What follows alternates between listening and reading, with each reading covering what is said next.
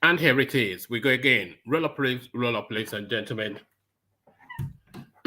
Roll up, ladies and gentlemen. One man went to mow. Here it is. We go again. Here I am again. Hope you're there with me. The session again commences and your company yet again required. So if you are available, avail yourself of the session. That thing we do round about this time being done exactly at this time. So gather, situate yourself in front of whatever device you engage with the platform with. One man went to mow. The eagle has landed. Another Savior, holy, holy, holy, holy, Adimebujuku. Another Savior, holy, holy, holy, holy, Adimebujuku. Another Savior. Well, this is Mobien. This is dedicated to the gallant heroes of the Nigerian Biafra War and IPOB families all over the world. I remember the Nigerian Biafran War, in the thickness of the Biafra genocide. Hey, one man revived the vanishing hope to life. Let the great Biafran army to fight, and they were singing out, holy, holy, holy, holy, all the men will do is another Savior. They were singing out, holy, holy, holy, holy, all the men will do is another Savior. Holy, holy, holy, holy, all the men will do is another Savior. Many years after the genocide, whoa, yet another great leader has risen up now. Oh, and he's leading the Biafrans to victory. In your madika, yabika kokwana mno. Hey, anamekele mazuche mefo. Manemo, it's an honor having you on board. When I'm singing along, holy, holy, holy, holy, Nandekano, it's another Savior. Gonna sing along, holy, holy, holy, holy, Nandekano, it's another Savior.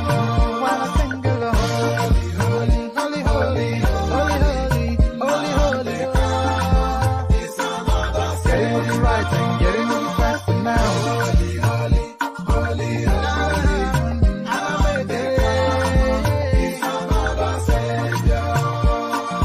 Holy, holy, getting moving right, getting moving fast, there's a freedom. It's another Savior. Yeah, for freedom. Holy, holy, holy, holy, Nandekano, it's another Savior. another Savior, Holy, holy, holy, holy, Adimebujuku. Another Savior, holy, holy, holy, holy, Adimebujuku. Another Savior. Well, this is Mobien. This is dedicated to the gallant heroes of the Nigerian Biafra War and IPOB families all over the world. I remember the Nigerian Biafran War, in the thickness of the Biafra genocide. Hey, one man revived the vanishing hope to life. Let the great Biafran army to fight, and they were singing out, holy, holy, holy, holy, all the men will do is another Savior. They were singing out, holy, holy, holy, holy, all the men will do is another Savior.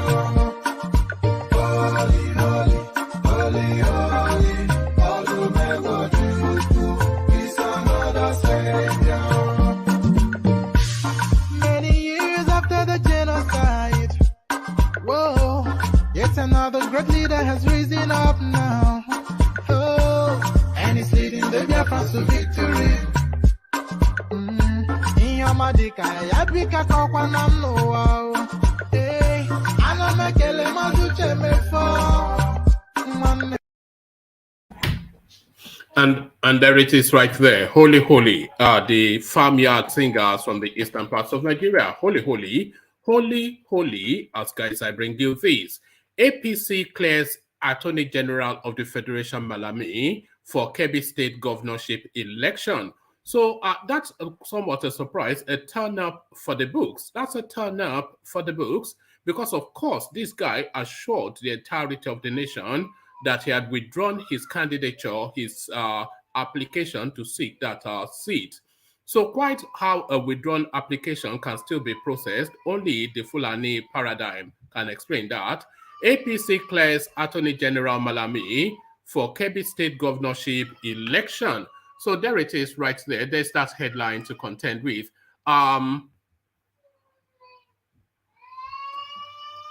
Bear with me one moment. Let me step off the computer just for one moment. I'll be back shortly.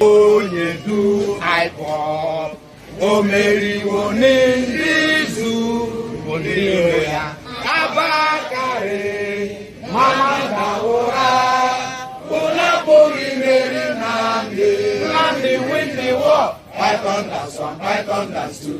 Now Python, that's a three. Unaboli Mary Nandi win the war. Python, that's one, Python, that's two. Now Python, that's a three. Unaboli Mary Nandi go onye do I walk. O Mary Woneli Zu Giroya Abakare. Mamanda Ora, Unaburi Mary Nandi win the war. Python, that's one, Python, that's two. Now Python, that's a three. Unaburi Mary Nandi win the war. Python, that's one, Python, that's two. Now Python, that's a three. Unaburi Mary Nandi win the war. Python, that's one, Python, that's two. Now Python, that's a three. Unaboli Mary Nandi win the war. Python, that's one, Python, that's two. Now Python, that's a three. Unaboli Mary Nandi win the war. Python, that's one, Python, that's two. Now Python, that's a three. Unaboli Mary Nandi. Right. Hold on. Just bear with me 1 second. Just a bit more music.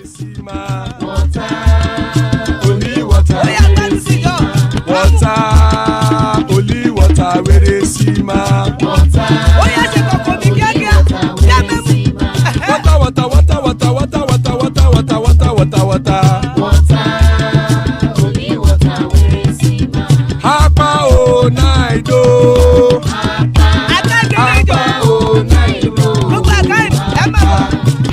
you don't come oh.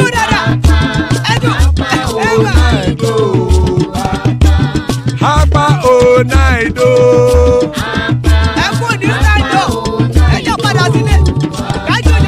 Oro keke elemu ye o. Ibe shodi ya kekere elemu re o.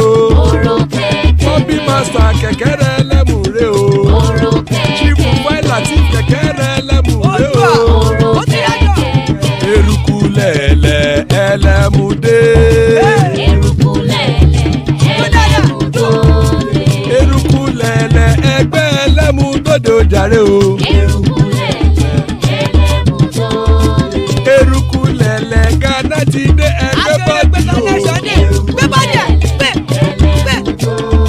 Omeleye eye o odile o. Okay, sorry about that. I just had to attend to matters. So let's start the headline all over again. APC clears Attorney General of the Federation Malami for Kebbi State governorship election. So as I was saying, only within the Fulani definitions is this thing a possibility, because this guy assured us that he had withdrawn his application for that governorship seat to the point that he held on to his position as the Attorney General of the Federation and subsequently attended Federal Executive Council meetings, which he should not be attending had he already resigned his position as Attorney General. So the understanding that his application was no longer in play, but perhaps the memo had not gotten to the APC, or this is yet again some cock-handed takia that they imagine they are playing on the intelligence of people superior to them. APC clears Attorney General of the Federation Malami for Kebbi governorship election. So quite how that is a possibility, we find out just shortly. So this is something that was trailed heavily, and it looks as though some successes are recorded. 2023 presidency, massive turnout as groups storm major streets to stage 1 million man march for Peter Obi across Nigeria. So this is something that's been recorded as somewhat of a success with a good turnout, I would say, for this idea of a 1 million man march to show solidarity for Obi's presidential thrust. So we'll catch some snippet of it. We'll play some snippets of it surely in the course of this broadcast. So again, the headline, 2023 presidency, massive turnout as groups storm major streets to stage 1 million man march for Peter Obi across Nigeria. So quite what that plays into the politics of the day, we find out shortly. What's in play here, we find out shortly as well. 2023 APC chairman speaks on Tinubu, others dumping the party. So being rumored, of course, that Tinubu about to pack it in with the APC if they don't give him the presidential ticket, and to resurface with their SDP. That's the worst kept secret within the Nigerian political space. So it looks as though now the APC chairman addresses that frontally. 2023, APC chairman speaks on Tinubu, others dumping the party. So quite what he has to say, they can get lost or we'll hold on to them. Whatever it is, we'll find out shortly. Direct Governor Bello to step down for elderly people like me. Ex-Minister AMAECHI tells KOGI delegates. So what is AMAECHI? I don't understand. Because he's been vaunting that he's young and energetic. But then when he gets to the port of somebody that is younger and more energetic, he now plays the elder card. Direct Governor Bello to step down for elderly people like me. Ex-Minister AMAECHI to KOGI delegates. So quite if that went down with the KOGI people, we find out shortly. Federal government should unleash total federal might to crush insurgency. So that is Ahmed LAWAN speaking, and that is his presidential idea. So we know what the definition of insurgency is, and it's not bracketed and limited to Boko Haram. The categorization of the goings-on in the southeast is somewhat defined by the Nigerian state as insurgency too. So the unleashing then of that Tucano fighter jet on Umahia is what Ahmed LAWAN is proposing. Federal government should unleash total federal might to crush insurgency, Ahmed LAWAN. So quite what the Yam head has to say to defend that, we find out shortly. So plenty in play, the usual thing, kick back, lean back, take it easy, relax into it. We come in still via the Python dance, which I know you've already listened to when I had to step away from my computer for a moment. But just in keeping with tradition, we play that. And the usual callings, to click on the like button, we encourage that often enough, and you should really be doing that, especially if you come here regularly. So quite what holds you back from doing that is beyond my comprehension. It's just a click of a button. So please click on the like button for all the reasons we've already explained that propels us on the YouTube algorithm, and click on the subscribe button as well. And if you feel inclined to come and interact with the talking points, click on the hyperlink that says StreamYard on your screen. That brings you into a studio space. And as soon as I've finished reading out the talking points, I'll let you onto the screen and engage you in a conversation around the talking points. So that is how it works here. It's an open microphone session, and the open microphone is the hyperlink that says StreamYard. So as we set about the clickings, let me bring you in via what is tradition, the Eastern Quarters, and another Python dance. Oh, you do IPOB.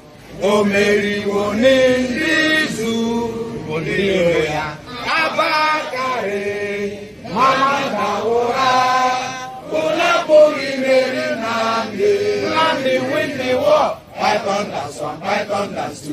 na python dance pray. Una bogi meri Nnamdi win the war. Python dance 1, python dance 2, na python dance pray. Una bogi meri Nnamdi bu onye du IPOB. O meri wo n'izu mbiro ya. Abakare mamanda ora.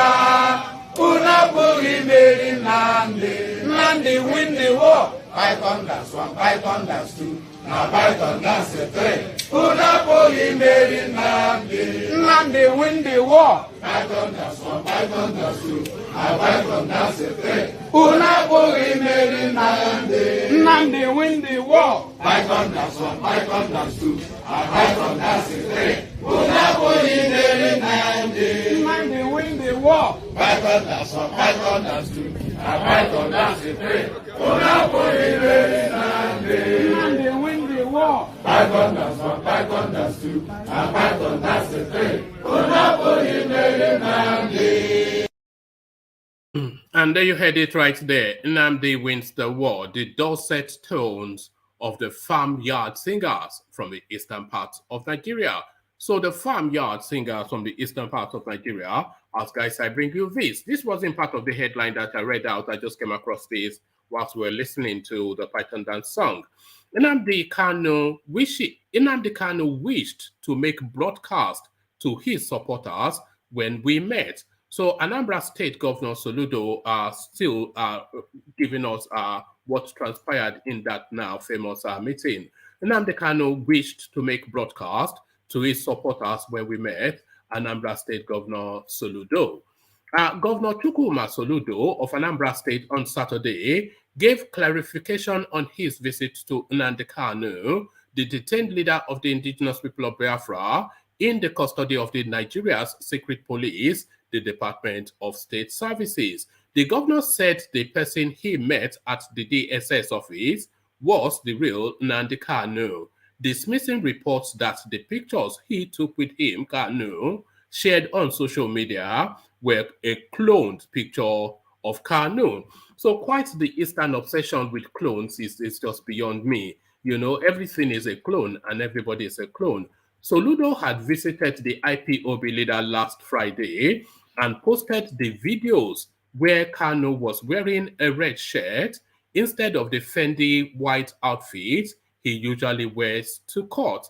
The governor said his visitation to Kanu was in continuation of finding a lasting solution to peace in the southeast part of the country. The chief press secretary to the governor, Christian Aburime, who spoke to correspondents on behalf of the governor, said Kanu even wanted, if it was permitted, to make a broadcast to all IPOB leaders and his supporters generally. He said, the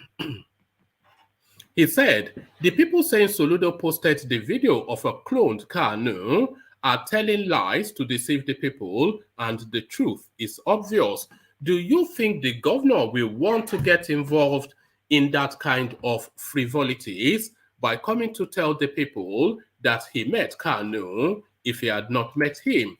In essence, Soludo met with Kanu and not a cloned fellow of him. So I'm not quite sure what this cloned narrative is. I'm not sure where that technology is to be cloning people, that they're cloning Buhari, cloning Kanu, and they're cloning everybody. I mean, where are we mentally with this? Because the nonsensity of it, everybody is a clone. Where is the technology? I'm not even sure that FBI has that technology, but Buhari and DSS, they have it to be cloning everybody. In essence, Soludo met with Kanu and this is a conversation we're having, by the way, that the governor is assuring that Kanu is not cloned. So this is the conversation that is subsisting in the eastern part.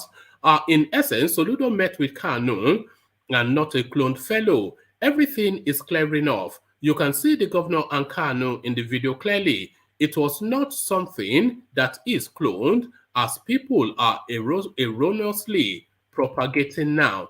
On the reason he was wearing a red dress instead of the traditional white cloth he wears to court is because the judge has directed the DSS allow him access to any clothes he wants to wear, and even allow him to watch television. So on the day Soludo visited, he was wearing a different cloth.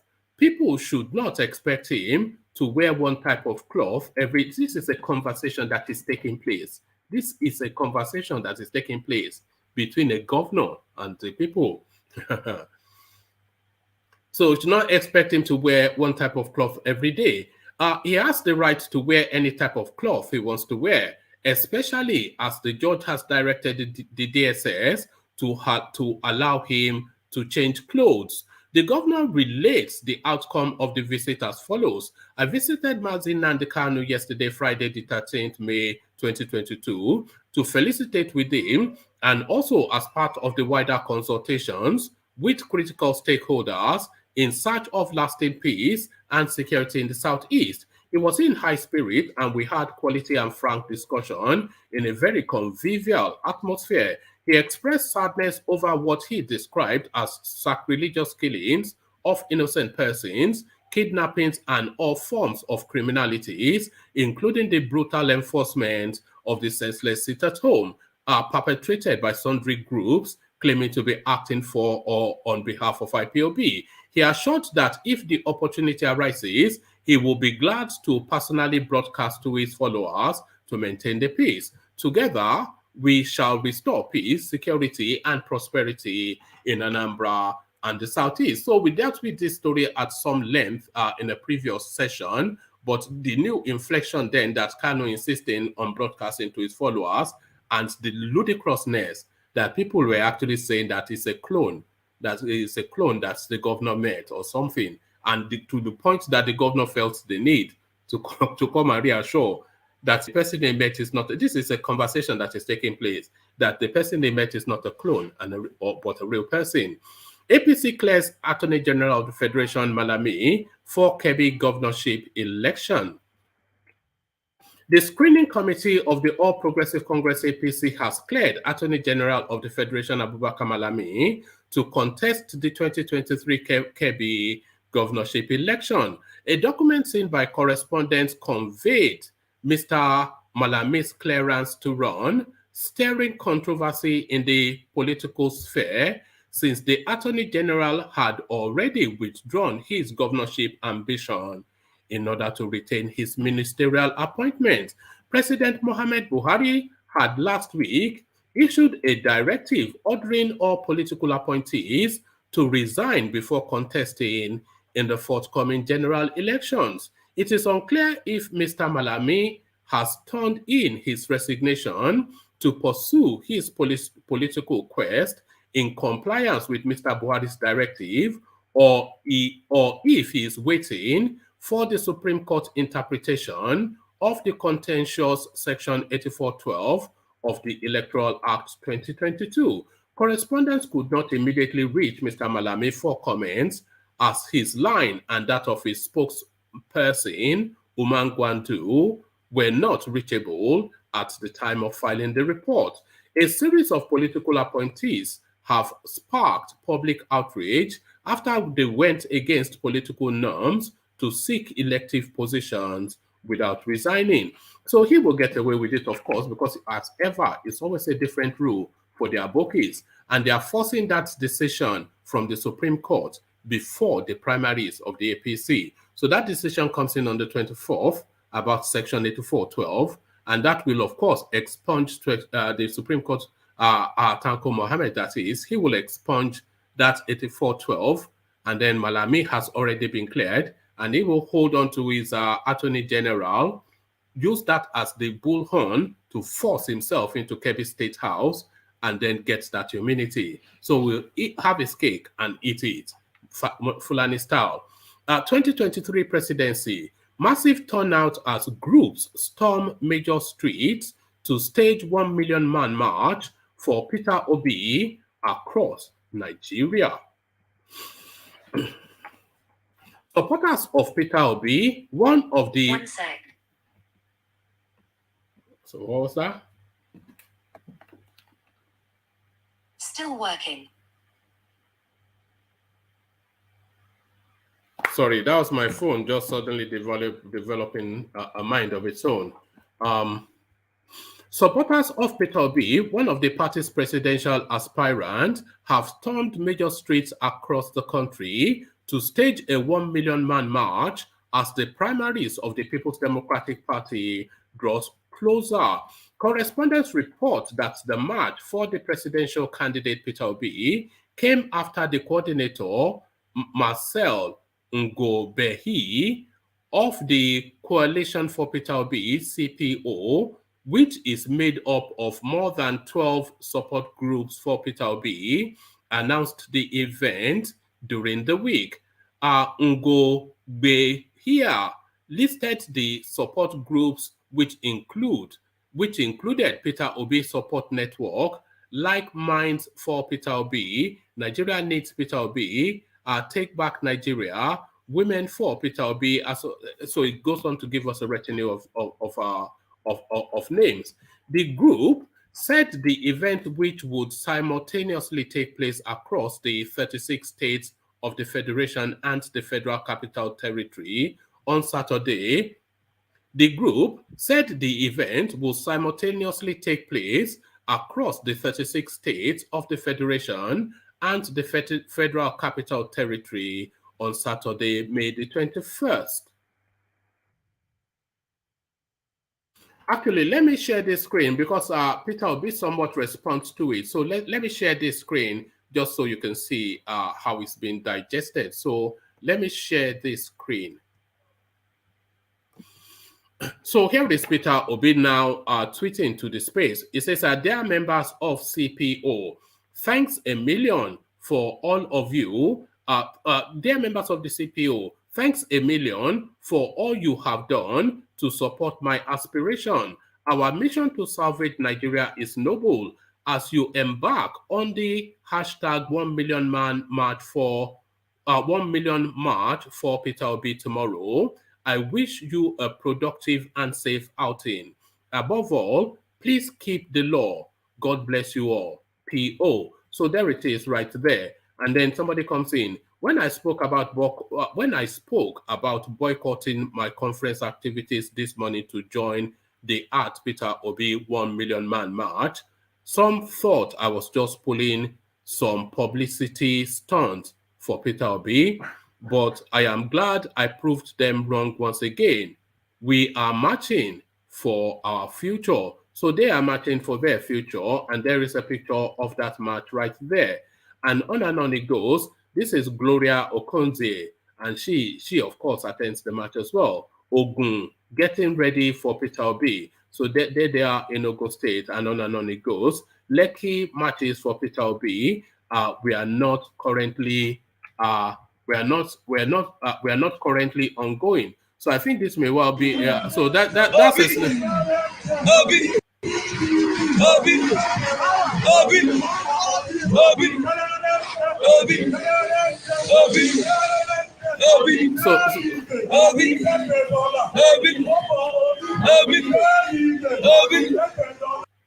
So not quite a million march, but a turnout nevertheless. So that's just a snippet. It looks as though there's a police retinue with this one. Just Plateau stands with Peter Obi.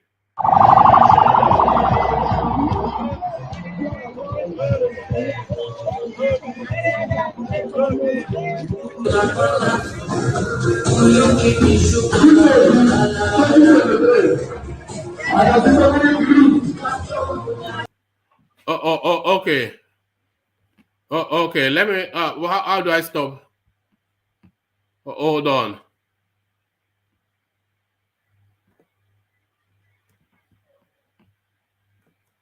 All right. Thank you. So that was that. So that's just a snippet then of the million man march for Peter Obi. Maybe or maybe not a million march, but certainly somewhat of a decent turnout.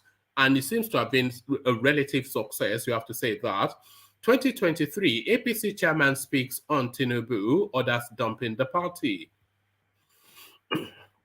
The national chairman of the All Progressive Congress APC, Abdullahi Adamu, on Saturday spoke on aspirants vying for political positions, dumping the party, ahead of the 2023 general election. According to Adamu, no aspirant will exit the ruling party if they fail in their bid to pick the ticket of the party. Adamu stated this whilst addressing a group of party members in the diaspora at the global virtual town hall session.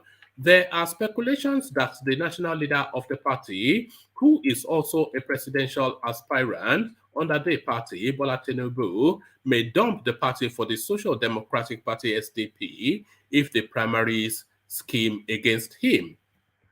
Adamu, who was represented at the town hall session by one of his special assistants, Professor Abdullahi Yau, said, "Directly, I want to tell you that after the primaries, none of the contestants or aspirants will leave the party. You can see, unlike other parties are extending the wait, in our party, all aspirants are calm. Everybody is going left and right, trying to win votes for themselves. The likes of Tinubu, the governor of Ekiti State, Kayode Fayemi, governor of Kogi State, Yahaya Bello, and Vice President Yemi Osinbajo will be hoping to clinch the ticket of the party." So I'm not sure if he can be categorical in that assertion because he doesn't speak for Tinubu. Tinubu speaks for himself. And all indications then that if he doesn't get the ticket, he will conclude that he has been schemed out, which would then predicate him then leaving the party. So there's a good chance that that is how things will play out. But nobody can be categorical apart from Tinubu.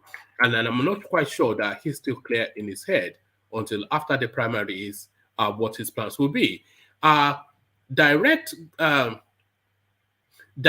Governor Bello to step down for elderly people like me, ex-Minister AMAECHI tells KOGI delegates. Former Minister of Transportation Rotimi AMAECHI has appealed to the All Progressive Congress APC presidential delegates to former Minister of Transportation Rotimi AMAECHI has appealed to the All Progressive Congress APC presidential delegates to prevail on Governor Yahaya Bello of Kogi State to shelve his ambition for the party's ticket for elderly people like himself.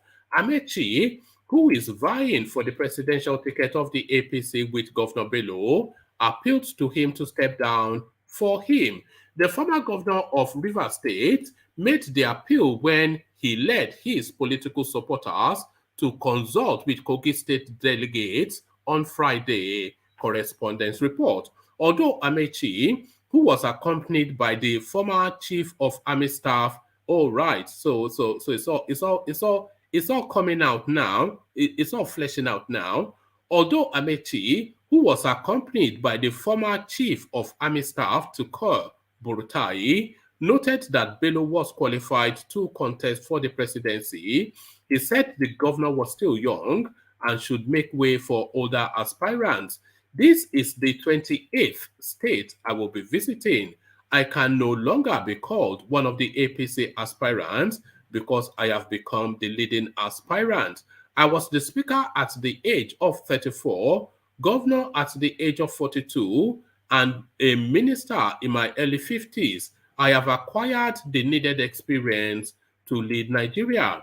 I was a former chairman of Speakers Forum, two-time chairman of Governors Forum, coupled with my interaction as presidential campaign director. I have what it takes to govern a country like ours," he said. So there he is right there, vaunting his CV as he invites Yahaya Bello to step down. So this is now the last readout. Federal government should unleash total federal might to crush insurgency, Ahmed Lawan. Senate President Ahmed Lawan has said the federal government should unleash total federal might to crush insurgency in the country. Lawan said this on Friday, May the 20th, during a meeting with All Progressive Congress APC delegates in Cross River State on his presidential ambition. He stated that the APC government, which came into power in 2015, has been able to recover the 16 local government areas captured by Boko Haram insurgents in Borno and Yobe states. Lawan said, the insecurity issue in the country deserves total attention. The federal government should unleash all the federal might to quell insurgency, banditry, and even the militancy in the Niger Delta. In the 9th Assembly, we have given utmost attention to all military and security requests, signifying the importance we attach to security. So there it is right there. So there it is right there. They have given, well, I don't know what he's talking about, but I'm sure you do. So Tony, we see you. Exiro, we see you. And Jake, we see you. So let's go then first to, let's go to Exiro first. So Exiro, are you ready to go? Yeah, I'm with you. All right, brilliant. So Exiro, then to that space, then I'm sure you would have watched with rapt attention the goings on with the Million Man March. So it's been and wait, but what is your verdict on it? What is your verdict on the Million Man March for Peter Obi? Yes, when things want to go viral, this is how they start. Everybody might not be on the streets for the Million Man March, but trust me, this is going to embolden the voters who have shown voter apathy in the past because of the likes of, I said here one time, the likes of Oluomo, who chased the Igbo voters away. In every state in this country, after the indigenes, the Igbos are the next in dominance, in population. And that is going to play out for Peter Obi. It's going to play out positively, and he might be pulling out a surprise. But what I don't know is if he's going to be able to do that with PDP. Because if he's going to do that with PDP, well, all well and good. But I'm seeing a scenario where he's going to pull out, join another party, and use his name. Because people are coming out because of his name, not because of PDP.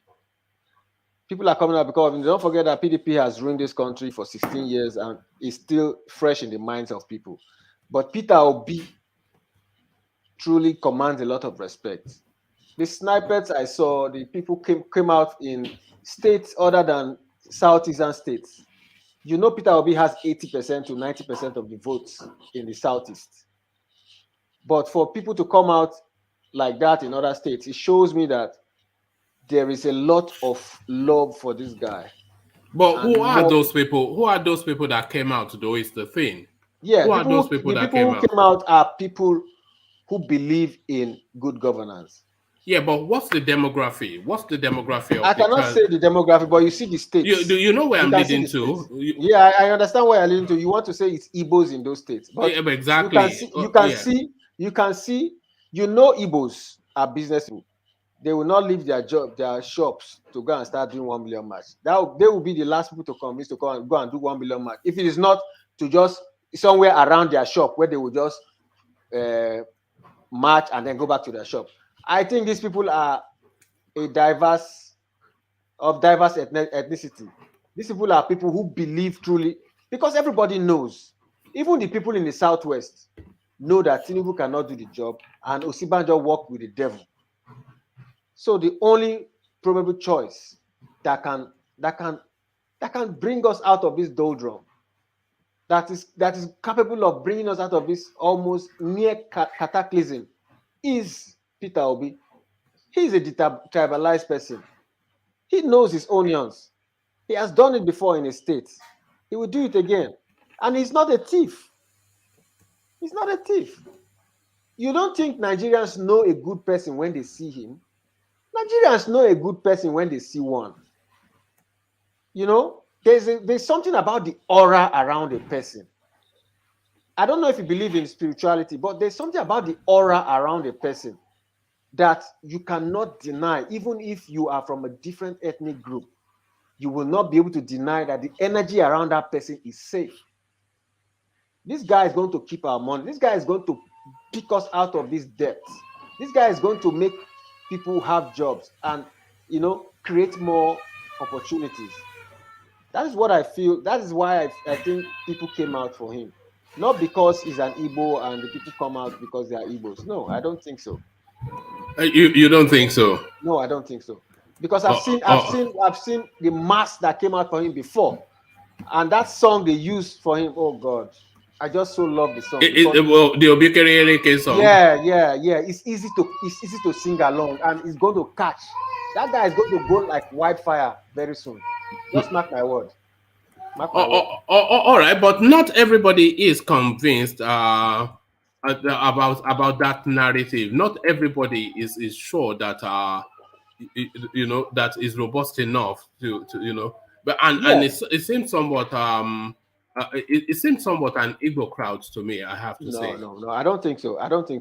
Because I saw the people that came out in the last one you show. Is it Osun State or I saw some of them. Yeah, they covered Ogun State, Plateau State. It covered a lot of ground. Okay, can you imagine Plateau State? Yeah, Plateau State. You want to say these are Igbos? No, come on. Well, of course. I mean, famously. But there are Igbos everywhere. Yeah. There are Igbos everywhere. You understand?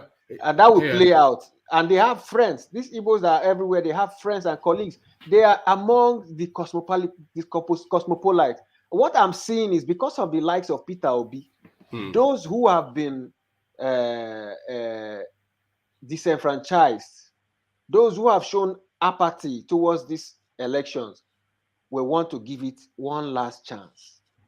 All right, let's have a quick feel, because as I was talking to you, I was trying to capture one of those videos just to have a feel of actually what went down in that space.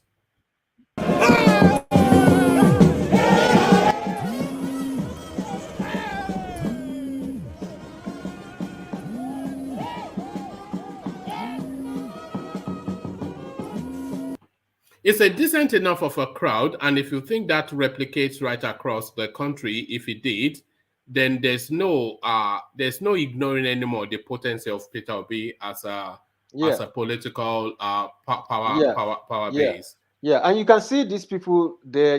That's why I said Peter Obi is galvanizing the kind of there's the word for I've forgotten the word for it. The people above the ground level, but not exactly the working class. Level. Maybe the working class, but I don't know how to put that word. People from campuses and people who are not a bit knowledgeable, who have a bit of education, because they are the people who can grasp the message of Peter Obi more. That's why I said a lot of people were disenfranchised from elections because of touting and everything. But this time around, the internet and everything, with the phones and everything, and with what Nigerian youths have shown they are capable of doing with the NSAS, I think even the touts are not going to be able to stop these people this time around, So these are the people I think that are coming out for him, How do you think this Million Man March, how do you think it plays into the political calculus? How do you think it weighs for Peter Obi? What do you think the gains are for him from this demonstration by? The gains. Will this secure him a ticket, or just a good bargaining? Is this sufficient to propel the ticket? I don't think Peter Obi should settle for anything less than fighting for the presidency. One, because Nigeria needs help. If you love Nigeria, if he loves Nigeria, he should fight to be the president and rescue us. That's what I just think. Then the rally that you just see, you see, Nigerians have over time, even when you left in the morning session, we were discussing. Nigerians have over time discovered that if you sustain an effort, it will become viral. The IPOB scenario is a typical example. Nnamdi Kanu from the UK was able to organize clusters in different countries, and those people were able to win more combats that were able to sponsor the IPOB campaign and protests, and were able to pay the likes of Kanu and the deputies and the what's it called, this Directorate of State, DOS. There was enough money coming in. So if Peter Obi's campaign managers sustain this effort, do a repeat of it. This is the first attempt, and you could see the crowd. The second attempt will add more crowd. By the third attempt, before they can finally go to the election, you will see that the whole state is already falling on their knees for a savior like Peter Obi. That's just what I believe. That's what I believe will happen. All right, yeah. and what attention do you expect the delegates to pay to this, if any?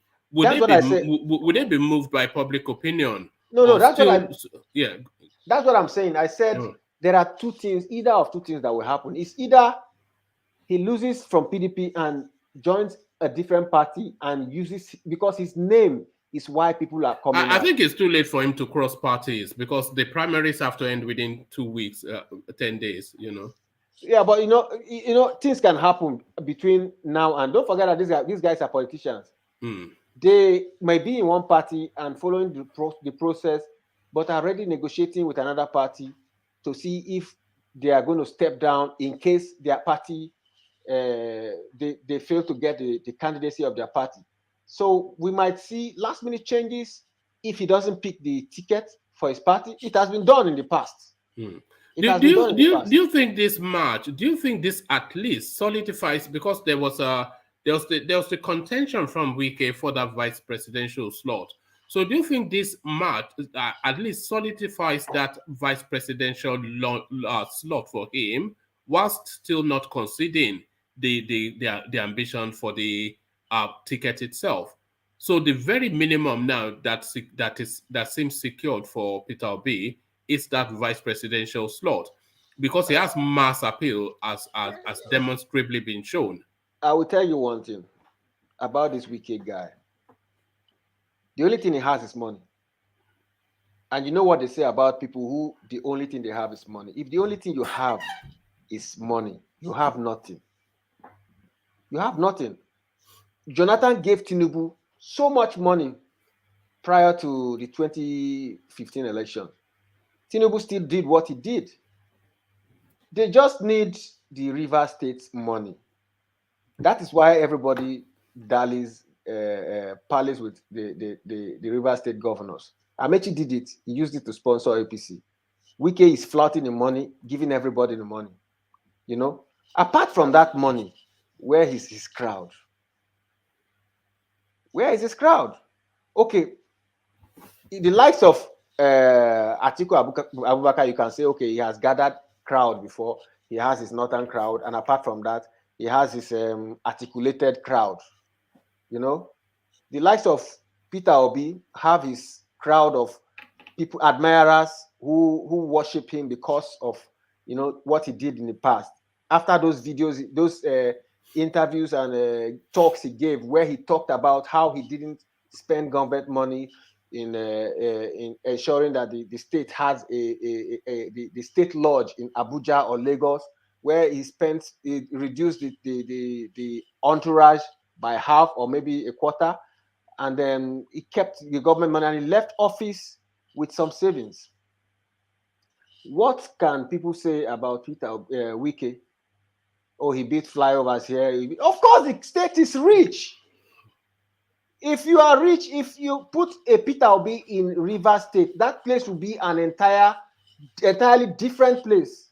You still have ghettos in that state that is as rich as 5-10 states put together in Nigeria. You still have ghettos. So he has done, with all the money they have in the state, he has done just 10%. The likes of Ebonyi State were having paltry sums, that one of the poorest in terms of allocation. Look at what the guy did. You know, so I don't think Wike stands a chance when it comes to crowd. Even the Port Harcourt, even the River State itself is filled with Igbos, and they believe in Peter Obi. So and this guy has succeeded in, it allowed the military to come in there and kill Igbos. Do you think this march that we saw today, it puts to an end somewhat the narrative that Peter Obi is deputy president? No, he's a regional champion. It has put an. You saw the first match. I believe you saw the first match. You saw the crowd. If Peter Obi goes to Ladipo you will see the crowd. If he goes to Alaba International, you will see the crowd. If he goes to even Oshodi, Igbos are everywhere. Igbos are everywhere. And not just Igbos now. The intelligence, I'll use the word intelligentsia for people who can grasp those videos and understand what he said on those videos where he was giving talks. Those are people who have come who are below average. They see these things and they know if a person is telling you something that is laced with fact, you will know. The truth is, nobody has come out to say Peter Obi was owing in his state when he left office. Peter Obi didn't save money. He was lying. Nobody has said that. He was the only governor in the history of that country, after the maybe first republic, that has been able to leave office with some savings and government investment. He invested in what is this alcohol company? The government of Anambra State has a share in one of those companies, and this company gets its raw materials right inside the state. So what are we saying? Okay, and do you feel emboldened even more now in your support of him, and more importantly, in his chances after what you witnessed today? Yeah, I've always told you here, but it's just that you always play a narrative that favored Tinubu. When me and CBD were telling you Peter Obi is the man, you said no. But now you have soft pedal. No, I don't play a narrative that favors Tinubu. You are always talking Tinubu here that time now. No, only what is a different party now. They are not even up against each other yet. So I know. But right now, even as we know Nigeria, Nigeria doesn't always favor the good guy. So that's why I'm positing that he might not get his party's ticket, but if he gets it, all well and good. But he might not get it. And if he doesn't get it, I hope he's negotiating on another platform so that there might be some last-minute takeover, so that he can use his popularity, But certainly for deputy presidency slot, again, I mean, well, he hasn't been deputy president, so that would be a progression. That would be a progression in his career. Obi was a boy. Obi has now turned to a man, So Obi should use his name because Obi has a better name than Atiku. Obi has a better name than Atiku. A better name or a bigger name? Let me tell you something. They are all. So are you making the distinction though? A better name or a bigger name? Maybe a better name, but not a bigger name. Yeah. What I said was a better name. Okay. When in terms of a bigger name, we will see, because it's when we get to the battleground that we know who's who. But a better name, because Atiku has been known to. How did he make his money? How did Atiku make his money? It was a cost. It also depends on a bigger name among who. Because in Nigeria, in Nigeria generally, yes. I don't think we can give it to Atiku this time. You think Obi has a bigger name that in Nigeria than Atiku? You think he's better known? People relate to him more than Atiku. Do you think he's better known than Atiku?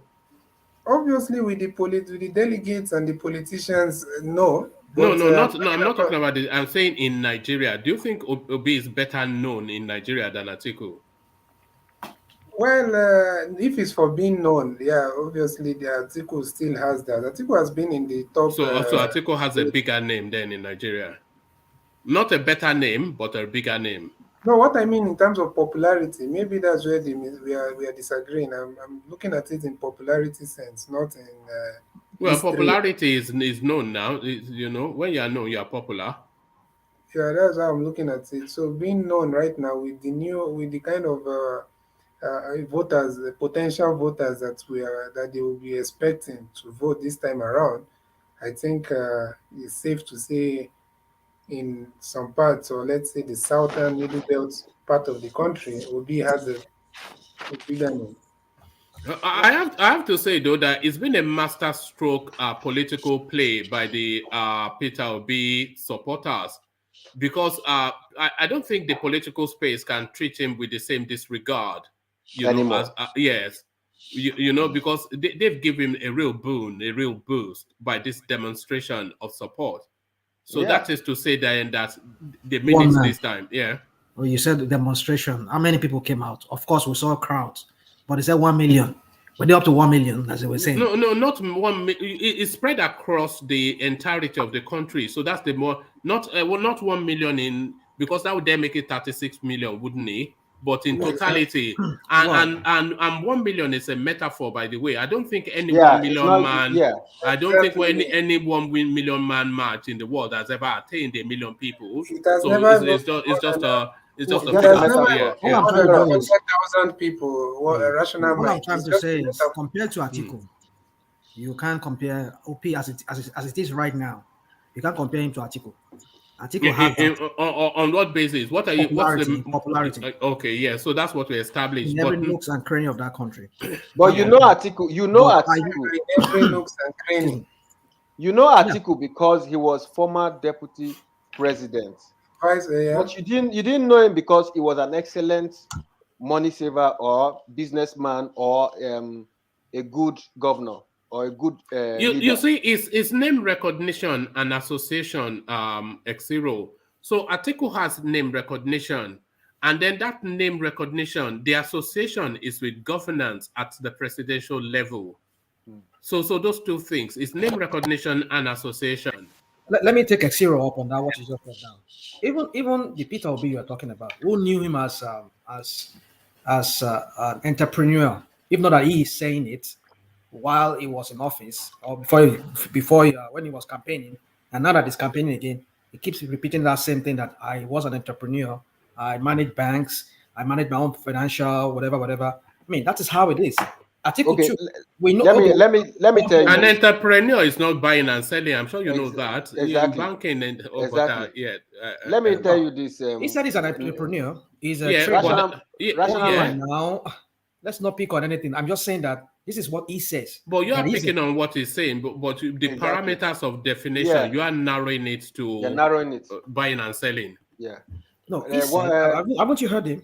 Yeah, but listen now. He said that he's a trader. Obi is a trader. That's what he said every time. He repeats that every time. Okay, but we also know him. But that does not discount the other things he has going on. He has managed 3 banks now. Yeah. Plus what did you say? All right. Hold on. Let's get back to X0. Let's get back to X0. So X0, back to you. Yeah. What Obi said is verifiable. You go check the banks and you see it. You know, in banking, there's what you call investment banking. As when you get into investment banking, you are almost an entrepreneur because you're investing with people's monies. And if it's a bank where you are a co-owner or you're a back investor in the business, every investment, as you invest with people's money, you are also making profit for yourself. It's entrepreneurship. It's part of entrepreneurship because you are using your initiative for those people. And you're making money not just for yourself, but for people who put their faith in your bank. So that's why the people say people can use that term. It's a larger term. It's not a simple term that means you're a sole proprietor and you use money well. How much money can you get for yourself? Is this million man march, is it a one-off or is it something they're looking to repeat? Although it's so close to the primaries now, but certainly I don't think you can take. You know, this is the second time that the Southeast has shown a unique and peculiar capacity for organization and delivery. Remember when they initiated the sit at home, we were on this platform and we were saying that we're going to call a verdict on it, and it was a resounding success. Mm-hmm. So we saw again this million man march, and we said we're going to call a verdict on it, and there's no gainsaying that it was a relative success. How successful it is, we'll find out in the course of time as the more and more information continues to come out. But in terms of the organization, the participation, and the impact, you cannot say other than it has been a success. Yeah. Like I said before, when you start a process, you start somewhere and then it goes viral. Don't forget that this million march is not to win delegates. This million march shows you that the guy is aiming for the election itself. You understand? No, I think it's to sway. No. I think it may well be to sway the delegates. to Yeah, show well, that, to show the mass of support that this support guy that he has, has. to then tell Okay. them that, look, this guy is a viable option for the presidency.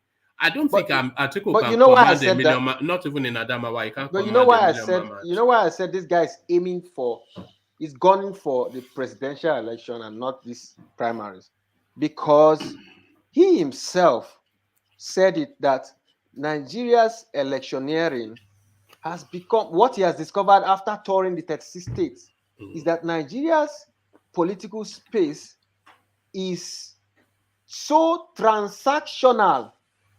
Obi will not pay for delegates. Do you understand it now? He will not But pay would for that not delegates. ultimately be his downfall, though? Yeah, that's what I'm saying. I'm saying Obi will not pay for delegates because he doesn't have that kind of money. Even if he has that kind of money, he's not willing to put it down for a process like this. So what I see... Well, so that then makes his candidature just an academic exercise. No, because I think... it's money politics we play in Nigeria, as you well, know. yes, but I think some people have come in to change the game. What you can negotiate with are many, are more than just money. Because if you get money and then that's it, then you leave are you not going to come back and help the administration? But if you get the promise of being fully involved in an administration, because there's a promise of jobs and more jobs, which means a lot will go around. I think that's a better deal than giving money to people. Obi himself said it, that he discovered that Nigeria's politics is transactional, that some people were going around seeking for delegates and paying money. People we knew and everybody know have not done anything in the past years. And everybody know that these monies are stolen monies. You understand it? So that's why I concluded that this 1 million man match is aimed to sensitize people that there's a new sheriff in town. Come join this moving train and let's go for the presidency. I see him maybe not winning the PDP primaries, but taking over another party and using his name to fight for the presidency. That's what I see. That's what I see playing out. Because, I mean, to pay the delegates, I don't think so. I don't think so. All right. So what we have essentially seen today is the arrival of Peter Obi amongst the big boys in politics. Because somewhat people have been derisory towards him, just to say this is just some Eastern guy, that stands no chance. But the East back him up. So it's a real demonstration, and politics cannot ignore it. Everybody in politics would have noted that, and a lot of them would have wished one they had the idea, but more importantly, they had the command to do that. If you ask a 1 million man person to come out nationwide for Tinubu, you'll be lucky if you get 10 people in Lagos. If you ask for the same in Adamawa for Atiku, you'll be lucky if even if his own wife will turn up. They don't even like him in Adamawa. Nobody know who will turn out for. But so he has that zeitgeist. It captures the spirit of this moment, and it rhymes with that younger, more erudite, more urbane sort of mindset. Yeah. But does that translate into political, capital? Is the thing. But is that even we'll see how it plays out. But certainly not to be ignored, the demonstration for Peter Obi today. There are new electorates every year. People turn 18 every year. These are the millennials, and these are the people who use the internet more. So I think there's a chance. It's just for them to go get their voters cards ready. People are graduating from secondary school every year, So we'll just wait and see. Let's wait and see. All right. The only thing I will say is just brace yourself so you're not disappointed, because we've seen this flashbang before, and then it ended in a damn squib. So we've seen the flashbang before. So this is certainly a flashbang, though. Hopefully it doesn't end in a damn squib. But so that's Peter Obi, of course, who straddles the space like a colossus. So Peter Obi straddles the space like a colossus, but Peter, the greater colossal figure in the eastern part, of course, Nnamdi Kanu. Nnamdi Kanu wished to make a broadcast to his supporters when we met. Anambra State Governor Soludo speaking on his visit still with Peter Obi. So in the readout, something struck me somewhat curious, that there's actually a contention, somewhat of a skirmish within the eastern parts, with people calling to query that meeting that Soludo had with Kanu, claiming that it wasn't Kanu, that it was a clone. So what is now this? Have you heard that narrative? And what is this? What's the obsession with the eastern space? He says, he said, the people saying Soludo posted the video of a cloned Kanu are telling lies to deceive the people, and the truth is obvious. Do you think a governor will want to get involved in that kind of frivolities by coming to tell people that he met Kanu if he did not meet him? So this is a conversation that is actually happening. The governor is actually telling people that Kanu is not a clone. What's this thing, man? What's this thing that you guys? What's this thing? You know, I don't know. Have you heard of? Have you ever heard of the Buhari media? There's something they call it BMP, Buhari media something. You know, a group of media guys. The one time they protested in the villa. You must have heard about them. Yeah. See, there's no limit to what these guys cannot do. What these Buhari media guys cannot do does not exist. They are now all of a sudden trying to play Kanu's own tactics against him. So they all of a sudden they're now called, he's now the clone. He's now the clone. These guys are capable of generating any stories and putting it in certain quarters, and those things begin to gather viral effect. How can somebody in his right mind say Soludo, who has been so serious since he got into office, is now the one bringing a fake person to tell the world? I mean, don't you think Soludo had the approval of Buhari, the president, before meeting Nnamdi Kanu? Yeah, it would have had to have been signed off, almost certainly, yes. Yes. So because there was an instance where some people wanted to have a meeting with Kanu to be able to plead his case and then see how it goes. But they were waiting for the approval of the president.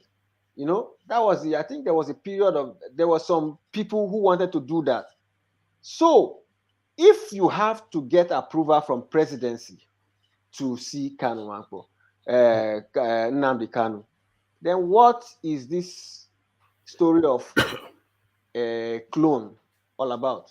If not to just, put the East does have that penchant for that level of embellishment, and they get carried away somewhat away with the fairies. It's not unknown. I mean, it's not beyond the realms of possibilities. We know. We know their love for. They'll say no, he didn't meet him. It's a clone, because they've already now come to ease with that word clone, and now everybody is a clone. Nnamdi Kanu now a clone. Of course, Nigerians are funny sometimes, because the kind of stories they believe, you who is an analytical thinker, you will marvel at what Nigerians are capable of doing in delusion. They don't put 2 and 2 together to get their own result. They just listen to things and say, wow, that's possible. So that happened, and they believe it. That's why pastors are capable of deceiving large crowds of people. And not single one of them will go back and reason that this man might be lying. I mean, how can somebody don't forget sorry, Nsibide. Hold on, Nsibide. No, there's no cloning going on, please. We are trying to actually. But if you want to insist, we can go there, and then we make a mockery of the whole. There's an official clone company organization in Canada. Just Google it, you'll find it. All right, okay. So they secretly squirreled Nnamdi Kanu out of Nigeria. No, I'm not supporting that narrative. Okay, let's go now. Then we go all the way and we do Bill again and Yam and what is kind of. I mean, okay. Look at his ears, look at his nose. So good evening, one man. Can I come in or Tony, take away? please. No, Tony, please. Okay. We'll let the conversation. People need to understand the word cloning. Yeah. Everybody can be cloned, but when you are cloned, sorry, Tony, but I want the sorry, Exero. Sorry, Tony, I didn't shut you down, but I want the conversation to follow the trajectory. But you know, when you come in, you just swing it. Okay. To the left. Yeah. So yeah, carry on, Exero. Yeah. Scientifically, it has been proven because they've done tests, but they are not allowed to do tests on humans. But a human can be cloned. But then, if you are cloned, you are not cloned into an adult, a full adult. It's a baby. Using your cell DNA part of your body cells to create an exact copy of you, but a baby form. I've never seen where they clone somebody and it's exactly an adult. Do you remember the movie Frankenstein? Yes. You see, that's what it reminds me of when I hear this cloning. It's just the most ludicrous. But let's move away from there. This is why people somewhat are. If you hear some element of derision in people's tonality about the East, is this sort of cloning thing? This kind of it makes the whole when we are marveling on the Million Man March, and now they are cloning again, you know. So they never, you know. But let's move it on from there. But still stay with that meeting between Nnamdi Kanu and Charles Soludo. So what came out was that Nnamdi Kanu would like the opportunity to broadcast to his followers, just to clarify what his positions are, so that all the activities happening under his name, a lot of people then can know that it's not. Because even today, they kidnapped and beheaded the chairman of Soludo's local government, local government. So all these things still happening under that banner of we're fighting for Nnamdi Kanu's release, we're fighting for this, that, and the other. So do you think that broadcast should be allowed, that Nnamdi Kanu should be facilitated the opportunity to speak to his adherents to say, this is not in my name and not in my name, Exero? I'll first, because when you make this readout, I already relate them to other issues, and then I come up with my own analysis. You see, if you look through what happened recently in Imo State, where the in-law of Rocha Sokorocha was kidnapped or was taken forcefully, you know, what came out of that issue was that some of those thugs that the governor were saying were used to perpetrate terrorism in the state. Well, they actually worked with the governor. They worked with the past governor, and they worked with Rochas. You understand? So relating that with what's happening in the East, not everybody is in the same faction, and everybody knows this. Yeah, but everybody is under the same narrative, not the same faction, but under the same narrative. And that narrative is Nnamdi Kanu's narrative. So they need to hear his voice.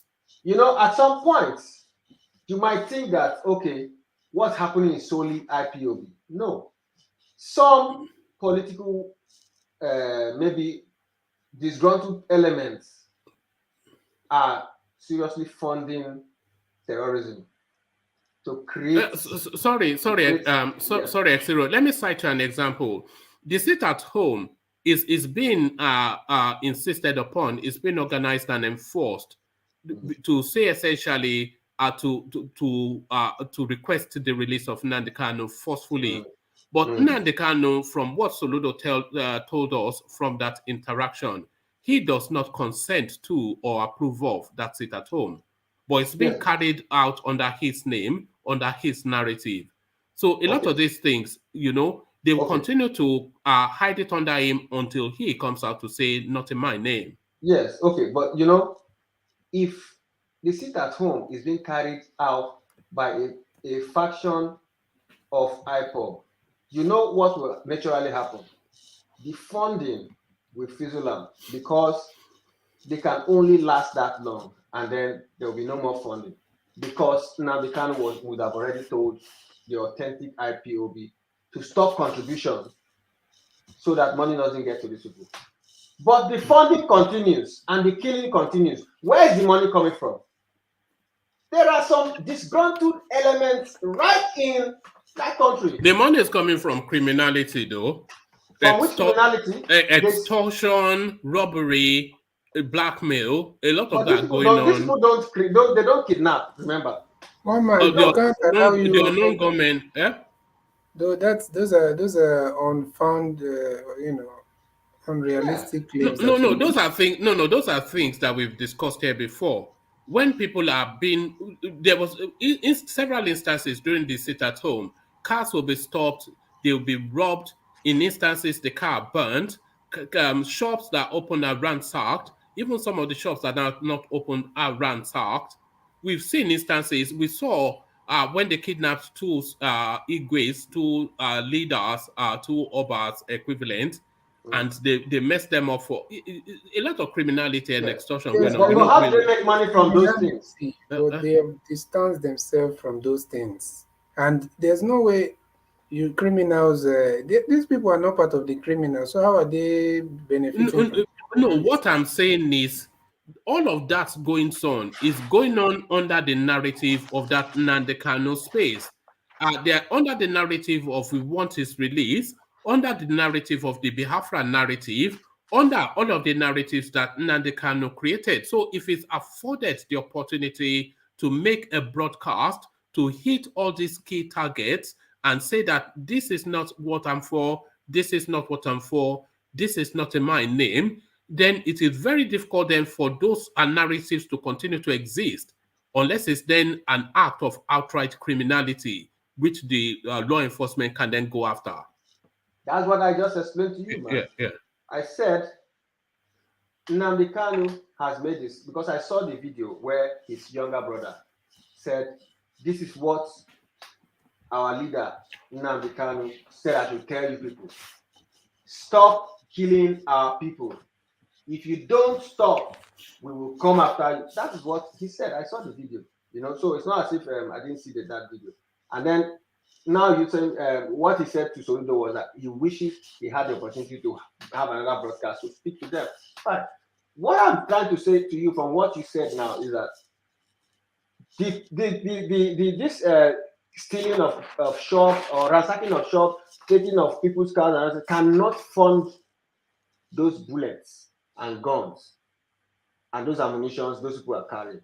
The money has to be coming in from some sympathizers, or money is coming in from disgruntled elements who want to create chaos in the state. Exiro, the greater point that I wanted to you to land on, or really what I was really asking is, do you think the federal space should facilitate for that broadcast? Do you think it should be facilitated for?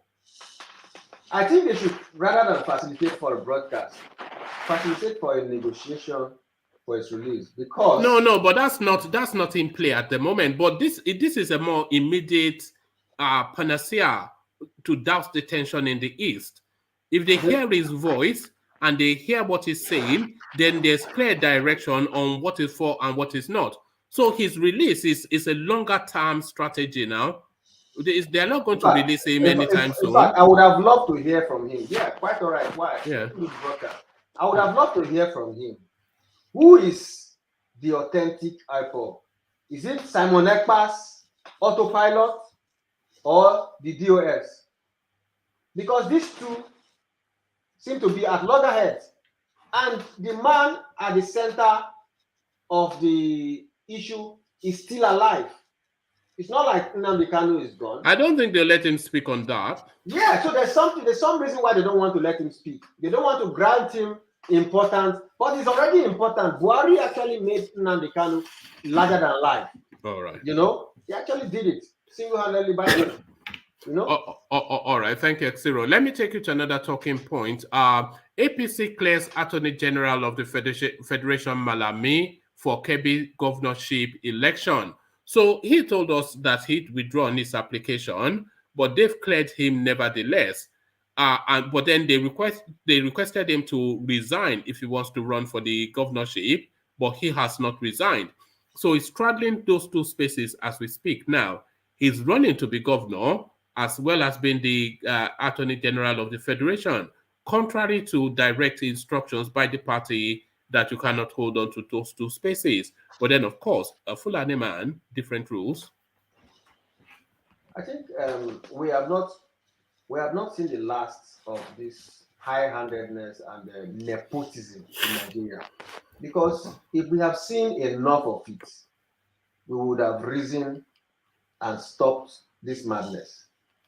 Now, the likes of AMAECHI and the likes of Juba, what's that guy's name? The Minister of State for Education, and the other ones have left their office and resigned because they stated clearly that because it is going to go against the party in the long run, because the opposition parties may use it against them. So I just think this guy is being penny wise and pound foolish. You see, if he eventually wins that election, he's winning it for the opposition party. In his desperation to seek immunity for the callous way he has run that ministry, for the callous activities that have taken place under him, he wants to now retire to Kebbi State in the middle of his people where nobody can touch him, where he will have immunity for another 8 years. So he doesn't want to leave immunity for 1 minute. He doesn't want to leave his office and then go into active electioneering, because he's scared that the person that takes over might find some dirty things and they'll use it against him before the election. So this man wants to eat his cake and have it. Now, can he go scot-free? Of course, he will enjoy the free ride now. But what will he end up as? The opposition party will finally come and take. If he maneuvers into Kebbi State House, then it's going to be the next president of is going to be the president of Nigeria after whoever gets this goal. But that's what I'm saying. If there will be a long legal tussle if he becomes governor of Kebbi State, because it is against the law to contest an election. They are challenging that particular clause on the 24th, and is certain that it's going to be expunged because there's the belief that it runs contrary to the Constitution. And then the 24th is in 3 days time, and then their primaries is on the 28th. So that would still be sufficient enough time for him to be legal. So is that short window he wants to? You see yes, this is the game they are playing now. This is the game they are playing. This is their takia, according to them. This guy is so desperate, you know. And the likes of the other ones who have resigned their offices, if they eventually get this thing passed, they will be like the losers. Yeah, they are the mughals. Well, I've always seen that guy, that Malami guy, as an incompetent for that office. Doesn't even know, he cannot even interpret the law. I mean, a person who compared Igbo traders in the north to cows who are freely patrolling, says if they don't allow cows to patrol in the east, then at the same time Igbo traders cannot be in the north. I mean, what kind of comparison? That's a legal luminary. Yeah, does that person sound clever? He's clever, but in a devious, sly sort of way. Yeah. In a self-interest, perpetrating. Yeah. Yeah. I don't like that guy for one. There's so many of these people I don't like, but this guy is almost at the top, of people I don't really like. I can't stand him for 1 minute.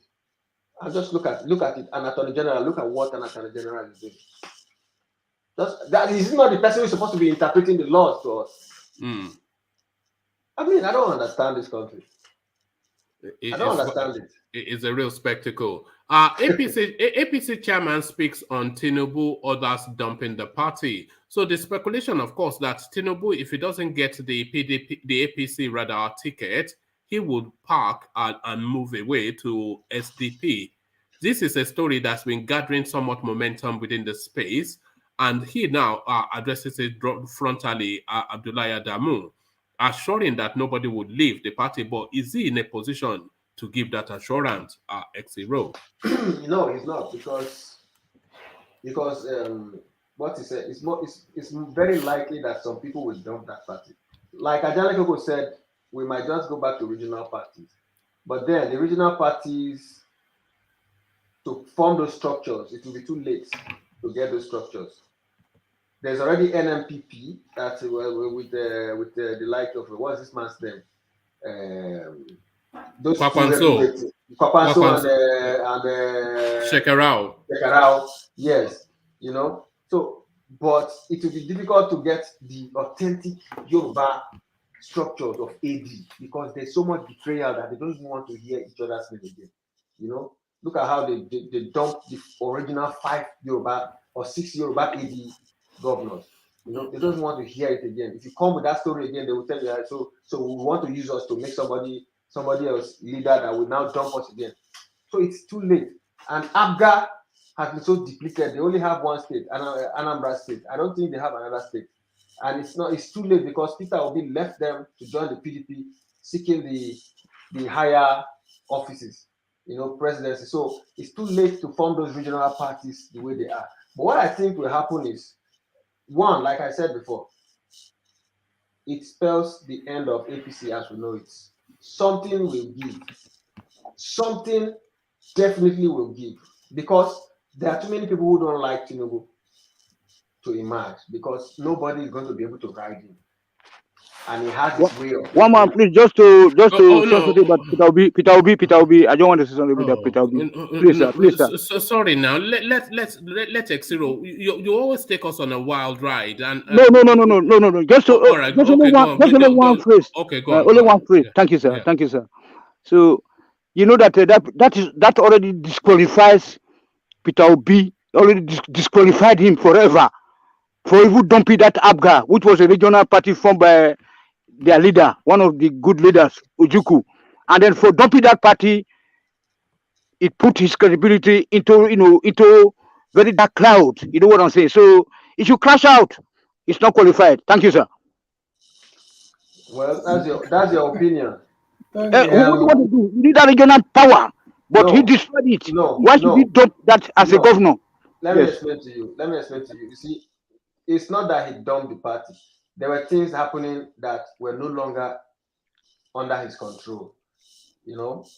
And recently we saw Bianca slapped the wife of the governor, or the outgoing governor. It's part of the reason. The party has been hijacked by the wrong people. Don't forget that Okorocha was also part of that party, and he left. Yes. He left. Yeah. So there were a lot of people who were misfits in that party that were already making that party, you know, a kind of an unholy union. The only one, even the last governor of Anambra State was even part of the problem, and that was why the wife was slapped. You know, so you can imagine something that led to the wife of the governor, the last governor, being slapped. Yes. And imagine what Peter Obi saw. Peter Obi knew that he could not stay there. It's not as if he was angry. I hear you, my brother. So I hear you, my brother. He's going for. I hear you, my brother. That's why you have no candidate from the southeast then, because they are not consistent. They are not steadfast. They don't have a plan to to grow the party. What's your grounds with the southeast? No, I mean, I told you this. ABGA, very good party. ABGA, for killing ABGA. You cannot be holier than the Pope. You cannot be holier than the Pope. The people in the party. What is that? Is it only Igbo people that have been transcending parties? So why is that was a particular. Yeah, I love ABGA. I'm from Southern. ABGA is a very powerful party in some states, like the Labour Party. In Ondo State. So ABGA was a very powerful party. From all this data, Edo and the Ondo State. So we are angry. We are angry that the people that formed the party, they would dump it and go and join another party because of looking for power. You know what I'm saying? So they should have stayed here to grow, to let the party grow, and then to have to be playing all right. a broker. All right, thank you. So that's Tony's subjective view, which is entitled to. But let me get you back to where you were ex-hero. But before I get you back to where you were ex-hero, just a gentle nudge to the listeners. As you can see, we're trying to achieve 100 likes. We've been fluctuating in viewership between 160 and 170, but the like button only showing a derisory 30 likes thereabout. So if you can, let's try and push that up. We're aiming for 100, which we reach often. So let's reach it today again. So we hold that as a consistency. But X0, you were speaking to Abubakar Malami and his Machiavellian moves to straddle two beasts. Yes, that guy has become a virus, that has to be caught. I don't know what Malami will be doing if he doesn't have power, of the Attorney General or some kind of immunity power, maybe of the governor, I don't know really what he will be doing, because he has committed a lot of atrocities. Under him, a lot of misinterpretation of the law has taken place. In fact, the law has been abandoned, really, yes, under him. The law has been abandoned, and he really needs to go into the archives. We really need to forget about this kind of people so that our sanity will be complete. Because it is insane that a person like this is a custodian of the law. It is insane. It's a travesty. It's a travesty, man. This guy has been the number one problem of this country. I mean, how can a country be lawful when the custodian of the law is lawless? It is lawless. It's only in Nigeria, always upside down, everything. Always upside down, Yeah. And if that guy is still in the if he's still in the mix of things. This is a guy that addresses press conferences in Hausa. Imagine yes. No, when they so I have to go and learn Hausa to be a Nigerian now. Is that what it is? I mean, this country, we need to. This is like the more we are trying to face these guys out there, they're fighting hard to remain in our consciousness. We want this kind of people to be in history. We want a new set of people. We want somebody from out of the box to emerge, so that our Nigerians. I'm sorry to say, with what is happening in Nigeria, a lot of people are going to get cancer because the BP. A lot of people are having high BP already. People send their kids to school knowing that they cannot continue paying their fees, and this country is going haywire. And we have people like this. How is it going to ever? Okay, where is it? Who funded this? His nomination form? Who is funding it? Where is the money coming from? Has he told us? All right, you were actually on Tinubu. I just remembered now, but carry on. When Tony interceded. No, I was trying to say that if Tinubu can become from AD to what's the party they formed, ACL, right? Before he now merged with if he can move from AD, why is it wrong for Peter Obi to move from an ABGA that was only a southeastern party to a PDP that was a national party? And he explained it clearly why. I'm not into politics. I'm not a politician. I'm not his mouthpiece. I'm not going to be an apologist for anybody. But it made sense what he said, that he left the party for a bigger structure, a party that has a national structure, to see how an Igbo president can emerge. He said that. So it's understandable. This coming from somebody who never stole money, who left the office. You know that narrative is going to come and bite him in the back soon, that he never stole money. I'm yet to meet the Nigerian politician that's never stolen money.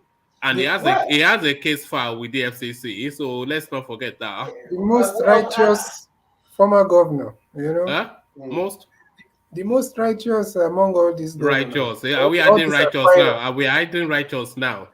Righteous. One man. Even you know that from what we have seen recently, from the insane stealing that has gone on in this country, a Peter Obi is a saint by a long distance. compared to most of these other people. The lesser of two evils is still evil. But at least he has empirical evidence that he's not stolen. And let's leave it at that, because I will take you to something that Abacha's son, was it Mohamed Abacha, said when they asked him where he made all this money. You know what he said? Opportunities. Opportunities are bound when you are in this office. Investments are coming in. We don't know what to do behind closed doors. We just see the papers, and if they are good to go, and we don't have any evidence to hold you, to ransom or to say you've stolen, it's good to go. Unless somebody comes out from the company and says, "Oh, before we cited this industry here, Peter Obi asked us to give him a kickback of 1 billion." Then show us the evidence. That's why I said there are opportunities. If you are a governor of a state, investors come in, they want to come. Sometimes they give you gifts. And these gifts, nobody talks about it. These things happen. It's not as if they don't happen. But it is when they come to the public view that we can now use them to attack the subject. But if these things don't come to the public view, and you don't have anything in court or anything you can hold with facts against these politicians, I think we should let go. It's not everybody that you smear. If you don't see, in Nigeria, it is you are innocent until proven guilty. If you have not seen, which of the governors have we seen that has not stolen, that doesn't have a file with the AFCC? In fact, if you don't have a file with the AFCC, people will begin to suspect you more. How come? How is that possible? So I think from all we've seen, Peter Obi seems to have not just the right pedigree, but the right mindset. The mindset of somebody who, even if he doesn't know, is ready to employ somebody that knows. Is ready to work with somebody that knows better than him. Like Zero. Yes. What man can I address as Zero? Yeah, go on. You and CB said, I think I heard in CB said Peter Obi was the righteous. I don't know how you come about yes, that. Yes, the superlatives are just coming out. All the superlatives. That's so ridiculous. It will be another savior soon, but we know where we're going. Hero, I hope you consider the two things that is dangling on his neck, at least as far as I know. Maybe there are more. One is that he invested Anambara's money in one of his in-law, one of his brother or whatever family members. Is it breweries or whatever? Daughter's name. Hold on. I don't know if that. Let me say that. I think that one is different from what I'm saying.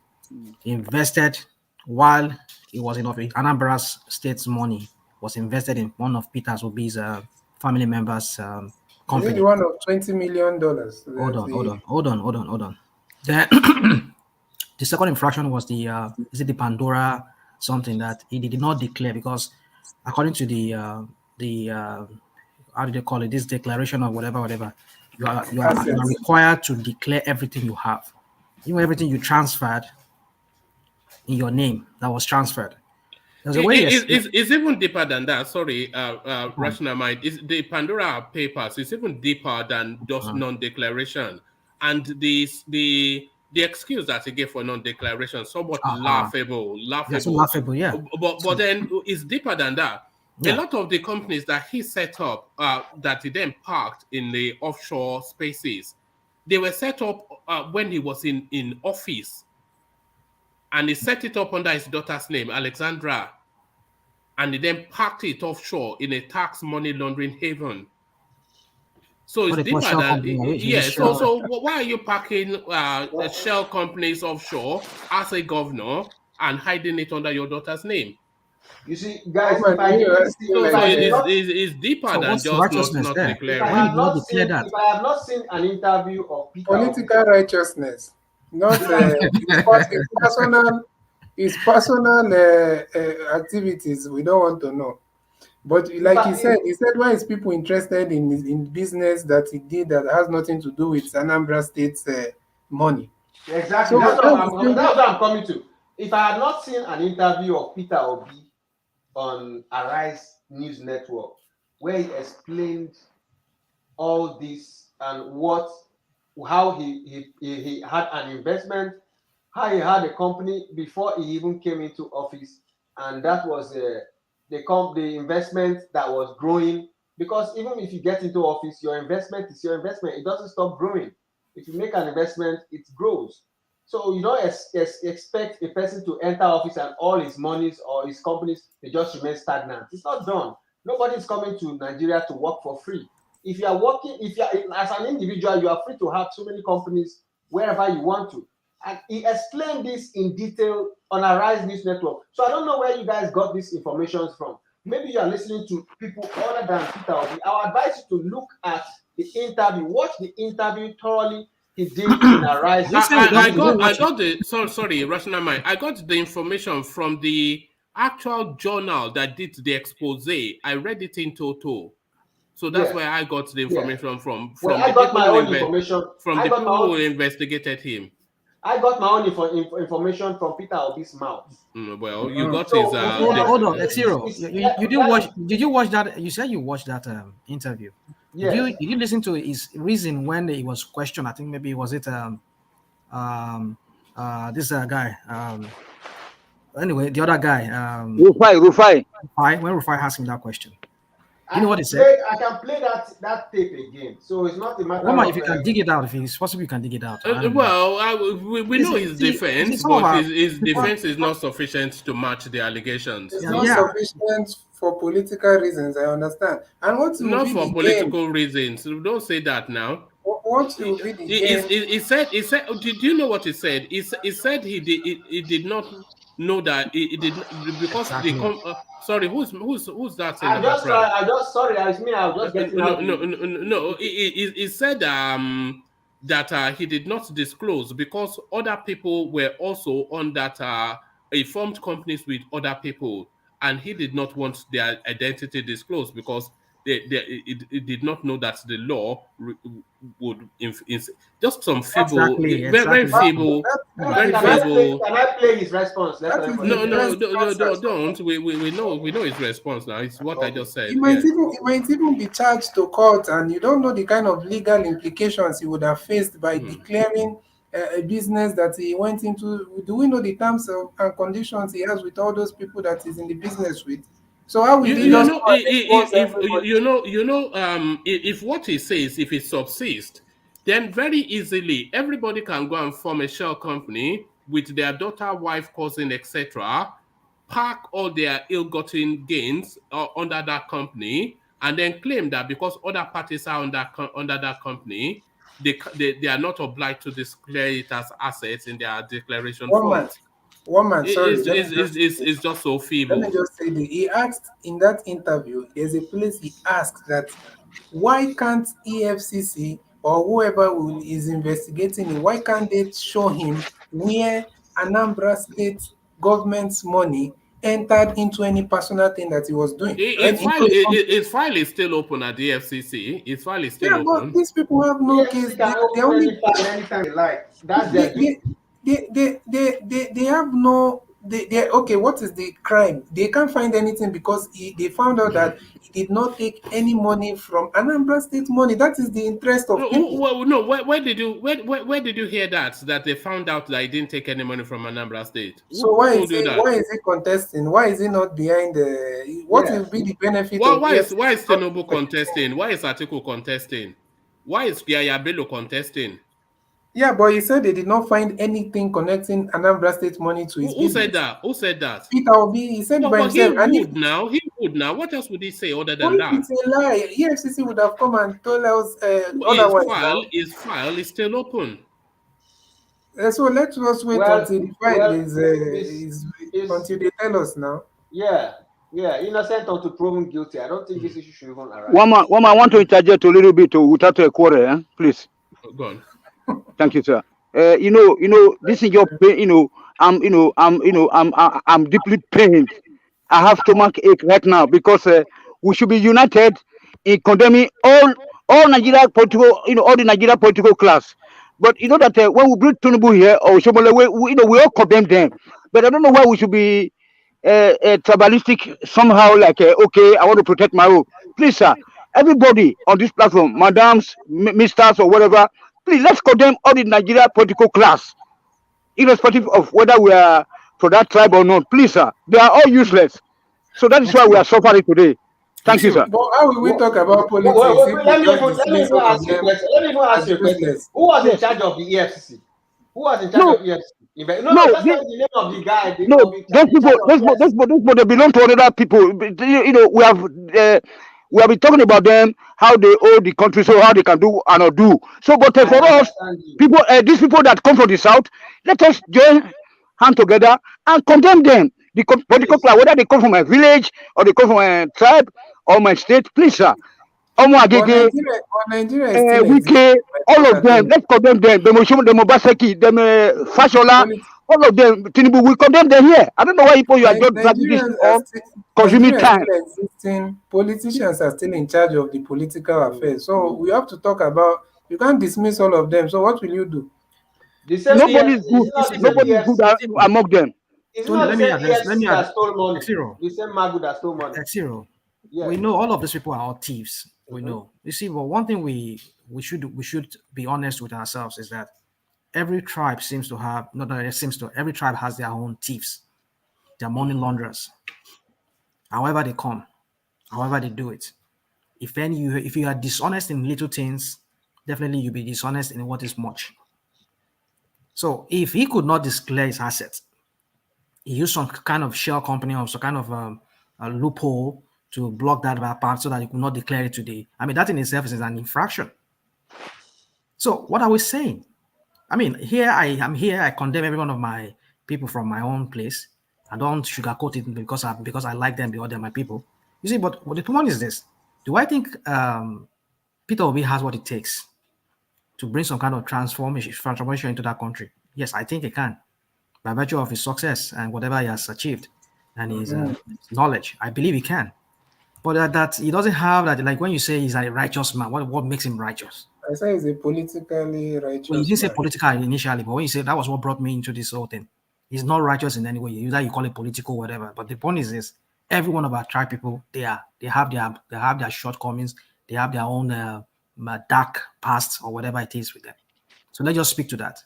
But I'm not saying because of that. I think he has what it takes to transform that country. But that just Why do you think that? I just said it, one man. I said I believe because of his success he has had in his personal business. Little thing we heard about what he did in Anambra State. Little, I won't say much because I would say that what he did was what exactly one would say is, at least compared to some other governors, I see a little bit of. I read about it. Yeah, that in itself, yeah. But then let me just bring you 4 or 5 paragraphs. Peter Obi, his daughter, and a secret business. Mr. Obi has two children, a daughter, Gabriela, and a son, Godfrey. Sometime in 2010, more than 4 years after he became a governor, the politician developed an appetite to set up his first discrete company in the British Virgin Islands. He named the company Gabriela Investment Limited after his daughter to set up what has now become a convoluted business structure. Mr. Obi first approached Access International, a secrecy enabler in Monaco, France, to help him incorporate an offshore entity in one of the world's most notorious tax havens, noted for providing conduits for wealthy and privileged corrupt political elites to hide stolen money to avoid the attention of tax authorities. Tax havens are politically and economically stable offshore jurisdictions or countries with extensive laws and systems. Sorry, can somebody, whoever is on the phone, please? Who's that? Who's that on the phone? Sorry, let me just put up my... Tax havens are politically and economically stable offshore jurisdictions or countries with extensive laws and systems that provide little or no tax obligations, but enable high secrecy and privacy protection for foreign individuals and businesses. Mr. Obi also paid Access International to provide nominee directors for the companies. Nominee directors are residents of tax havens paid to sit on boards of companies to hide the identity of the real owners. Or can you please mute yourself, please? If I'm reading it out and you're rumbling in the background, then it just makes a nonsense of it. Mr. Obi also paid... Mr. Obi also paid Access International to provide nominee directors for the company. Nominee directors are residents of tax havens paid to sit on boards of companies to hide the identities of real owners of offshore firms. So, after accepting a brief from the then governor, and his representatives, Access International officials headed to British Virgin Islands, a notorious tax haven, where it contracted a local registered agent, Alemen Kador Galando and Lee Trust Limited, to set up Gabriela Investment Limited for Mr. Obi. So it goes on and on. I could give you the full diet of it, and I'll post the link into the... So let's not be too quick to give this guy a clean sheet. It's as corrupt as the rest of them, let's be honest. Oh man, do you see that guy's comment on the and I think that's exactly how it is. You know, we are here most times, to be honest, some of us, if I don't say all, are here promoting Tinubu and all that. So all of a sudden, Tinubu, is he cleaner than... No, Tinubu is a crook now. We all know that. About when you know, but everybody, like what a rational mind said, everybody will always... You described him as righteous. Corrupt, you described him as righteous. Is he righteous? Does what I just read? Compared to Tinubu is a saint. Yeah, but compared to Tinubu, the devil is a saint. But then but back to X0. Yeah. You know what you just read now. Well, if the EFC, haven't you seen a case most of the time, even when this EFCC and what is it called? Well, which one of them were in court with Nnamdi Kanu? Is it the DSS or the DSS? Yes. Is the DSS. Of how many charges leveled against Nnamdi Kanu? They first removed 8 out of 15, right? Then recently they removed another number of charges. So that's why I said, please wait until the man is proven guilty. Because the level charges against people go to court, most of the charges are striked out. You know, he did not deny any of these things. He tried to either excuse or justify them. So it's not as though he's denied, because he can't deny it now because the documents are there. No, he denied it on Arise. He denied it. Which Arise news did you listen to? It's not the same one we listened to, both of us. That's what I wanted to play now. He clarified it. Yeah, it had a lot of embellishment. So yes. he made it like they said, $80 million. 150. He was asking Ruben about it, that if he has is it $100 million, what will he be doing? What will he be doing with it? And at the end of the day, he said it was 13 million that he invested outside, and they wrote it there. It was, I don't know, maybe. The amount. All right. But I just want us to knock it on the head. That righteous Peter Obi, because he's a Nigerian politician, which essentially a corrupt person. One man, please. Let me just say this: if EFCC comes at you and says you stole 5 billion, and at the end of the day, the amount in that account is 10 million naira. Doesn't it give you cause to question the EFCC that charge? Why is it set? Why is it? Why? Hold on. The amount that was in that account, it was far lesser than what the EFCC was claiming. Yes. Well, why is he hiding a shell company under somebody else's name, in his daughter's name, in a corrupt tax haven, whilst he's governor? I have an account on my daughter's. You are not a governor. You are not hiding it in. You are not hiding the business under somebody else's name. Well, he might just decide to do things, and it's within the law. Look at that. Look at that. Just make excuses. Look at that. No, I tell you, unbelievable. What I said before. Yeah. I said the EFCC and the DSS are in the habit of bringing a number of charges against people, and at the end of the day, maybe one or two goes to court, and at the end of the day, it wasn't the EFCC that brought the charge, by the way. Okay, who did? Do you want to know who brought to the charge? I'll tell you who brought to the charge. Hold on, because you know, you cannot. Peter Obi, it may not be as corrupt as all the other Nigerian politicians, but is a corrupt politician. It was an investigation conducted by a global. It says the investigation is part of the Global International Consortium of Investigative Journalists, ICIJ, led the Pandora Project.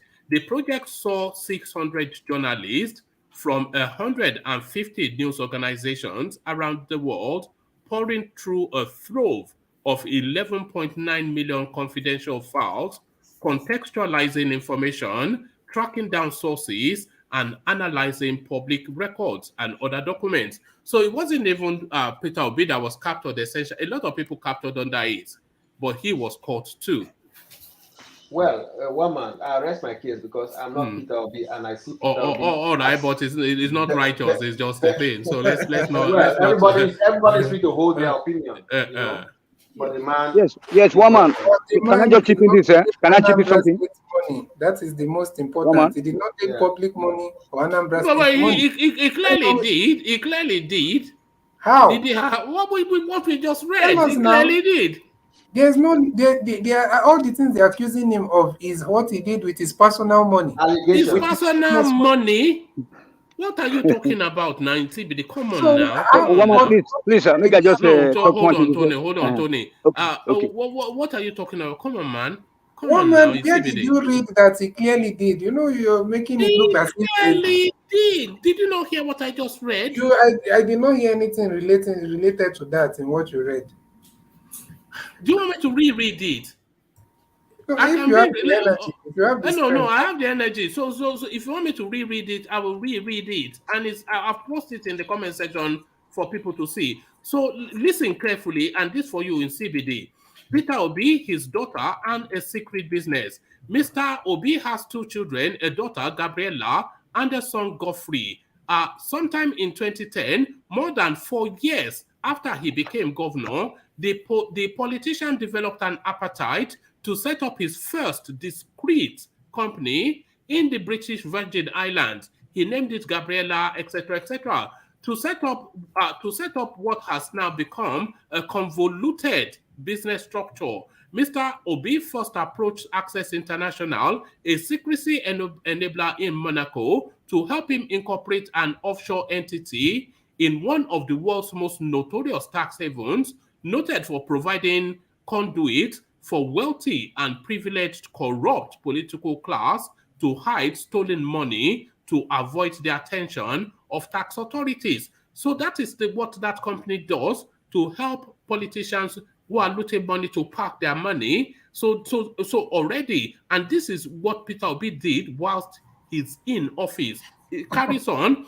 Tax haven are politically and economic stable offshore jurisdictions and countries with extensive law and systems that provide little or no tax obligation, but enable high secrecy and privacy protection for foreign individuals and businesses. Mr. Obi also paid Access International to provide nominee directors for the companies. So he's gone to a tax haven noted for corrupt politicians globally, using that space as a place to park corrupt money, and then he goes on. He also paid Access International to provide nominee directors for the company. Nominee directors are residents of the tax haven, paid to sit on board of companies to hide the identity of the real owner of the offshore firm. So, after accepting a brief from the then governor, he was in office at this time, where he's setting up an offshore company in a tax haven notorious for corrupt politicians internationally, using that space as a conduit to funnel money out of their country. So after accepting a brief from the then governor and his representative, Access International officials headed to British Virgin Island, a notorious tax haven, where it contracted a local agent, Alan Cordole, to set up Gabriela Investment Limited for Mr. Obi. So I mean, what are you talking about? What are you talking about now? What are you talking about? I think we will never leave this case, but I'm waiting for your green light too, Oga. One man. Let's not play on this narrative. No, I want to finalize now. I want to say my last word. No, sorry. Carry on now in CBD, and then. Yeah, I'm saying, let me not go too deep into this, but one thing that is clear from both EFCC and from what you've read is that they've not. Imagine telling someone that we know you stole money, but they can't find the money that is stolen. So they can't even see any link of money that is stolen. And so it's quite clear that it stole money from just those paragraphs. It's categorically. I'm sure money. By now, if they wanted to discover, if there was any money stolen or taken from Anambra State's coffers, by now they would have found it. They would have known. So they don't have. Look at this guy. But you would accept that will raise some questions that why you are in the office, why suddenly you have to transfer all your investments to your daughter. Because he was into those business before he went. Listen. The Bureau of Conduct or whatever they call it, where you declare your assets, you have to declare those assets, whatever you own, before you come into office. But the argument is not that. If you don't declare those assets, you don't declare the assets. He used the whatever way you can break. You won't break the law, but you can bend it, sort of to transfer the something into his daughter's name. So that's a lot of question mark. Yeah. All right, but let's abandon this narrative that Peter Obi is not a corrupt politician. The evidence is that. So let's abandon the narrative that Peter Obi is not a corrupt politician. The evidence clearly indicates that he is. But let's move on to sorry, Tony, but I want this session to go fairly smoothly, as smoothly as it can with our sessions. I'll bring it back up in a moment, Tony. So direct Governor Bello to step down for elderly people like myself. So this is Rotimi Amechi canvassing for delegates in Kogi State. But Exiro, what does 1 + 1 give you? If you put 1 and 1 together, what does it give you? It's supposed to be 2. Well, there it is. So, in an instance, when Rotimi Amechi stepped down as a minister to pursue his presidential ambition, they doubled his the security around him to make sure that he's doubly protected. So that's strike one, because we are now in that space of who is Malam Buhari's preferred candidate. So when they doubled his security retinue, we had that conversation in this space, and Ajale Koko said that wasn't sufficient enough to conclude that it's Buhari's preferred candidate. So that's strike one. That's one. So now this is now 2. So he went to Kogi State to canvass for votes, asking them to abandon their own son, Yahaya Bello, and give him their votes. So that's his purpose there. But this is strike 2. Although Amechi, who was accompanied by the former chief of army staff to Kur Burutai, noted that Bello was qualified to contest for the presidency, he said the governor is still young and should make way for older aspirants. So notably, to Kur Burutai, who the former chief of army staff, a son of Buhari's childhood friend, he now a part of the what is Rotimi Amechi for presidency team. So that's strike 2. So all the indications are that this is the preferred candidate of the Aboki from Daura. Yeah, the man in Maryland, I've forgotten his name again. He did a super chat here and told us Amechi is Buhari's. Oh, Alexander Gomez. Did a super chat here and told us. He was giving us information as it was coming up, because that day I remember vividly he said new information just came in that Amechi is the preferred candidate of Buhari. So to me, I was just thinking, okay, let's watch and see. But Tuka Buratai cannot be following you about for mere peanuts. For Tuka Buratai to be following you about, you mean a lot to the cabal. Period. And then 2, Port Harcourt is needed by the APC. That state, Rivers State. APC needs that state to fund their party completely. And that is why they want somebody who can take it. And Amechi, being the president, can take that Rivers State back to APC. So I can fully understand why Amechi is the preferred candidate. Don't also forget that Amechi, oh my God, that man has what they call, a poker face when he's pursuing an agenda. He pursued this agenda without thinking twice. When they say Judas Iscariot, he behaved like it's worse than Judas Iscariot. He betrayed his people completely just for this moment we are seeing today. All the contracts for all these train routes were negotiated by him without involving the Southeast in any one of them. He borrowed money. He borrowed money to pour into the North. Even upon did you remember one guy called Ibe Kachiku? No, I don't. Ibe Kachiku was the former Minister of State for Petroleum. They couldn't make him a Minister of Petroleum, even though he was the only first-class graduate in the whole administration cabinet. So he was under a Minister of Petroleum who doesn't know what to do. He was doing all the work. He had to leave the party because he was frustrated. He had to leave the position because he was trying to do the right thing and improve lives, but they were frustrating him. There were powers that be that were directing him on what to do. And he wrote a letter personally to Buhari, thinking that Buhari was in charge. He didn't know that Buhari had sanctioned everything they were doing.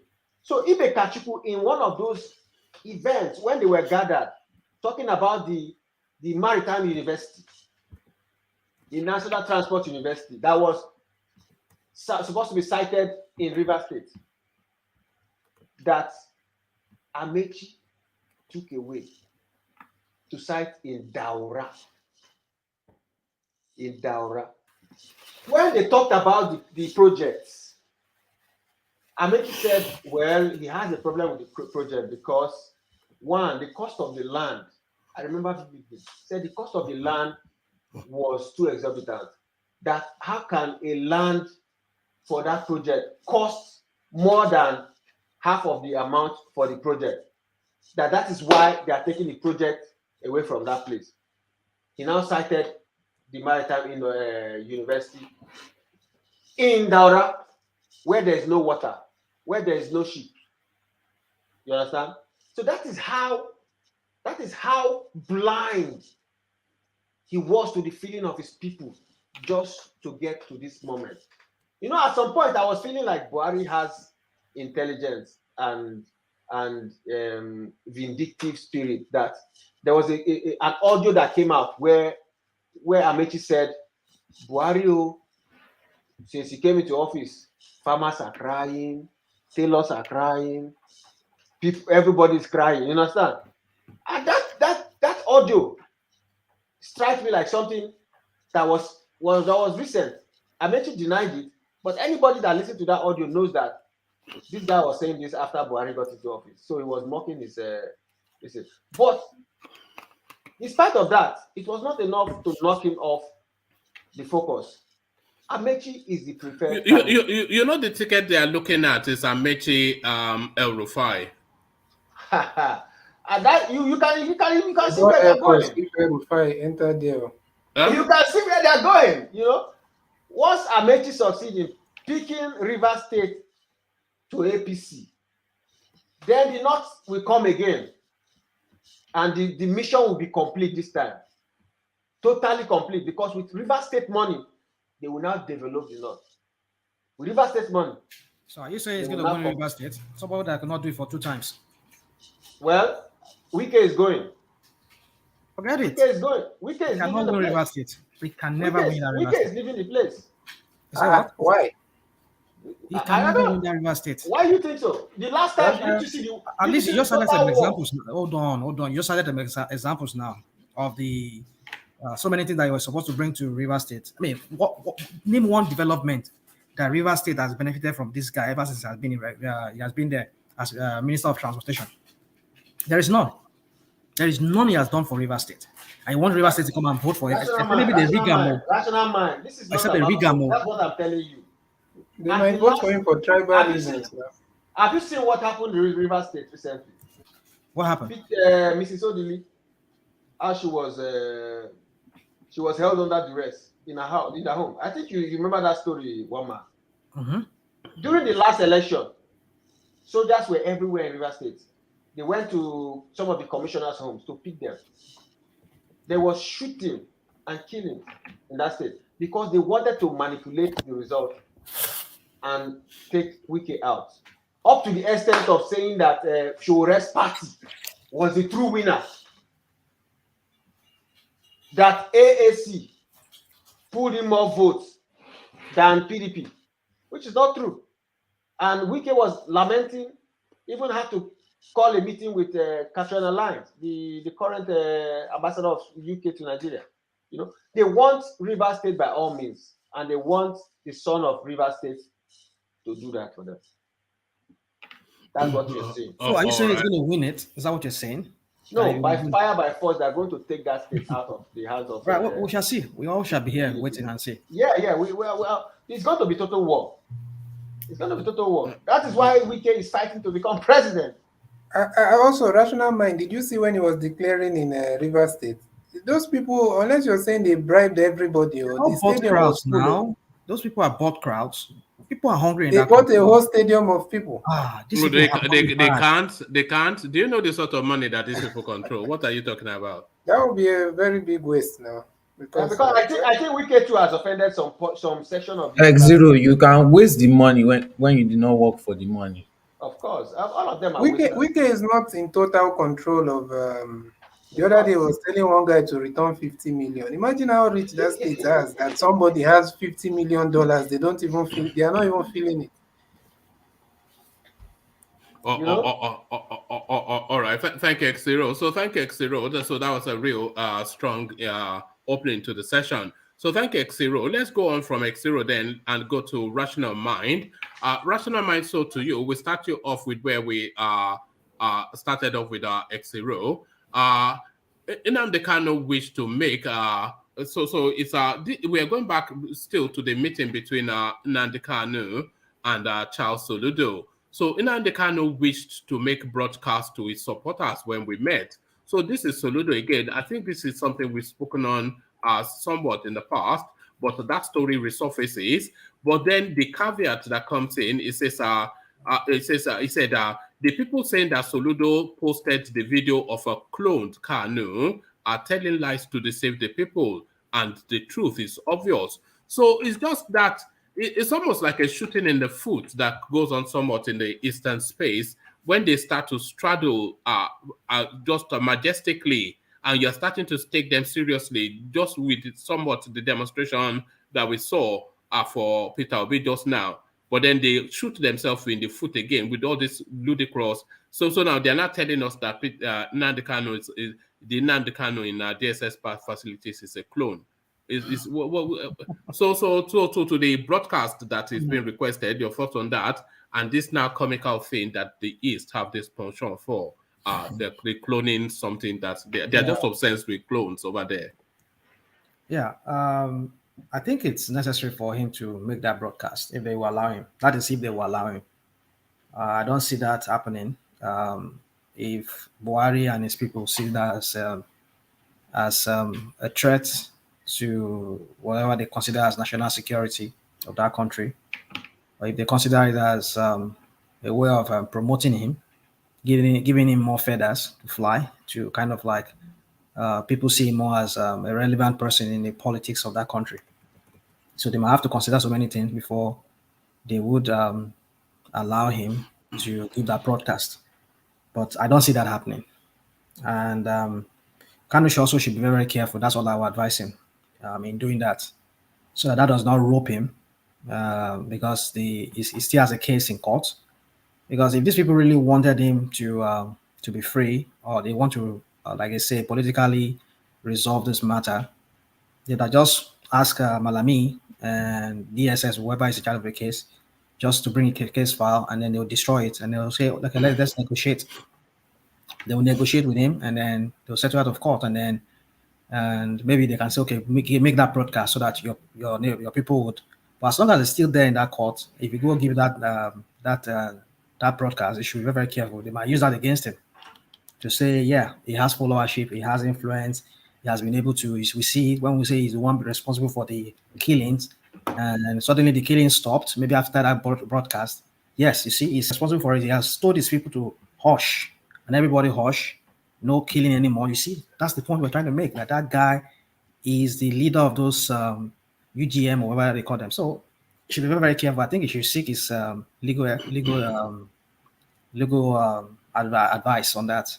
Because for me, let them not treat him. Because these same people that are pushing him, they're just they only have immunity for themselves.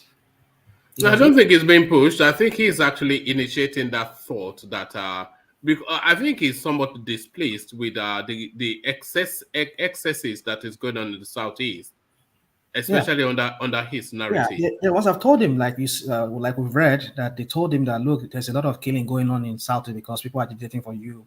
He says because of you being here, that is why. Okay, let me make that broadcast.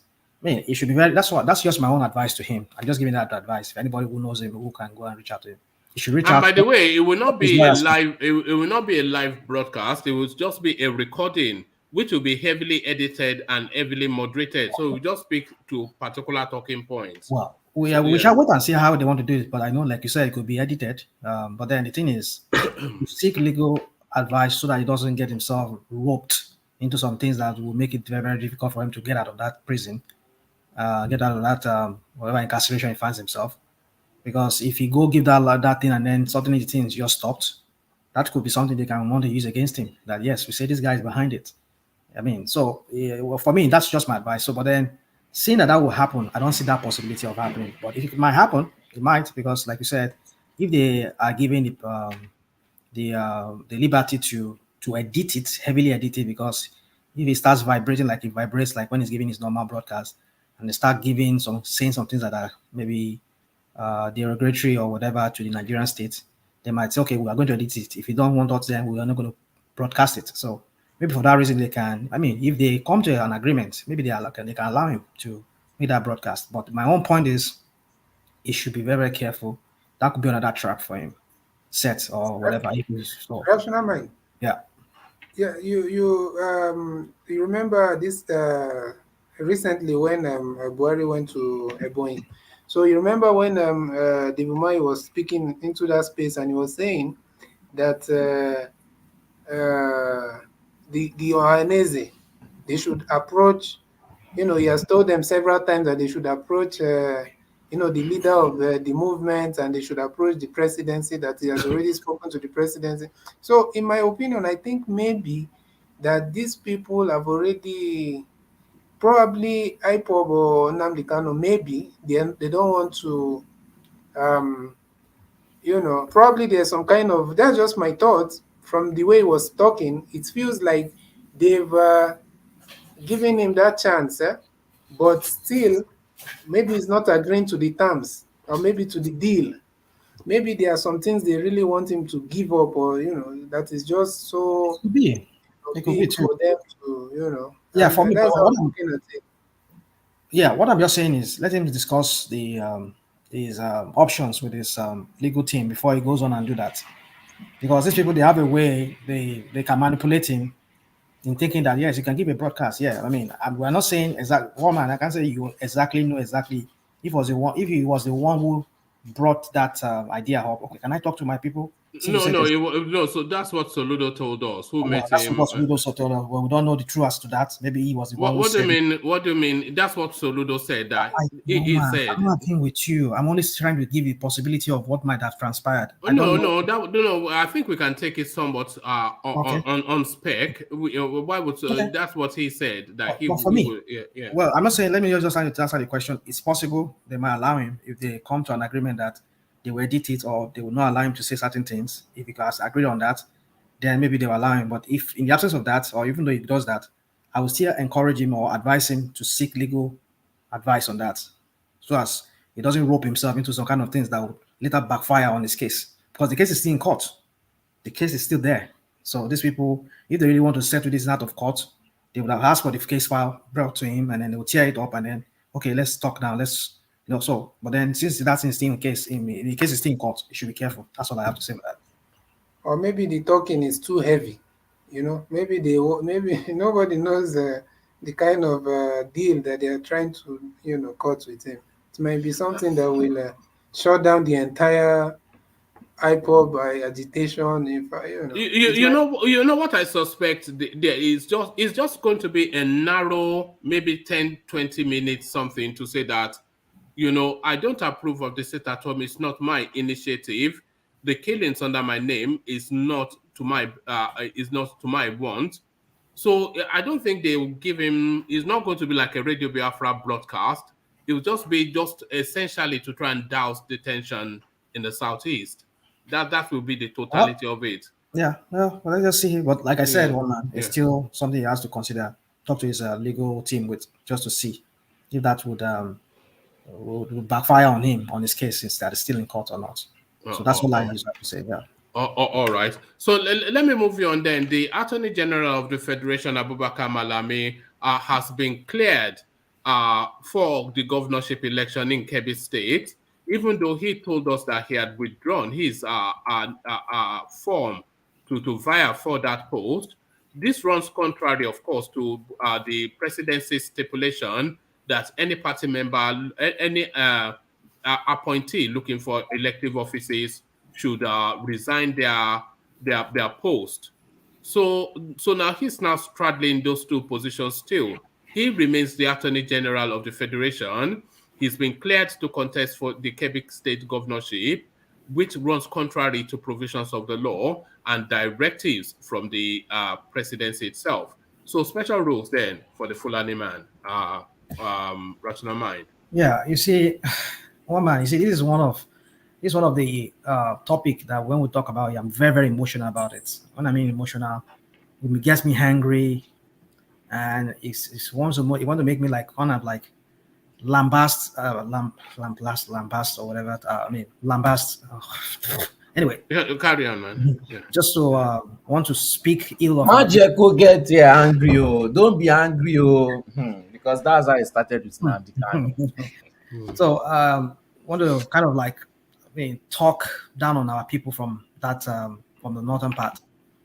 You see, under Buhari, we've seen so many things done in a way that what we call a banana republic. Under him, so many things has happened that should not happen in a country that we have people that are who call themselves as a patriots. People who have the love of nation first, who put the national interest first. But when we have a country whereby some people have some kind of ethnic ideology, or they have this idea of it's my ethnic group, I can allow them to do whatever. And that is why we find ourselves in that mess that we find ourselves in that country. A set of laws for some people and a set of law for some people. I mean, we talk about the way they did their way with that young lady, and to this very day we hear nothing. This same guy, I'll come to your question. This same guy goes to the Emirates to go and condole with the person that. I mean, you have somebody your own citizen who died. You never even call the parents or even go visit them to commiserate with them. You feel and you have when I look at this whole thing, it makes me just rattle me up. Like what is wrong? How did we get here? Now you gave a speech, or you said a past circular to all your ministers saying that all of them should resign because of what is going on. Suddenly, one of your person says he's not resigning because we know the reason why he doesn't want to do that, because he wants that. I mean, we know he doesn't have any immunity, but because he's the number one law officer of that country, and he's a body with the president, so sort of he has some kind of immunity covering him. For that reason, maybe he might be spared of any prosecution for now.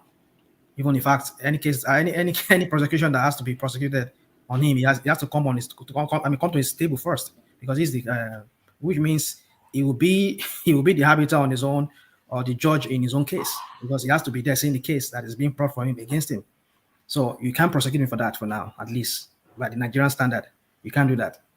In a sinner country, you will do that. You can be prosecuted.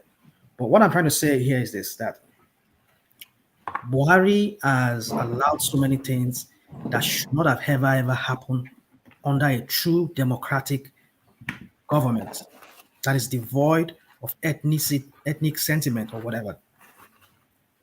I mean, you ask all your minister to resign.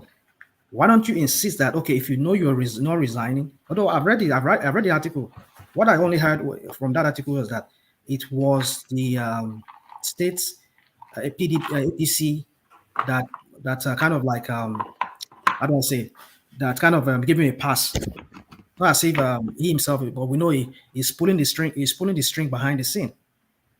He has said that, okay, I've resigned. I mean, I'm not resigning. I've withdrawn my candidature from contesting from that governorship.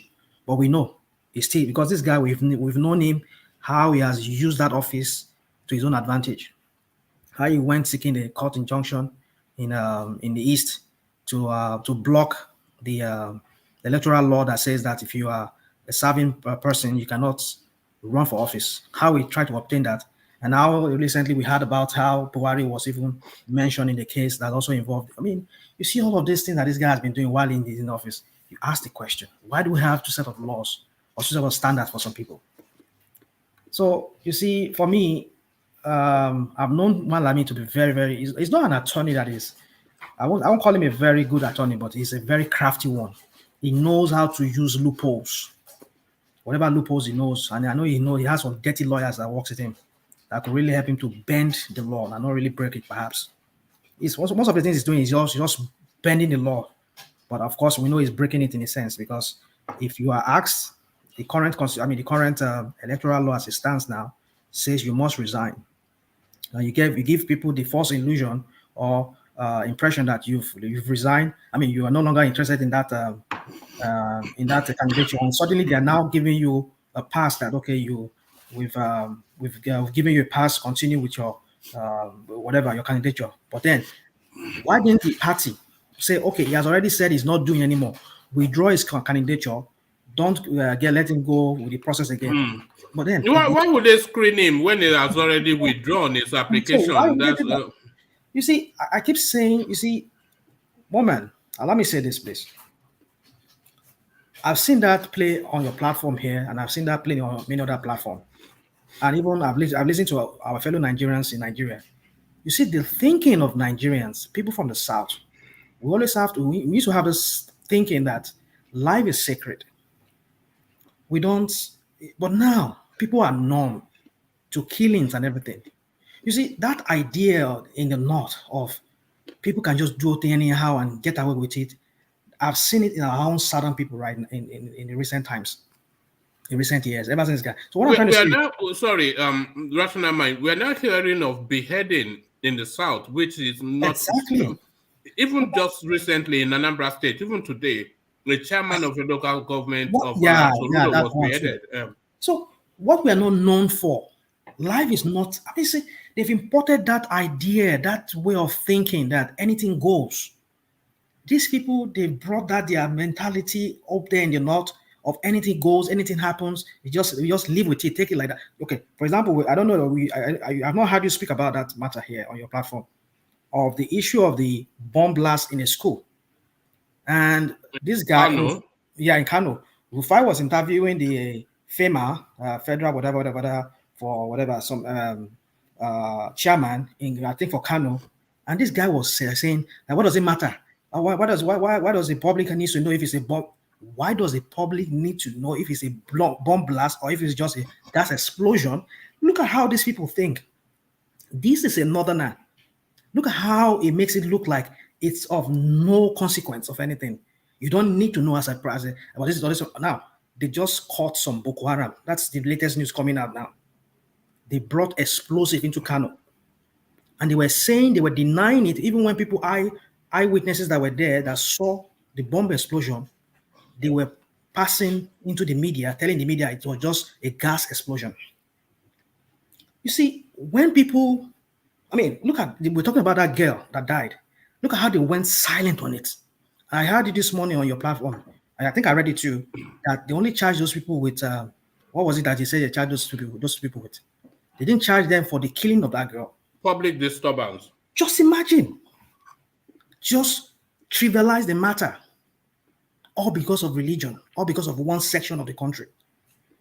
They've imported that idea into our people in the South, that we ourselves now, we don't, oh my God. Sometimes when I think, I just look at it that, how did we get here? I know, growing up in the South, I know how we view life. Even when you walk around the street, you saw a dead body on the street, oh, you will feel it. Like, oh, this is a human being. But now, people just move on with their life. It's nothing. I see, look at what is going on everywhere and here and there. The killings going. You see, sometimes I just look at it. I look at it like, this is madness. We can't continue like this. How should we allow these people to bring this their way of life, the way they consider life up there, and bring it down to us, and they're selling it to us, and we are buying it, and we're now living like them. So, just in conclusion, one man, let me go back to the topic. I'm just trying to say this is a lawless government that has messed up the psyche of the people of the people of Nigeria, especially from the South. They've messed them up that they now also think like them, having no value for life, thinking that everything is just normal now, that it's just a normal life. We just Allah brings, Allah gives, or whatever God gives. No, that is not the way of living life. If that's how they live over there, we don't know that, but that is now the norm in the South. That is what we're seeing playing out among our southern political leaders. They don't make comments, even when their own people are being. I just don't want to say certain things on your platform. When they are being treated the way their people up there are being treated, they don't even mention anything. How many of them did you hear about condemning of what happened to that girl, or even the bomb explosion in that school of little kids that were in school? Did you even hear Ganujo even speak anything about it? And even when they have to speak, they say, "What does the public does not even need to know if the public does not need to know." That's a public threat. That's a public wahala. Public menace to the society. People need to know so that they don't gather because they know that right now they have Boko Haram in Kano, and anytime bomb can go up anywhere, anytime. So you should walk with caution. But you're not telling people to do that. You're saying people should not even know that way. It's not their concern. That's to tell you the level of lowness that people from that area have sunk, that life does not even count to them. It does not even matter. The public good does not matter anymore to them. So my point is this, woman. I'm not surprised if Malami is still in the race, or they make it look like it's not in the race, but yet it's still in the race. Because that is what our people from that side, that is how they play their politics. They have no regard for the rule of law. And that is what they have brought that country into at this point. All right, thank you, Rational Mind. So, Rational Mind, I'm sure you've watched with rapt attention the goings on within the Peter Obi space. A massive turnout as groups storm major streets to stage 1 million man march for Peter Obi across Nigeria. So, a relative success. We've played a snippet of it on the platform. Let's just remind ourselves what we're talking about. So, this is the space that we're talking about.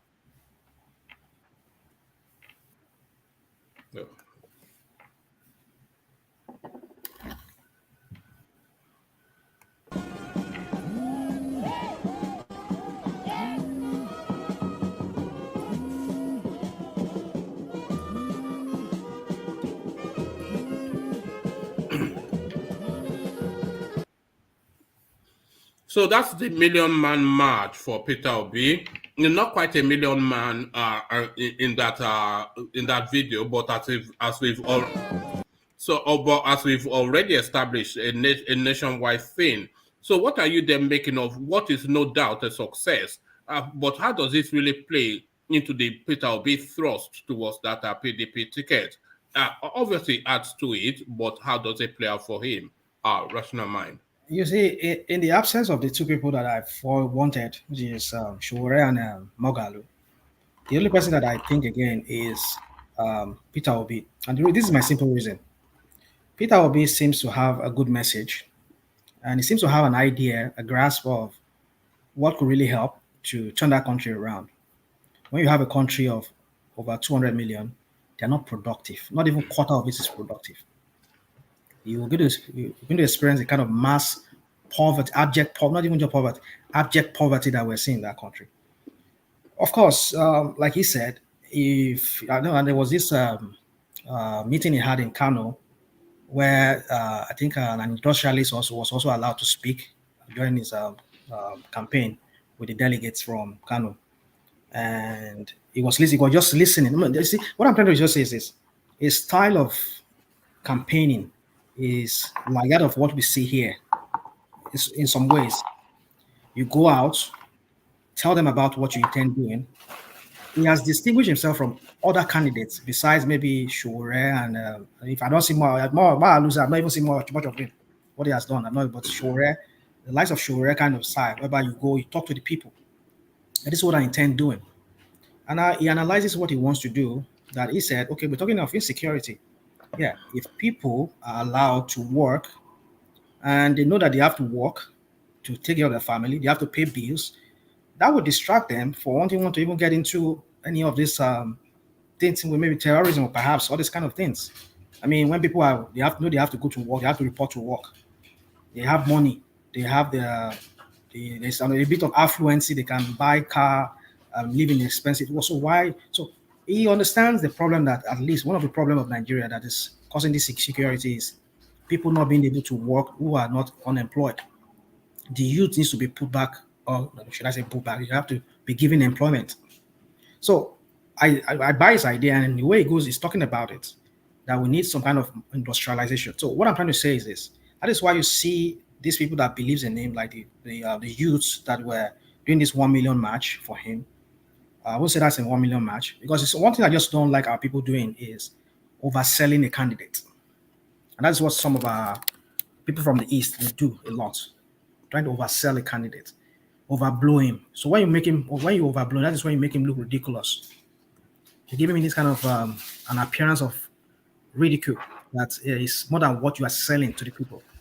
So, but then just speak to facts. Are you suggesting that they are overblowing the righteous Peter Obi? Like we had CBD was doing a while ago when he was saying that he's righteous. What is righteous? Why you even use the word righteous? This is a man who has, like we already said. So none of them is. But when it comes to speaking to issues, matters, as it affects that country, Peter Obi seems to be talking about things which I really buy, because what that country needs right now is economic boom that will really make it compete, because you can't have that teeming population of young people who are unemployed. Every day they just bath, put a pancake, whatever, whatever, and then start roaming the street, and then they're not, on Facebook, chatting on Twitter. I mean, that is not productivity.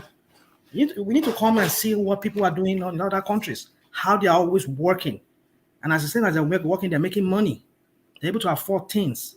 So what am I trying to say is this: it seems to make sense that if truly what he's saying is able to achieve it, yeah, fine, good. So I think that could solve a little bit of the insecurity.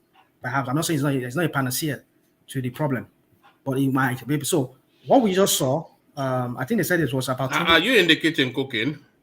No, I have my wife here. She's in the kitchen with me. So. I'm still not convinced that you have a wife. You don't strike it as somebody that. Yeah? It's okay, one man. Let's just go on. Okay, carry on.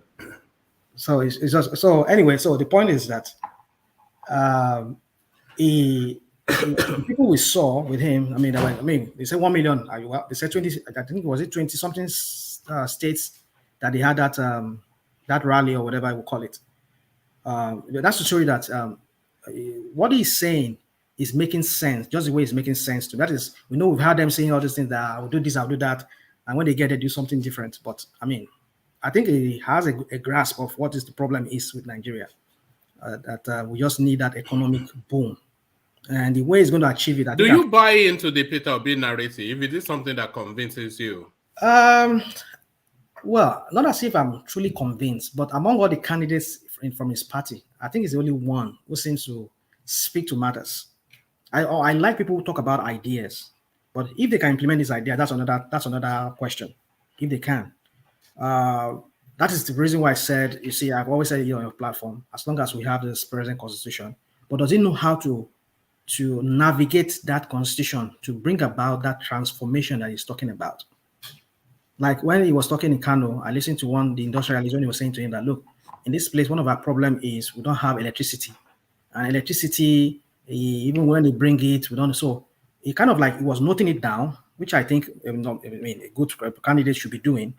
And he was trying to like also. Is that not just for optics? Is that not just for the cameras? Yeah. But the point is this, you see, one man, we can continue just debating on the man. But for me, so far, besides this, besides Moalu and Shuwari that I've heard very well, he seems to be the only person, because among these three people I mentioned, he seems to have more edge.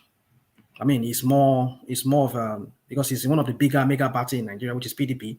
And if he's given the ticket, maybe, well, let's see what he can do. But that doesn't mean that he's going to be the panacea to the problem. He's going to bring the true solution that will handle the problem in Nigeria. No. But yeah, the 1 million match, I think it's, I won't say it's, they didn't get out. I'm not sure they got that 1 million. But it's a little bit impressive. No, we've already established that it's it's a metaphor. So you don't have to narrow it. A million man match globally has never attained. So I get you. I know already said it. It's a success. It's a success. Was it not MLK that started that woman? What was it? Martin Luther King. Was he not the first person to? Maybe, but I know it's quite popular in the United States. Million Man March, that sort of during narrative. the civil rights 1 million march, and it doesn't mean that he counted everybody that turned out and they were all 1 million. But, people now took that idea, that's a metaphor. Well, if there's a 1 million march, I just believe it should be 1 million. That's what I believe. I understand, like what man is saying, it could be metaphoric, but for me, that's why I see it. But it's impressive, but he has followership. People who are following him. But let's see how that translates, because these are not the people that are going to vote in the PDP primaries. And I think I heard them saying that they said if Peter Obi does not get that ticket with the PDP, they would just vote for other candidates, maybe from APC. So what I would just suggest, like somebody was saying here, is if Peter Obi, he should have I think he should have a plan B, because it's not looking like it's, because he himself said it. He said, I don't have any money to give you. If anybody give you money, vote. Collect their money. But on the day of the election, take your daughter's or your child's picture, look at it. That this person that gave me 1 million naira or 1 billion or 100 million naira to vote for him for this presidential, if I vote for this 100 million naira is given to me, is it not going to make my life of my kids miserable? So based on that, you should vote based on your conscience. So he has no money to do. That's how ugly Nigerian politics is. You have to dish out money to the candidate, to the delegates, and if he's not ready to do that, I doubt those people who are able to buy delegates, they will win that election, they will get that ticket. But I hope he has plan B, meaning that after that, that their primaries, if he loses, he should just quickly float another party. Maybe those people that we saw today will be able to propel him to that relevance, whereby he'll be able to maybe garner some support more and maybe win the election. So for me, I think it's a good. It can't do that because there's INEC has a time bar. I think it's either June the 4th or July the 4th or something for all parties to have had their conventions and submitted names. So you can't just when I'm saying I hope he has plan B. Having their own convention. When is what? PDP. When are they having the 28th and the 29th? I think the 28th. So in the next 6 days thereabout. Today's the 20th. I mean, some of us. Yeah, today now the 22nd. Yeah, It can depending just on be where an you are. automatic pick for 21st. any other party. Today's the 21st. Yeah, where you are. Yes, yeah. So anyway, the point I'm trying to just make, one man, is that yeah, it's a good, it's a right step in the right direction that is having these people who are making him look like it's relevant, and it's seeming that it's relevant. For me, I think among the candidates, is the only one speaking to matters. That's all I have to say. All right, thank you. So that's all you have to say. But Alexander Gomez says something that rhymes with my thoughts, and I'll address that in a moment. But really, another gentle nudge in the direction of the audience. We have set the bar of 100 likes for the stream, and we're only about 50 in it so far. We've been fluctuating between about 60 to 190, threatening 200 concurrent viewership. So the 60 thumbs up or 50 thumbs up, somewhat derisory, and the 100 that we set as a target, even if everybody on the stream now clicks on like, we will surpass that. So please do that. Click on the like button, because that helps us propel up the YouTube algorithm. So click on like if you haven't already. And we're just, so get it to 100 so you can shut me up about the like buttons, and then we focus entirely on the session. To address Alexander Gomez's super chat, it says so hold on, let me hold it in a space that it says Obi will definitely be a Nigerian president, but not in 2023. His route will be VP, then president, like I asserted a while ago. He is growing in status. So every single word, thank you for the super chat, Alexander. Every single word of that super chat, I agree with. You know, I think this Million Man March that we've seen today and its relative success solidifies Peter Obi as a juggernaut now, as a mainstay of Nigerian politics at the highest echelons. It doesn't get him the presidential nomination ticket for PDP, no, and it's very unlikely that he will get that nomination for the PDP. And it would be silly of him, and I don't think it's a silly man to leave the PDP for another party, no. But what this Million Man March, what it indicates, what it solidifies for him, is that vice presidential slot. So the minimum that he will get will be a vice presidential slot. But if he gets that vice presidential slot and his party then goes on to win the presidency, which there's a good chance that they will, then the country will have a good 4 years, 8 years, or however long, to have a good look at his performance. So we then see him in that presidential bracket, and his performance then makes him a real viability to succeed if Atiku wins. So that's his route to the presidency, but not this round. He's not going to be president in 2023. I think we know that. Yeah, but, But thank you for the super chat, Alexander. Yeah. Well, for me, it's possible, like you said, but this is the same people who are saying that it is either a Southeasterner gets tickets or nothing. And they won't vote any Southeasterner that becomes a vice. I mean, a vice president. No, don't worry about that. That's just no. That's in the micromanage. Huh? Are you trying to micromanage what I'm saying? Trying to say? No, I know where you're going, but go on. Yeah, go on. We know that's what people say. That's what the Ohaneze and whatever group says. But I'm just putting it out there that this is what they said. And these are also socio-cultural groups that also have influence on their people. You get it? So my point is that they should stick to that.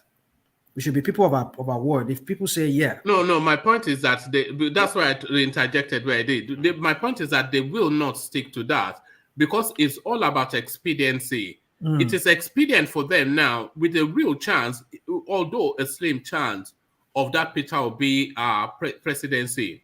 Yeah, but and he's growing in status, as Alexander Gomez just indicated, and is growing in popularity as well. So it's a real entity now, and they're pushing him as hard, and they're saying we want nothing less. But if they don't get the seat, the ticket, they will accept the vice presidential slot, because that still gives them space in Aso Rock, and it gives them that spotlight for Peter Obi to really shine, to then make him a real more viable person for the presidency. So all that the ticket or nothing, that's just the talk for this round of politics. But when the reality of it sets in, of course they will accept. Why? For one man, you will agree with me that the Nigerian political space is always is constantly evolving. So there's no guarantee, because we saw this one that is playing out right now, the one of Buhari. No doubt when Tinubu made this current vice president is running mate to Buhari. No doubt his thoughts is maybe, okay, after Buhari's turn, it's going to be my own turn. But now look how it played out. Even Oshibajo is not even guaranteed of even the ticket of APC. So what am I trying to say is this: 8 years from now, 8 years after Buhari is gone, whoever becomes the president, which I suspect it could be not now, there are two things that I see that might possibly, or maybe three things that might possibly happen. One is that after 8 years, because it is now open to anybody, which means a northerner can still contest after 8 years again. A southwesterner can also contest after 8 years. A southeast can also contest after 8 years, which is not guaranteed that even Obi, no matter how relevant it is, would also be able to get there. Become the president. Although he still has more of the chance to become.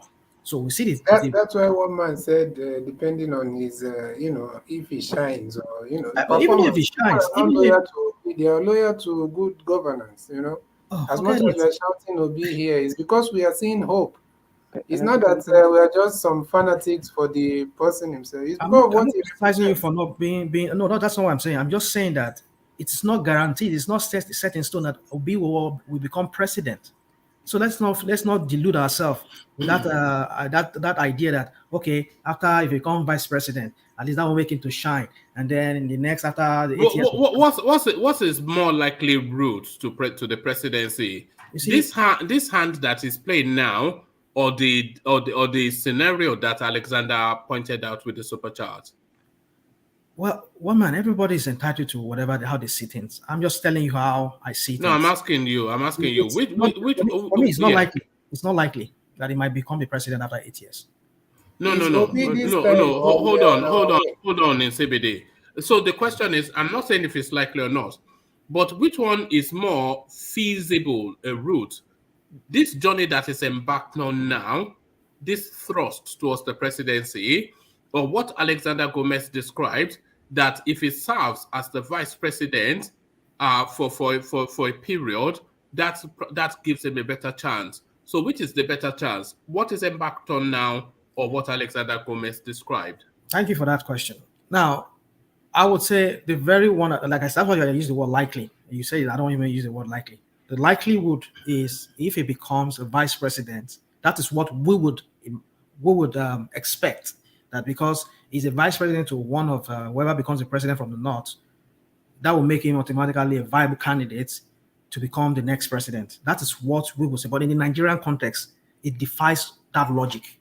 Because like I said, it is constantly, Nigerian political space is always changing at a pace that you can't even, no matter how gifted you are as a political analyst, you will find it very, very difficult for you to even analyze anything that could happen because it's constantly changing. There's alliance formed and another realliance and whatever formed. Anything can play out before then that will make him not even viable anymore. Or maybe they could even find fault with him, or they could even make him chance him out of his space. So what I'm trying to say is that sometimes it's good for you to be a principled person. Be your principle, like they've been saying. We want this, it's our turn, and I feel it's their turn. A principled politician. In the Nigerian context, is that not an oxymoron? A principled politician. Yeah, if you are, you'll be the first in the world in the history of mankind, a principled politician. Well, that is what I'm saying. In politics, well, he has responsibility because the East are not going to accept anything less. They will, though. They will. Is what I'm saying to you. They will. We shall see. We shall see then. That's why I'm saying that what Ohaneze said and the Pandep and all of them said that if they don't give it to a Southerner, if any Southerner that becomes a deputy or a vice president, they will not vote. So, one man. Can I say something? One man. Yeah, sorry. Let's hear from Charles. Let's hear from Charles. We've got Charles. I read an article about Onese. I read the article. You probably Onese something. They say that the Igbo don't because they shut down the whole Southeast. All the Igbo from North should leave. They say that. I just read it yesterday. on a serious about it. They're not I joking don't know anymore. why they are still even in the know. Don't worry. They are Yeah, not. One man, It's I just. just wanted to correct you on the local government chairman that was beheaded. It's Right. actually a House of Assembly, State House of Assembly member that was beheaded. From And there was a, From yes, Soludo's constituency. Yeah. yes, and there was a warning letter that read, warning, warning, warning. It reads as I'm reading it now. It says, warning, warning, warning. We give the politicians 48 hours to withdraw all the soldiers in Biafra land or face our wrath or consequences or non-government. But Exiro, but Yes. why would an Igbo man be doing that to another Igbo It's man? just savagery, isn't it? That's I just don't know. savagery. I cannot speak for those people. I'm just reading what happened. I know, but it doesn't make sense. Yeah, but you chuckled Please. afterwards. You chuckled. No, because I'm chuckling because of the warning, because we know that 48 hours is around the corner. It's not 2 years. It's around the corner. That's 48 hours. This will happen again. This is a country that have It people is that sad, were but kidnapped. these people are. It is very sad. It's very sad, but because we cannot support. This is not the way that it is not the right way. But But that was it doesn't something I mean said that the other doesn't day. mean that the politicians are our. Most of them are not our friend. But at the still with that, we cannot say this is the right way to handle things. Don't take a life. One man, please, can I say something? Yeah, let's hear from you, Tony. Yeah, go on. Thank you, sir. So, what are the soldiers doing there, in the first place? Why are they there? Why are they not in the north where there's a big problem?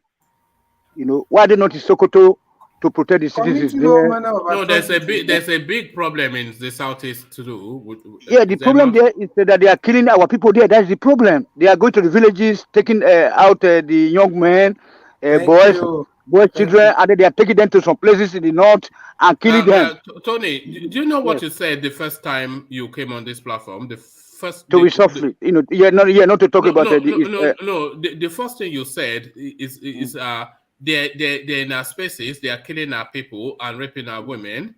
And do you know what you said the second time you came on this platform? You said they're in our spaces. They're so it's just Okay, okay. Let me answer the other one again that I wanted to say before you stop me. Before you ask me to hang on about Peter Obi, it's Padilla paper or Panama Papers. So I want people to know that those journalists, those investigative journalists, most of them have been pie. They have been killed. Okay, so that means this guy is also having some blood in his hand. Because it's not so easy. These people, they have they are kind of mafia. They are kind of mafia. So they have a mafia that hold on, that cover them up with all those nefarious activity they are doing. All the financial activity they are doing abroad. So they have some mafia gang that is take care of people that threaten them, that threatens them. So he's also a member of those, of those groups. So he has got some blood in his hand, You see, who got blood in his hand? Sorry, Exero. So I'll ask everybody listening to that to please disregard that. There's just disregard what you just heard. There's no veracity. Can you hold on, please, Tony? And please don't say things like that. Please disregard that. There's no indication and no allegation that Peter Obi or anybody pied anybody or whatever. No, nothing. Can you? Okay. I hold on. And the journalist, I posted the article and I can repost it. It's 160 journalists from 120 countries, or however many countries. So we are not. I told you that. Man, you have to help me now. Don't do that now. Not in this particular place, not in this particular instance. But I'm talking of generally speaking, because we remember this guy that was gone in Czechoslovakia, and then regarding Panama Papers, and the other lady in Malta. I mean that. No, I didn't say that. In this particular Peter Obi's case. But I mean that Peter Obi has blood in his hand. No. I say indirectly, this group of people, they have some bad things that they are doing, behind the scene that we don't know. People that are hiding money, they have some mafia that is guarding them. I didn't say him in particular. Okay, let me retrieve that. So, but at the end of the day, anybody that takes our money, why not invest the money in Africa? Like Obasanjo directed them, Bamanga Tuko, and then Diko or whoever that stole our money to bring the money back to Africa, whether to Kenya, whether to Ghana. So, but people going to hard money abroad, we shouldn't support that at all. You know what I'm saying? They should invest the money. Let us feel the impact of that money in the southeast and the Delta region or in the southwest region. Invest in Lagos, invest in Benin, invest in Sapele, in Onitsha. Then I guess we should not be going to the desert to die. That's what we're talking about, sir. Big money. So they should invest this money somehow to benefit us, like the Mabiola did, like the Benedion did, the Hebrew organizations, the Mauricio Kola. So they don't take their money abroad. That's what we're talking about, sir. Any black man that takes money abroad to go hide it somewhere to benefit the economies of those countries that they are being hidden, we should not support them at all, sir. That's it, sir. Sorry. Thank you, woman. So, woman, that is just it for me. Like I said, talking about is it Peter Obi we're talking about? Yes. Yeah. Sorry. Let me just add this. This is from the Pandora Papers readouts that I just did. This is why I was moving to somewhat shut down what Tony was saying. Hold on. Hold on. Yes. So this is a paragraph from.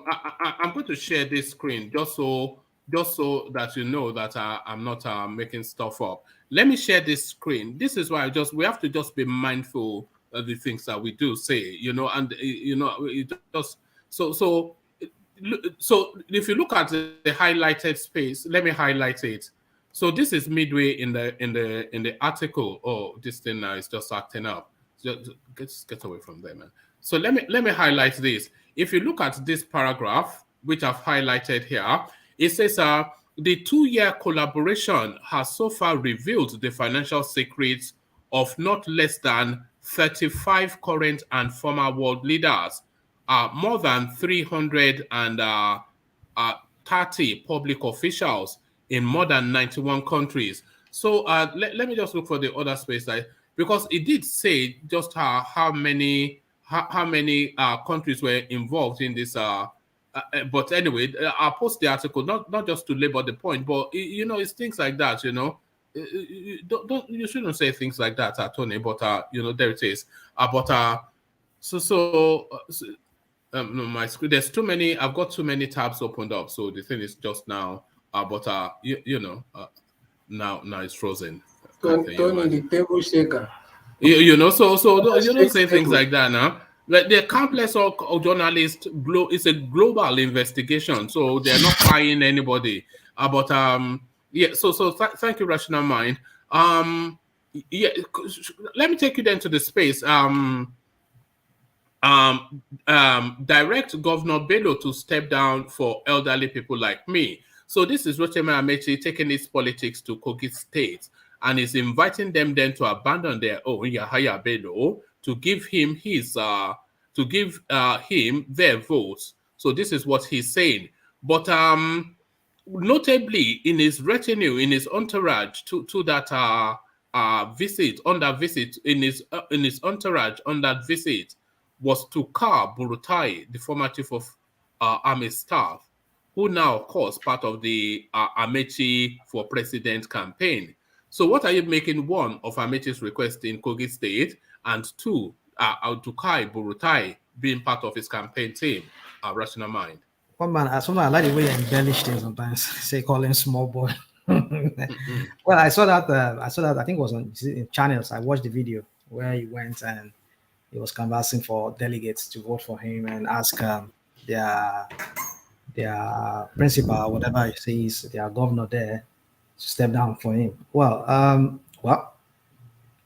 making the style sometimes.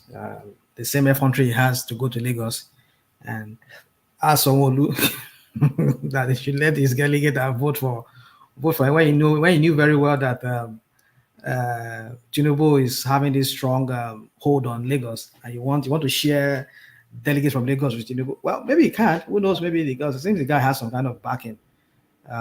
Maybe it's the same person that the president was saying when he said, "I have my own preferred choice. I won't name him. I don't want people going after him. Maybe it was referring to him.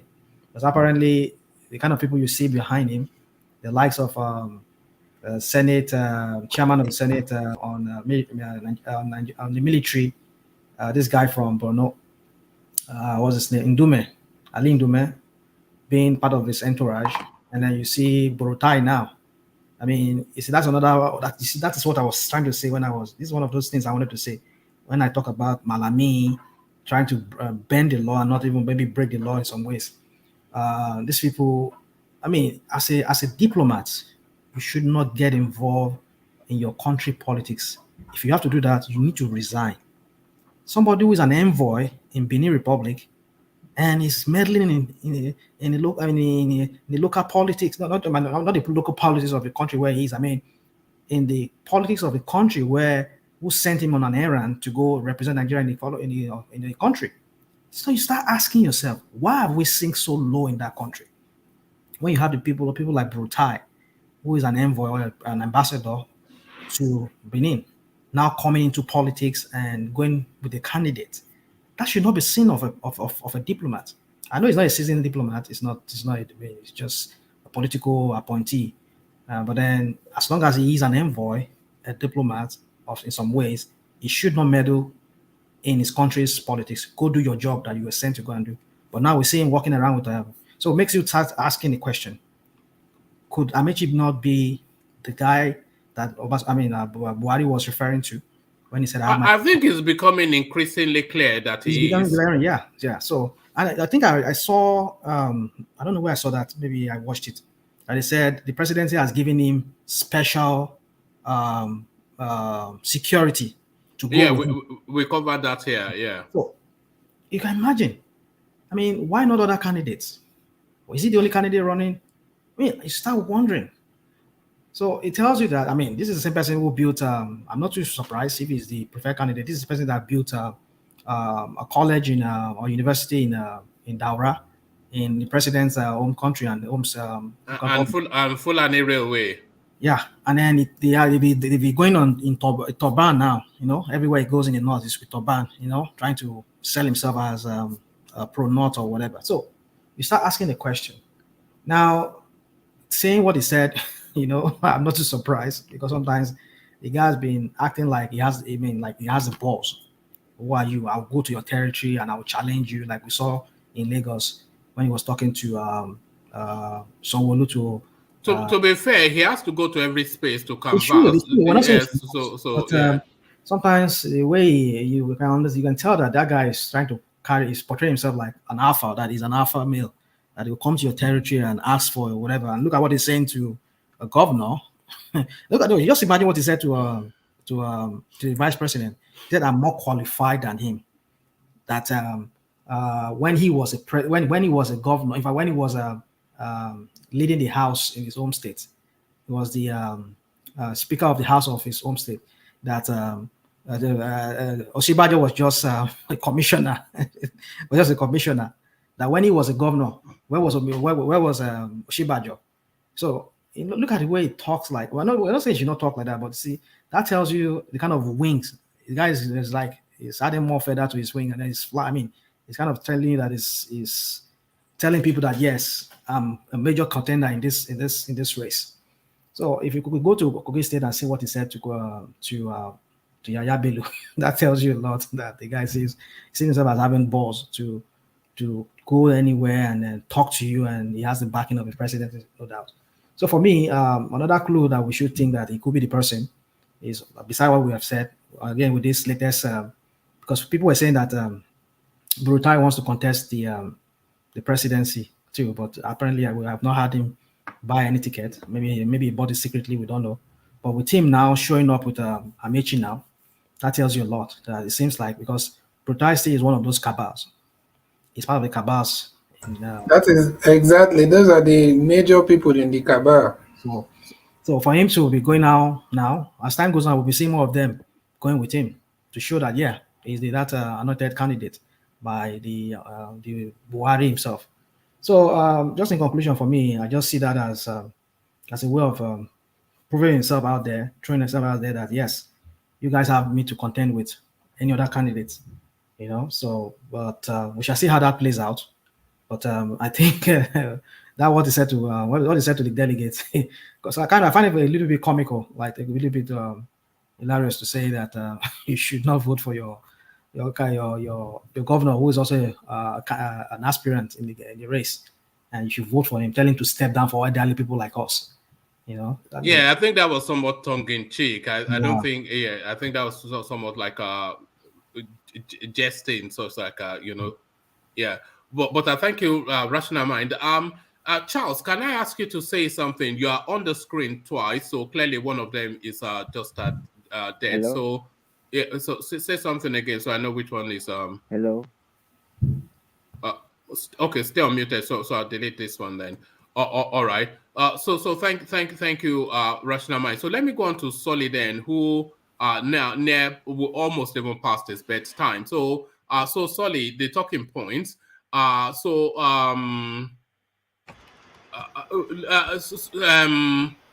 Okay, where do I take you? Let me take you to the Million Man March in the southeast, which a lot of people are. You can already see in CBD dancing. Yes. The Oh equivalent man, of you made a mistake. Oh, in the southeast, Ke. What do you It's all mean? over the country now. At least most parts of the country. You say in the southeast. I don't think one man said that. No, I did say that, but that was a Freudian slip because I see it essentially as a southeastern something. So that is Okay. probably a Freudian slip. But so taking that back, and then the Million Man March by the Southeasterners, let me then. Okay, by Nigerians before it comes the Million Man March. It was in different states. Yes. You know. So the relative success of it, what do you think this adds to the Peter Obi narrative? How many of them have PVC? Eh? Yes. How many of them match have PVC? Let's start there. But okay, let me not be skeptical. You know, yes, they had their match and everything. So, I don't know. I think it's one man. You said if Tinubu says he wants to do Million Man match, you will not find people. People will come on. People will come. In Lagos, maybe, but who will turn out in Onitsha? Who will turn out in Jalingo for Tinubu? Well, you never know. In the north, they may turn out. Who will even turn out in Ibadan for Tinubu? What about for El Rufai? If El Rufai asks them that, oh, they should turn out, some of them will turn out. You have belief question now and be campaigning for Tinubu. Your belief question they ask you. Okay. To me, this Million March doesn't really mean anything. Okay, they may celebrate. See, Nigerians celebrate things too early, you know, and these politicians just watch you, you know, because they don't celebrate until they cross the line, until they cross the finish line. At least the smart ones, anyway. You know, so you have to cross the finish line. You can't celebrate all these things till you cross the finish line. I would prefer him as a presidential candidate. I don't think I'll vote for him as a vice president. He won't really matter. You know, his opinions won't really matter. Whatever he planned to do won't probably come true. You know, he has to go for that presidential role in PDP. I like him. Oh, I really like him. He's tempting. He's tempting my PVC that I'm still going to go and collect. So but at the end of the day, people that are still in You don't even control, have PVC, and you're chastising other people that have it already. I'll get it now. And Give then me you're a chastising few other people months. that doesn't I'll have get it. it. I'll get it. When are you going to get it? When you're staying in Netherlands there? I can travel anytime I want. Until when it's closed, you go, huh? I'll still get it at the end of the day. You can expire according to Tinubu because he has an expiry date. When does it close to get your PVC? You're asking us and you don't connected it and you don't even have any plans for it. No, I thought it was going to be next year now. Oh, next year. Okay. I don't know. You can look online. Okay. Look online. They have I'll still get it. All right. Did you monitor the space and were you impressed somewhat by the turnout? Because a lot of people are saying it's a success. Would you say it was a success? Yeah, it was a success, but it didn't really surprise me. It's the agitation in that time that these two people were still out. The amount of movement, mass of people that they could gather was what surprised me. All these ones they don't surprise me. They don't really surprise me. It's not Nigerians. What would you say the demography is of the people that turned out? Of these people that turned, Mm. I don't think it even matter in each state of the amount of people that turned out now. No, I mean in terms of ethnicity. What do you the composition of the ethnicity? Do you think it's a diverse representation of the totality of the country, or do you think it's regional, based on their population of every state? Well, I would say they turned out mostly in the east. I didn't see a lot of northerners. I won't lie. I didn't see a lot of northerners. Even the ones that I saw, they covered their face. All those little things they used to do. But in the west, surprisingly, I saw some people. Surprisingly, because Yoruba looking people. Well, okay, I'm not sure of that. One man. No, you're micromanaging the opinion of this man. No, I'm not micromanaging it because we played the thing and yeah, and because we can identify each other through our physiology and narrow to ethnicity. Yes, they had all these marches right across the country, or at least a good few states. But really, what seems to have happened was that it's the Easterners within those states that came out to show their support. No, woman, that is a direct statement that is also not true. You can't say what happened is the Easterners. You can say if you had said it's a possibility that most of the people that turned out are Easterners, then okay. So can argue that, but don't say it's just okay. Easterners. Okay, sorry, Solly. But Solly, you try and spot the non-Igbo face on this clip. It's just a few seconds. Okay.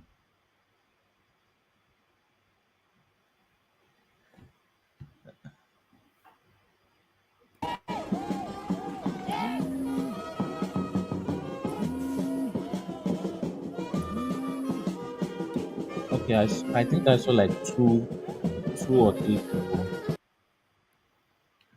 Was that not Okechukwu, Ifeoma, and Efeinwa? Is that not? I saw two or three people that look like Yoruba people. All right. Okay. Just 2 or 3 out of 2 or 3. Yeah. Thank you. I just sparingly added that 3 because I wasn't really sure, but it was very dark, so I just said it's okay, and it didn't look like a northerner, so Yoruba, so that made it 3. All right. But at the end of the day, let me tell you how I feel Yoruba people will see Peter Obi's level. They will see him at the level of Fayemi, at the end of the day. If he doesn't get that presidential ticket, I don't think the West will vote for him as vice president. No, it's not him they'll be voting for now. It'll be whoever is carrying the ticket. But we would rather vote ourselves then. If you get him if he gets that presidential ticket, he can woo some people in the West. Actually, a lot. I would even say 50% or more. But if he doesn't get it, well, I don't think they will look at him at all. They would rather vote for Tinubu. Yeah. But as a spectacle and as a political move, would you say that was a master stroke? Yes. Yes. He's trying to prove his points to the people at PDP. It's a good move. Yeah. If it's for party level, anyways, it's a good move. The best move he could have made. That'll send a message to them that everybody knows what they want to do, but they should reconsider. So it's up to the party, and let's see what will happen. That will tell us what the party truly is about. One man, do you know that Donyo Okukpe is one of his campaign advisor to Obi? Well, we saw how it was Goodluck Jonathan's campaign advisor, wasn't it, in 2015? And we saw how that panned out. But you know that guy is very good. You know that Donyo Okukpe is a very good strategist. The guy is a genius. Well, he costed an incumbent presidency, so that's is that no, not him. I mean, sometimes you can have a bad market that you sell. So the point is, he was overpowered. He was overpowered by Tinubu. All right. Back to you, Solly. Yeah, so that was my view on the topic. All right. Let me take you to another space then. APC chair, not that one. So APC clears Abubakar Malami for Kebbi governorship election. So this is just when they say these people, they are a law unto themselves, this is exactly the space that just, again, verifies that. Well, isn't there a law that states that he can't do this? There's a law that says that I can't do it, and that law is being challenged in court at the moment. So there's no verdict. So he's sitting outside of the law as we speak.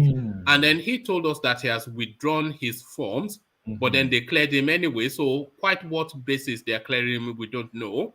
And then Buhari gave a directive that any appointee that is seeking elective positions should resign by the 16th. Today is the 21st, 22nd. So he's still a minister and still running contrary to law and directives from the presidency, a law to himself. Okay, but one man, Buhari said that they should resign. Resign or what? What will happen to them if they don't resign? Well, technically, you see how they used to play these games. No. What the option they gave them was, well, the option seemed to be you either hold on to your portfolio and withdraw your candidature, or you resign your portfolio and pursue your political ambition. So what Abubakar Malami then told us was that he has withdrawn his nomination form, and therefore he holds on to his portfolio. So what our understanding was then is that Abubakar Malami no longer in play for Kebbi State. So now APC have done the screening and they have cleared him. So which is to tell us that that application has not actually been withdrawn. So his form is still in play and he has been cleared to run for the Kebbi State governorship, and he still holds on to his portfolio as the Attorney General, contrary to the directive from the presidency and sitting outside of the law. I understand. But my question is that what was going to be the consequence if he did not listen? Nothing. They would have sacked him, presumably. Okay, Nobody why has is he not flouted sacked it. now? Well, because he said he had withdrawn his form, but now the form is back in play. Okay, but now that they know, why is he not sacked now? Well, that's a question for Buhari. It's a special rule for the Fulanis. It's a special rule. As we know, Malami knows that. He knows there is no consequence. He's fighting that thing in court, which will allow the thing to elongate.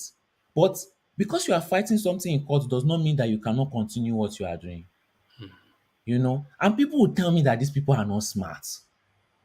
And you go tell me, say, Abuki no get sense. It's not really smart. It's crude. He's using his brain to, like I said, they are geniuses when they He's using force. Okay, sorry, but that's your interpretation. But yeah, carry on. Yeah, but he knows the force that he has.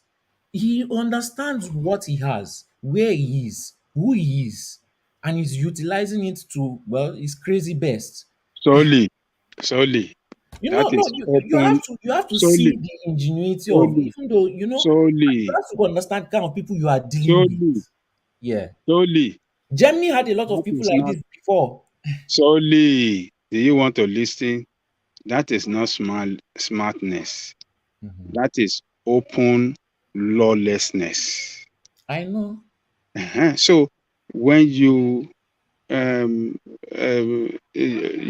violate the law, violate the rule openly with impunity, that is not smartness. Okay, but Ajanle Kuku, when I was in university, okay, and I used to study history class, you have to, if you keep thinking that people like this are stupid and they are just this, we study the ingenuity of what they do. If not, they wouldn't be there in the first place, and they wouldn't retain that position for a long time. As crazy as ingenuity. Hold on, a lot of people in Europe history were like this, especially Germany. And why is it especially Germany? Because German people, they have this kind of very quick, sharp intelligence. Very, very quick and sharp. Any small challenge, you give them a little of the solution. I've gone to Netherlands, I've met French people, but German, their own case is very different. So when you look at Africa, who are the peculiar blacks, the most peculiar blacks in Africa? Nigerians. Is that equivalent to Germany? We are in this era where we have a lot of intelligent people, but they are using it for evil. That is the point. And people keep thinking that they are dumb. They are not dumb. You two have to find The end geniuses. justifies the means, Abi. Well, there's a level of genius in what they are doing. If you study it in universities abroad, they will tell you that. That's what I was taught, anyways. And this is how they beat those people. You couldn't beat Germany that time. You are dealing with strong people, you are dealing with smart people, everyone in every rank, but they were using it for evil. But how did they get there? Do you know how many things they made? Do you know how many drugs you use? How many lotions you use? The things you benefit in life. Because but I don't want to glorify it, but this is what we are dealing with. So we have to think above their level. Malami is not a dumb man. He's a very smart Abuki. And he knows his power. No, solely. I'm not saying what he's doing is good, but I'm just telling you that he's a genius in what he's doing. No, solely. That is not genius. You see, where you in that environment and that society. No, that is not genius. We cannot describe that as genius. You just describe it as I was taught.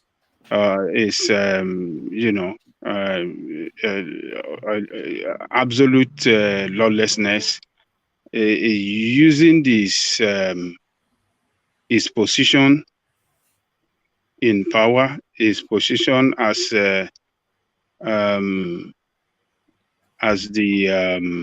manager of the law of the country to favor himself. That is not genius.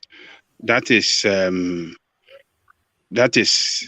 absolute lawlessness. And can I ask you a question? Yeah, let me finish. Let me finish. Genius, you want to describe somebody genius, somebody that do something in the right way and come out successfully to the delightfulness of people. Yeah, that is what evil genius. Okay. Koko, that is what you can describe as genius. But somebody that uses his position of power to perpetrate lawlessness at the disadvantage of the progress of the country, but only to his own progress. No, that is not genius. That is just describe it that it's just violating the law with impunity, and that should be condemned. Should not be described or celebrated as genius. No, I'm not celebrating him. I'm just pointing it out. Back in the days, somebody like him, you wouldn't say all these kind of things to him. People like Genghis Khan, people like Alexander the Great, people like Troy, they were like this, probably even worse. So would you say they were dumb? Well, that wasn't genius. That was being, like we'll call what's it called? Former head of state, IBB. They call him evil genius. Yeah. The guy is they call him Maradona dribbler. He dribbled the political space back then. That was why they named him. How he inaugurated his years as the head of state. Well, but then you see what Malami is doing is equivalent to that. He's a Maradonic person. He knows how to dribble with the law. But does that not take a level of ingenuity? Well, like I said, you have to admit it. The first stage is admitting it, so that we understand. Level of ingenuity. I can agree that with you. I can accept that with you. A level of ingenuity. Well, that is it. But it's in a negative sense of it, because it's only trying to use it to benefit himself. Rather. So now we understand. I don't know if you people listen to what. So let me just quickly say before I forget it, because I've been wanting to say that. We know some people. If I say it now, I know what man will say. This man is always. Falana said what he did, even what the president did, by asking them to tender their resignation. That has amount. I think he quoted a part of the Constitution where it says something to that effect, that when a president or they tender their resignation, you cannot revoke it back. But we've seen with Buhari how we've seen the level of lawlessness, in an impunity that has been the bedrock of this of his administration. That Malami, despite he has been asked to resign because of by virtue of he taking up a ticket, will invalidly make him to be cease to become the Attorney General of the Federation. But somehow from the back door, they brought him back in, or he brought himself back in, and he remained in that post. And for whatever reason, whatever thing he has planned out, that he knows there's a case in court. Before the case, he knows that the case will very soon we get a hearing from the Supreme Court, perhaps, and that would give him the license to remain in office whilst he contesting. So they know what they're doing. So what I'm just trying to say is that, but Falana said that is against the Constitution. But this is a government that has no regard for the Constitution, as long as it does not benefit them. If it benefits them, I mean, as long as if they find it not to their own liking, but when it's to their own liking, they know how to use the Constitution. So that's just what I'm trying to say. What he has done is a gross violation of the Constitution. It's going by what Falana said. So, calling him a criminal because there's nothing ingenious about criminal. Criminality is the easiest thing to perpetrate to you. So there's nothing so special, there's nothing so natural, there's nothing so creative about criminality. So this guy is a criminal. Call him his name. You can be an evil genius, but whatever you are bringing will be so natural to you, man. Maybe that nobody or maybe few people have even ever thought about. So criminality is a norms within that political space. So Malami is a criminal. So I don't challenge using the word ingenuity or using that the word. What ingenuity means, being creative. I think that's what it means. I've seen you likening to what IBB did, but totally different. I can tell you that. What did IBB do? That did IBB not bend the law? Did not elongate himself in office? Don't forget that IBB was a dictator. Don't forget that IBB was a dictator. Is it not synonymous to what these people are doing? They use decree. This one, they go to court. They use the judicial system to get some kind of court injunction to kind of bypass anything they want to bypass and break whatever they want to break and bend it in any way they want to bend it. Does that not require some kind of creative? You see the difference between IBBO, although this is not what we are calling. The difference between IBBO is this: you never knew when this guy was going until you see the result. Already, everyone could see where Malami is going. You know, when IBB presents a good cause to you, everybody will see that thing as a good cause. But at the end of the day, what is he trying to achieve for selfish benefit? So you never knew where IBB was going. That was why it was called Maradona and the evil genius.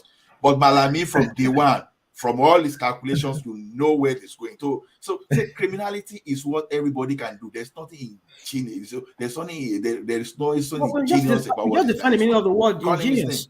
What's the meaning of the word ingenious? Bros, when it comes to my session, I will tell you. Okay. But as it is now, call Malami his name. There's nothing ingenious about it. Can I ask you a question? So when Malami told people that he was dropping that form and he didn't, is that not the same kind of thing that you just said that IBB will say that, you know, something that everybody will celebrate and you find that is for him?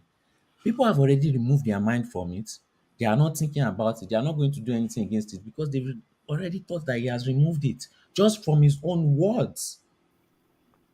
I think I'm with Solly on this because why is this guy committed this criminality, impunity, and then no one is challenging them, even though we have, because what Solly is saying is that this particular session are so intelligent people. Then if not ingenuity, because they know how to play their games, because they control the Senate, they control it, so no one to challenge them, and then we just let them get away with it. That everything. Look at the other time, 80 billion stolen by one of them. The other time was 6 billion, and then our streets, everything. I mean, so no one is challenging them. Why we don't challenge them then? That means it's a total failure on our part. So I think it's ingenuity, is the right word, or intelligent. They are so intelligent. They know how to. They are masters in this game of politics between the South and the North divide. Thank you, sir. So continue. Okay, listen. So that's just it. This is why, man. we're in our society, we don't study the good and the bad people. We just live. Anyway, we don't even have history in the first place. But that's how I see Malami, and there are plenty. You can see that back then it was military era. Now should even be harder because now they can't force people to do things. So they are using their brain more and more. We need people that can think on their own level and fight them back. Gra will never work. You cannot fight any government, no matter how bad the government is. Gra will never ever work. You have to outsmart them as they outsmart you. You see, a lot of what you are saying, I agree with, but maybe not in this instance because it's not really clever what this guy did. Is just they say when they say somebody is playing with a stacked deck, is playing with a stacked deck. Okay, but one man, you are grading everybody at your own level of intelligence. How do you mean? You said, "Oh, he's not like this. He's not clever. He's not this." To Nigerians, he outsmarted them. He may not be able No, to it did outsmart not. you. It did not. Okay. Okay, so how did he get away with it? That's what I'm saying. He's playing with a stacked deck. Okay, but we didn't know that he didn't remove that thing until news came out. If news didn't come out, would most of Nigerians know? No. But the point is, they said he withdrew. They said he has already withdrew. He said publicly that he withdrew it. And no one challenged it. How do we challenge it in what way?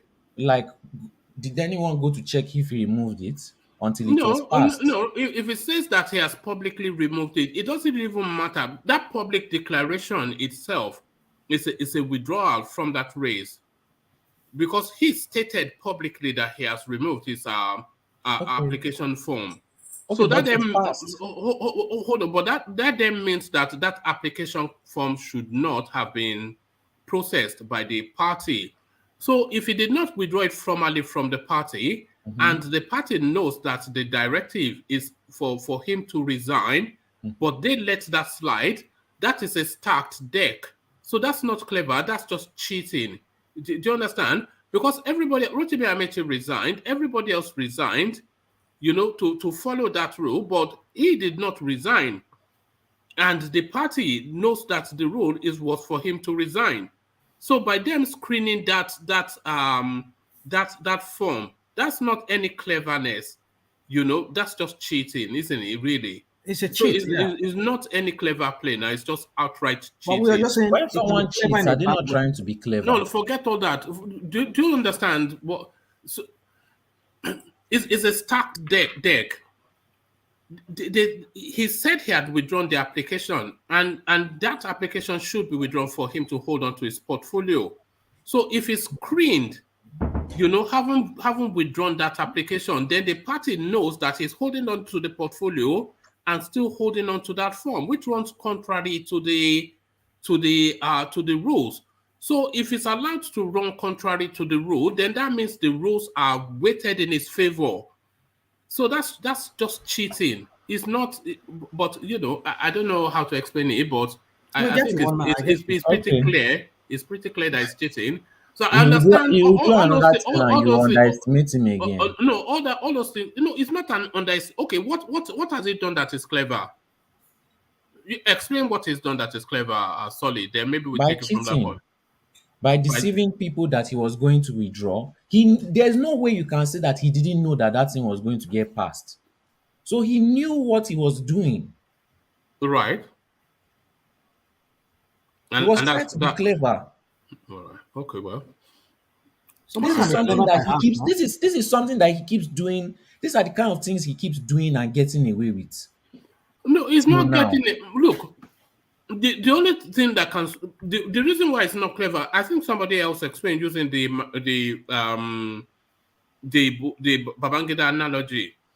It's not clever because everything that he is doing is predictable and crude somewhat. Okay, but it's able to get away. But how does he get the result? He gets the result because Buhari is the president, and there's no authority that can otherwise correct what he's doing. Okay. So that's how he gets the result. That's not clever. That is part of identifying your power, isn't it? What do you mean identifying your power? He understands the power that he has. He knows where he is and the people that he's around. Well, I don't So know he about knows he can get We away say with conning. it. It was conning. Is that it's what it not is? even cunning. It's neither cunning nor clever nor anything. It's not as though he, through the weight of intelligence, did something to catch anybody off guard. Everything that Abubakar Malami does, it is predictable and obvious and crude. But he gets away with it. Why? Because Buhari is the president. Buhari is loyal to him. He's his clansman. He's been his lawyer since his CPC days, and he gets away with anything that he does. So that's not especially clever, no. You may say that he understands the power that he has and is using it to his advantage, but really it's just a crude. Okay. Clever is outwitting somebody. Okay. Nobody is outwitted by what he's doing because the wit is not even there. It's just a crude, but that's just my understanding. But maybe, I'm not thinking it at all. Okay, one man, if he becomes the governor of Kebbi State, right, would you still say that he's still not smart? Okay, well, you will say smart, but I He's think we're an looking at it from not at the level of IPB, but on his own level. Okay, maybe. Look, something Solely, look, not smart. We have said it before. Okay. Undermine the law. And as the Attorney General, he is expected to be a man of integrity. But he demonstrated that he is a man that lacks in that integrity. Whatever Attorney General has to do, he must put into consideration the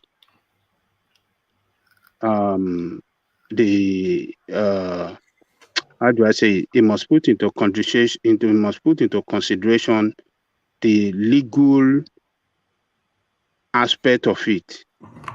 If it is against the law, he must not see as the person violating the law of the land. So when he violates and constantly violating the law, it shows that he's not fit to occupy that office, because anybody that occupies office must be a person of integrity.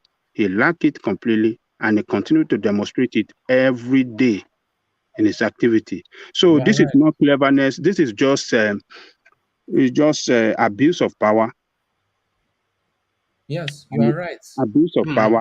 When you constantly abuse your power by the virtue of your office, it doesn't show that you are clever. You just and like one man said, he has the president backing him. You understand what I'm saying? President is acting as cover for him to get away with all these things. Otherwise, the law should take its course on him. He should be in jail. In a normal situation. And Sonny, I agree with everything that you said, by the way. The logic behind it and the science behind it and the history behind it and the German example that you cited. Exactly. I agree with all of that. But for me, it doesn't apply in this instance. Only because the guy you can predict what he's going to do, and it lumbers through a tedious clumping process to bullhorn into it. It's just crude. One man. Can I take you up on something you just said? And I think a lot of people are repeating that in the comment section. Which is what? That we can predict. No, we cannot predict. Because if we can predict exactly that this is what the guy is going to do. Okay, for example, I give you an example. We've been trailing on this platform that is going to straddle the both positions, which is what it's doing now. We know that this is. You are measuring your intelligence level as like everyone is as intelligent as you. Most average Nigerians are not. Solid. What I'm trying to say is this: that of course, we know his end game, that this is what he wants to achieve.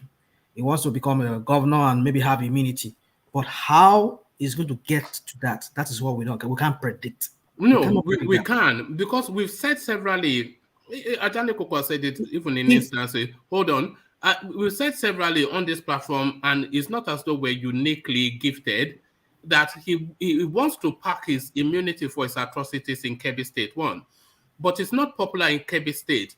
So he needs the weight of his office as the Attorney General of Nigeria to force his way into that Kebbi State. If he resigns, he won't get Kebbi State, you know, and if he doesn't get Kebbi State, he won't get the immunity. So he needs to straddle both, you know. So we were saying that when he said he had resigned, if you've been following the session, we were saying on this platform that as soon as this administration ends, it will run, because he has to run because of all the atrocities he has committed. But here it is now, against the directive of Buhari that stepped down Rotimi AMAECHI, because that was a presidential directive that stepped down the junior minister Umwaduibe, that stepped down everybody, Chris Ngige, I don't know if he stepped down, that stepped down all of these people because that was a presidential directive. He did not follow that directive, instead told us that his thing has been withdrawn, which is not just a deceit on us, but more so a deceit on Buhari, who gave the directive, and he told him that he has taken one of the two options, which is to hold on to his portfolio. But it's not clever now, because it's so predictable. You're not even letting me land my points. This is the point I'm Deceit on Buhari, you can't deceive Buhari. Right, go on. We do not know exactly how this is going to play out. Well, we know where it's going. Now, the point is, what I'm trying to make is this, because people were on the platform yourself, you're saying that we cannot predict. I mean, we can predict rather. Yeah, no, we cannot predict how he's going to get about it, because initially what we thought was that he was going to go by the pronouncement from the.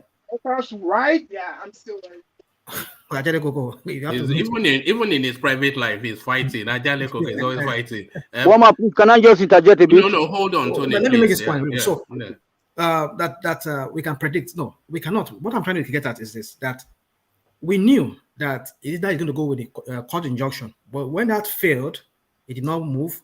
Then we knew that either he's going to resign. That was what we were thinking, that he was going to resign and continue with this. But people knew that he wasn't going to resign. But how was he going to do that? That area that he won't resign and wants to remain in office and also become the candidate. That was what we maybe you have not been following the news. That's I have been following the news. No, you have not. So because if you have been following the news, then let me land this point. The point I'm trying to say is this: did we all know that this guy never actually pulled out his form until today that we're talking about it, or when we had this story? We sort of knew. You knew? Oh, I didn't know. No, that's why I said. Well, okay, that's why I said you've not been following the news. If you had been following the news, this guy told us he has withdrawn his application, his nomination form. Okay. But then, shortly after, a lawsuit was instituted at the Supreme Court, which is the final arbiter within the Nigerian space, to challenge that 8412 clause in the Electoral Act. You know the date that they are setting that judgment for, the 24th, which is 3 days' time. And you know when the primaries for the APC is on the 30th. So he is going to procure that judgment from the Supreme Court, which opens then the opportunity for him to hold on to his ministerial position and still vie for that seat. So the moment we heard that he and Buhari had gone to the Supreme Court to institute that lawsuit to challenge 8412, then you knew that he was still in play for Kebbi State and to hold on to him. So it is predictable because it's playing out in public level. I want to believe that you're only saying this because with what has come out. I mean, with the we've mentioned this in conversation here before. That is why you would say we've mentioned it in conversation here before. Well, I don't know. We've mentioned. If you go back to the poll here, I will tell you. I will tell you that I know that this is what his end game is, but that how he's going to achieve it, because I knew there was a case. No. That's why if they look, they went to the Supreme Court to have a hold on. They went to the Supreme Court to have a judgment for the 24th of this month. Why the urgency? If it's not for the primaries, why the urgency? What did you see? Yeah, I get your point. So it's predictable now. If you follow the sequence of events, then you can see how it's maybe I wasn't following very well through. like yourself. Go on, Sonny. So back to you, Sonny. Yeah, I'm not praising him more. I'm just saying recognize the level of genius you are dealing with, and you to get up to that level of genius if you want to battle these people. You too, you should be able to surprise them too. You to think about it. How many Nigerians are mentally surprising these people? And sorry, also just to say this now to document it, just so that you say I'm not speaking after fact. The plan is for Malami to go and pack his immunity under Kebbi State because they cannot predict when they are out of power. But then Malami is going to come back, after whatever tenure that whoever, and that's why they really wanted to use Goodluck Jonathan, but it doesn't look like so that is working. Malami is going to come back after the tenure of the next president, and he's going to come and take that seat to continue from where Buhari stopped. So that's the plan. For him to become president? Of course. Come on, you don't know. You don't know. Can I come in, woman? Yeah, go on, Tony. Yeah.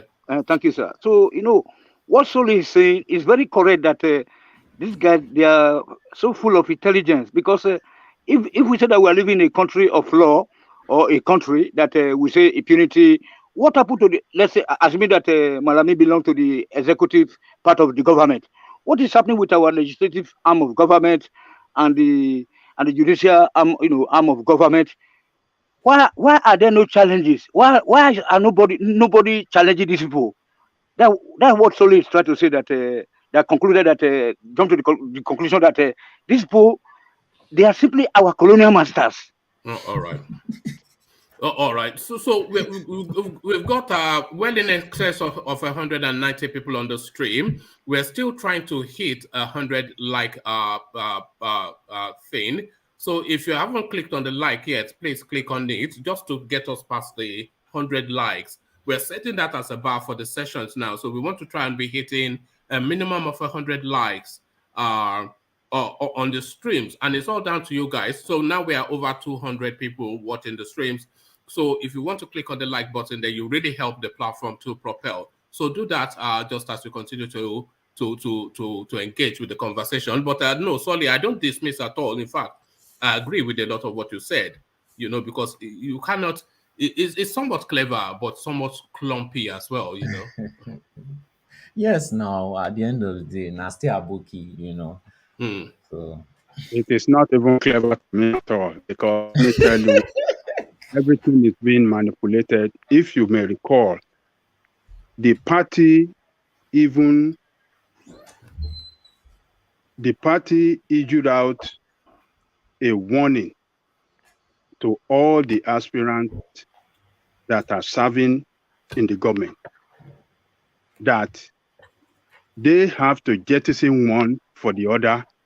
If you remember, I don't know if you can remember, the part as well. It was right there. It was Boss Mustafa that actually came out to So it was, it wasn't just then. So it was Boss Mustafa that gave out that directive. Oh, okay. So that I thought it was the party, the APC itself, by the chairman, that those that are in government already need to resign for their form to be valid and to be screened. That they will not be screened if they don't leave government service. Because of the law. So when you see the chairman of the party, or particularly, let me say, the party taking this position strongly against violation of the new electoral law, and you see the chief officer of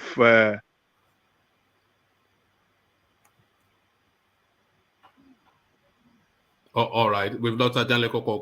Round off your thought on that space, Solly, and then I'll move you on to another talking point. So another point is that we keep on saying we in diaspora. The average Nigerian in diaspora. No, hold on, Ajale Koko. You broke off, and Solly now is carrying on. So let's Solly carry on. The average diasporan Nigerian is smarter. Is smarter than majority of the Nigerian population. We understand the peculiarity of the regions, north, east, west. We come here, we discuss it. Whether we agree or not, we still know the truth. We can enter that country and start outsmarting these people. We know, we can't lie to ourselves. These people need money, they need bribes. Are you telling me that we can't outsmart these average local men in Nigeria? Forget the violence, forget this thing. At the end of the day, money speaks. We can challenge them because we actually have foreign currency, which is a lot in Nigeria. They made the value down, they made us richer. What are you talking about? What are you talking about, Rosali? People in diaspora can come back and play the same mental games as these people play. That's what I'm saying. You may not like some of what they do, but you understand the environment that you are in. Like I say, when you are in Rome, behave like the Romans. If I go to Ikeja, I hold my phone tight. If I'm in Amsterdam, I don't really need to hold my phone as tight. So if we can understand that, why can't we just take the same intelligence and go to Nigeria and apply it to? We know the kind of government that is there. Are you saying that we can't outsmart these people? These people are not compared to the average Nigerian man in diaspora. Compared to the average Nigerian man in diaspora, these people are not smart. They can't survive abroad. Sorry, don't say that. Don't say that. How can they follow rule of law in abroad and survive? People in diaspora, they are comfort zone. They are two different things. If you, as you have now, if you go to Nigeria and you spend 1 year in Nigeria, before you know, you can even be more the madness. If you go back to Nigeria, the madness we can go even be worse than those people in Nigeria. See, you have to look at the environment. You have to look at a lot of negotiation. They have to find some middle ground for them to survive. So that one we now tell the type of strategy they are going to employ. That is why you see them behave that way. It's not as if they are not smart. After all, it is the same Nigerians that are not smart that they come back to, that they go to diaspora and they become very smart when they are there. It simply means that this thing is already inherent. That smartness is there, but sometimes you need some kind of environment to use this thing. So it is more of adaptation for survival. So it's not that the Nigerians are not smart. We've seen government in the past that look purely Nigeria, local content, and they did well. So it's I just want us to, I don't know if you can just rechannel it. That's just my opinion because you don't make them look like as if they don't have brain back home, right? That's what I don't want us to. Hold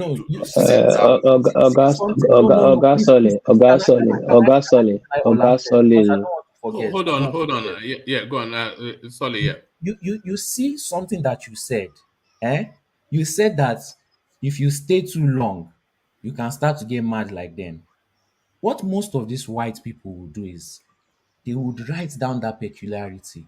They will create plans for that. How much can your mental capacity take in that country? The average diasporan, maybe it's 4 months, and you start rotating people every 4 months. That is the beginning process of beating them. Understanding your peculiarity, understanding what works. We can do this.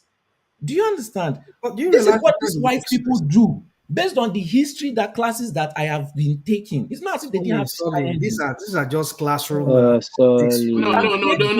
These are based on historical, documented processes. Now, these are not abstract thoughts. You can create funds for this because like I said, we are the only one that can financially challenge them. You can create funds for this. There are so many methods, crypto, bank payment, whatever they want to do, they can't stop payment from that in the context. All right. Hold on, Rationale. Let's hear from World Peace. Yeah. Beating them is not the issue.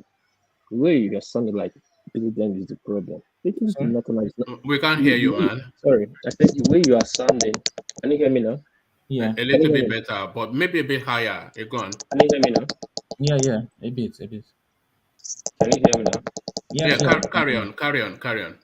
See, beating these people is not the issue. And the way you are sounding like is beating them is the problem. What the Northerners are doing is abuse of power. Clearly abuse of power. But you know, Hold on. Calm down. They don't know. Hold on. They know. That's why they are doing it. I don't know why you cannot read the writings on the wall. APC, mostly this Fulani cabal, what they want to do, they first of all put on the public domain. You will see it. The more you look, the less you see. When they announce that every APC member to come and sign, not to go to court, first I knew there's something cooking. Now this is what this he just did. Now no other member that resigned can take him to court, and this was their end goal was for. Now is the only APC that is there. You have about 75 other parties, right? Why this will not take them to court for breach of misuse of power? I like that you say this too. Wait now, come, just let me finish. I'm driving somewhere. The problem is we, the South. This thing they are doing right now makes Tinubu chances less. If they can do this and get away with it, tomorrow on the 27th, they can throw Tinubu away from the ticket and nothing will still happen. Hold on. It's your power, you're misusing, you're using it. No, you see yesterday they announced that no president, governor, senator will vote in their primaries. You heard that now? Meaning Tinubu 12 governors is bye-bye. In delegate is bye-bye. Okay. So anything they do, they put it there, you see it, but we still want to think we still try to do physics in common mathematics. Not even mathematics, arithmetic. Okay. This is just during Buhari regime, PDP got more states through court. Why didn't you use the executive power to get it back? Okay. If the rest party, PDP and the rest party take Malami to court now, it will only be a time of it will only be time. Okay. They will get him out of there. What piece? Can I ask you a question? Sure. In terms of Malami now, if who could have challenged that is? Can anybody challenge that is APC ticket? Yes, the rest parties. The rest sorry? other parties. The rest other parties can challenge that. Okay. Now, what piece? You are a man, and you understand that this thing could have happened, and you understand who could have reported this case. Now, do you feel they didn't report it because they were not aware of it, or they just didn't want to report it? No, say you cannot report a situation that have not happened. Now Okay, it happened. What now it happened? You're supposed to say counter but that's attack. not what I asked. That's not what I asked. I'm asking, why do you think? Okay, because they were not aware of it, right? It's not bad. Well, you cannot report what has not happened now. You cannot charge a crime where it's not yet crime now. Now he has done it. It's a crime. The next by Monday, we're supposed to see courts. People full up with court with cases with Let me rephrase this question. If people knew that the tickets had not yet been removed, who could have stopped it? Could anybody have stopped it? First of all, fine. Let me answer your question to your question. Hold on. First, let me answer your question to your question. The chairman would have stopped it, but why will he stop it? Yeah, say same Kingsman. Okay, but the chairman had all the right to. Who else could have stopped it? I don't know who else you're asking. Where you driving to? Go there understand. because we're deep into hours now. So yeah. My point is that if we the aspirants had somebody like World Peace that knew or had the knowledge that this could have happened and was tracking it, the person's main goal was to track it. The moment he knows that this thing has not been removed, he can report it to the nearest person that doesn't have any side to tackle or pick, for that person to report it. What you're saying is that way it wouldn't have gotten passed in the first place. Hold on. We don't have people like this in this position. Sorry. What you're saying is not rocket science. Who's supposed to stop it is just the APC chairman Adamu. As soon as he say he wants to retain his Okay, but what his are you ticket. sure it's only him that could have stopped it? Are you He's the sure? APC chairman. Yes, no, he's the APC chairman So and you're the 100% committee. sure that it's Or Malam Buhari. Buhari, yeah, these are the people that's in the APC that will say, no, this one will not continue. No, no, no. Mechi dropped out. So many other people dropped out. What would these people say now? What would they say? So But before it was Adamu know the passed, form is there, but he left the form there. okay, what The is same before, blame goes to all of them, as in the people in charge right now in the APC, the chairman, the whatever, even the Tinubu is the party leader. These are the people you're supposed to blame. okay, what piece before it was passed? If it had been known to the public that the ticket has not yet been removed, do you think it would still be passed? Oh, okay, let's leave this space because I don't think I think I understand what you're saying, and I suspect it's understood. But I think a contrary view. What you're saying, yeah, there's no fault in it. At least for me, it stands very much to logic.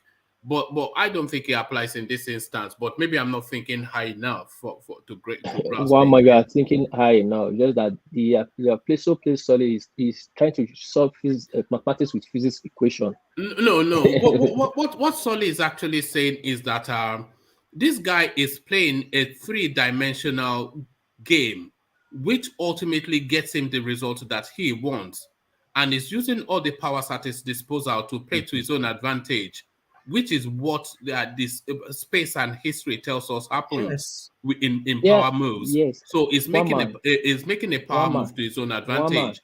But what I'm suggesting is not. If it works out exactly as he plans, then who am I to say that it's not clever? But because you can see the processes as it's going, and it's so predictable, then it's not especially a clever play. It's more like a bullhorn sort of.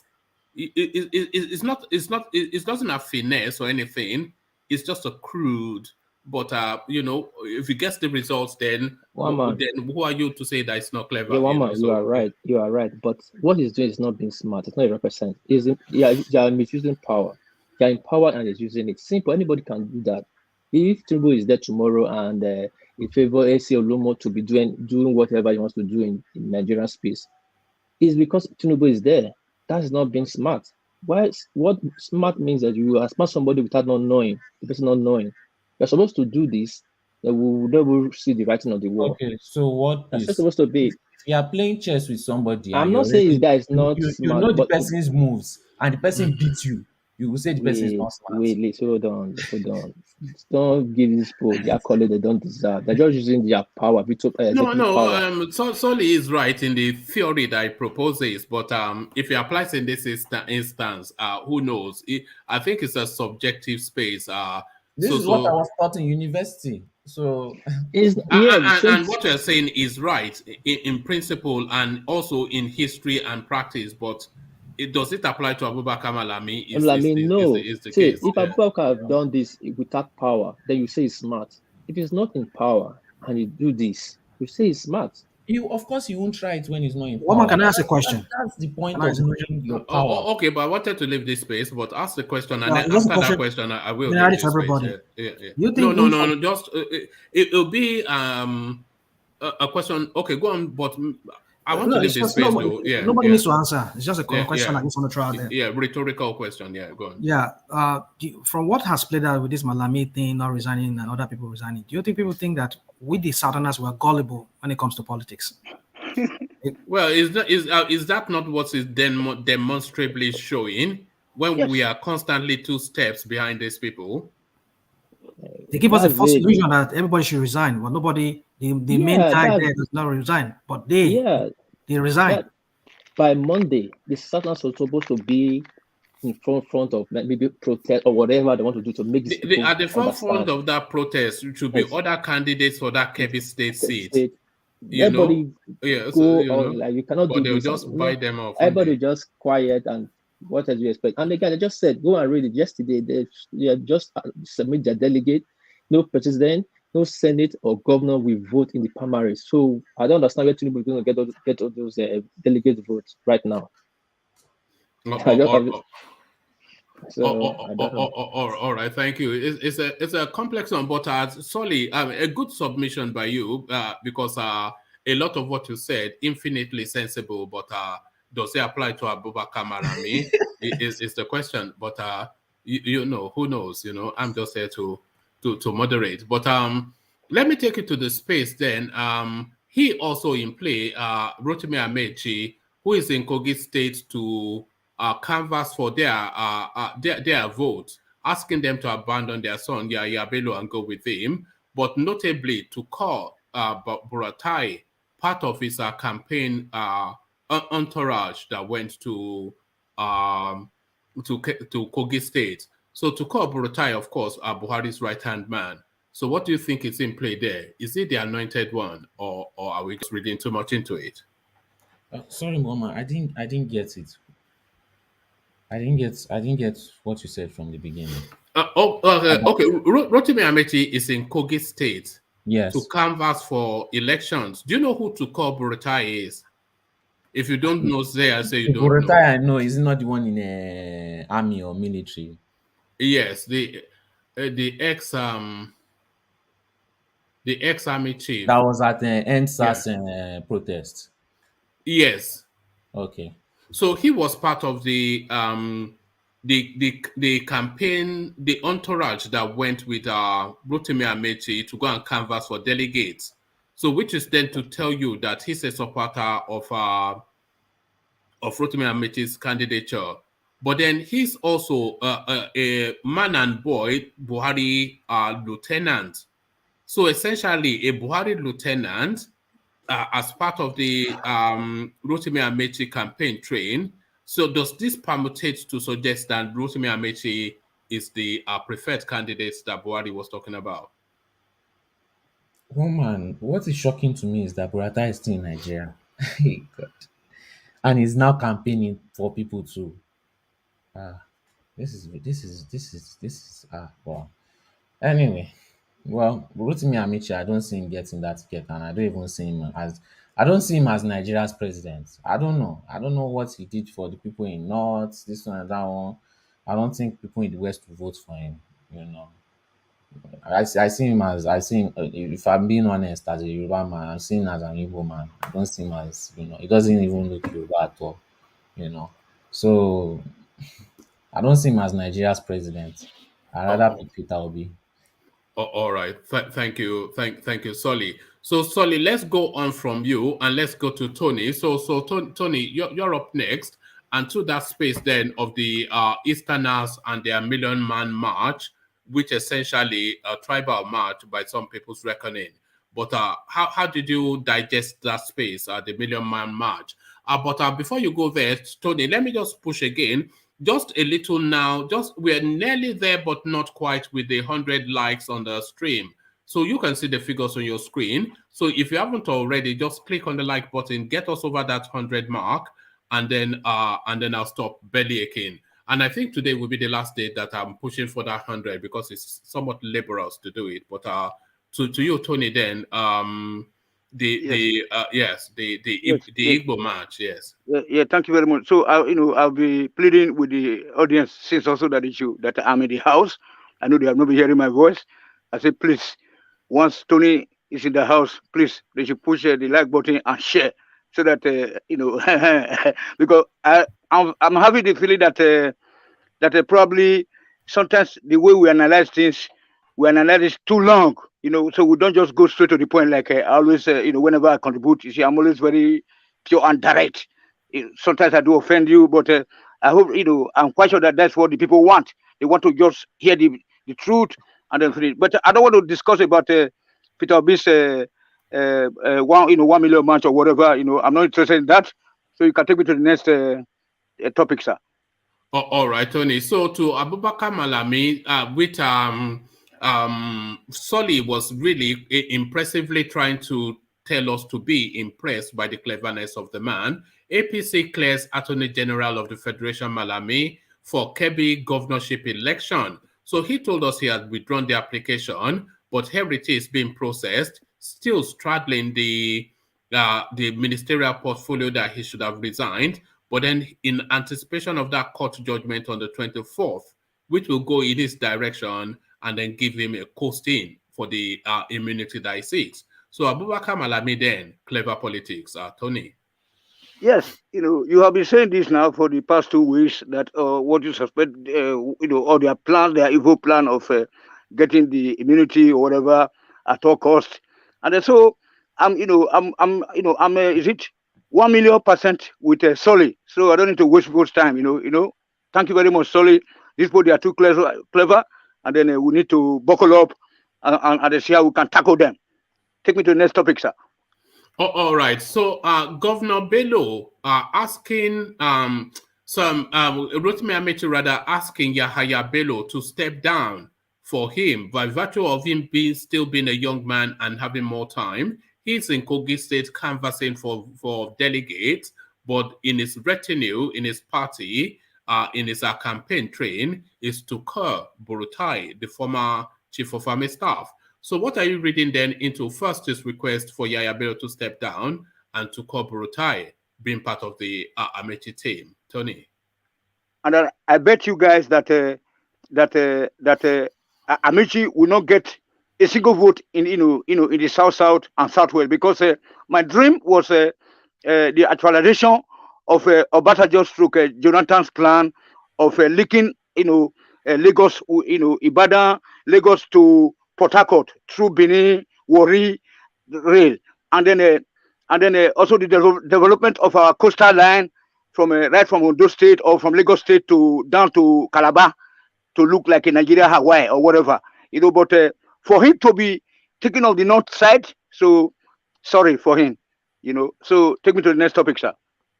All right. The APC chairman, Abdullahi Adamu, he was put the question then, because it's been rumored that if Tinubu doesn't get the APC ticket, then he's likely to pack his bags and move to another party. So he was put that question, and he assured that Tinubu or anybody else, they will not be leaving the party, whether they get a ticket or not, and they will instead work hard to retain the party in power. So what authority is he speaking of or speaking with to assure that Tinubu would not leave the party if they diddle him out of the presidential ticket? Yeah, that is, look who is talking. These people, Adamu Abdkadia, these are not Nigerians, but Tinubu, is our brother. So I don't know why they should be interfering, with our politics. So Abubakar, Adamu, all those names, they are Arab names. They should go back to their wherever Arab country they come from, and they'll be talking about politics there, not in our own space. Take me to the next topic, sir. All right. So you don't want to speak on the Million Man March. So then the Ahmed Lawan, the current now president of the Senate, he's saying that the federal government should unleash total federal might to crush insurgency.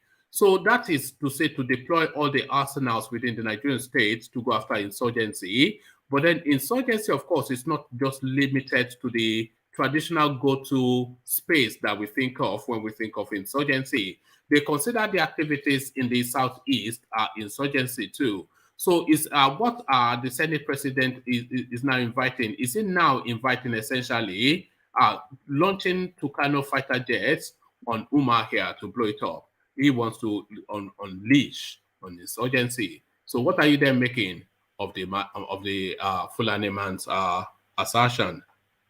Yes, sir. You know that about 2 weeks ago, if I'm not mistaken, there was a video that one Yoruba guy made that was viral, on the internet, that the people, they already planning that most of the northerners in the south, those young ones, we stay, but the old and their women and their children will be taken up to the north, and then they will deploy the northern soldiers to our place and take our old soldiers to the north, and then they will unleash mayhem on us.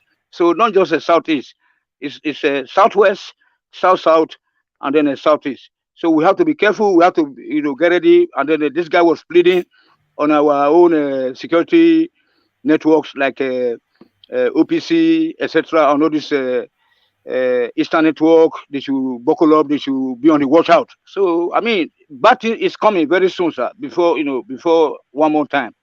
So they are coming to unleash mayhem on us. on our people. That's why we should not be politically correct all the time, in our discussion here. All the Southerners should unite, and then we don't want to hate the Northerners, so we can create a country and then invite. Oh, what happened? Live it together in one country is not possible. All right, thank you, Tony. So I don't know quite what happened. It suddenly popped off. Yes, even sorry, woman. There's the way you can see that our system has totally failed. There was a video day before yesterday, to be precise. A police person was being taken away by a driver in Lagos, or I don't know, somewhere in the police was trying to, he just stopped the car and jumped into the car, and then the guy was running away. The policewoman, Abi. Yeah, she was begging. Oh, he's taking me to, a policewoman, crying. I mean, stuff like that. It just showed that there's never going to be, an improvement in our system. All these political people or whatever, it's useless, because how can a president be influencing an election that is coming up? A political president, a president. I mean, it's just too crazy in our environment, sir, because they will say this one, or maybe the traditional ruler, or this. It's not about the people. In the places where we live, where you live, where I live, it is about the people, the issues, the issues at hand, either the provision of employment, educational, deficient or whatever. But in our own space, it's about where you come from. It's about how much I have. Like that Imo State primary that they are asking people to come and donate, to bring money to buy. It just so that we're heading nowhere, sir. That we need to recalibrate and see what to do. I don't know also.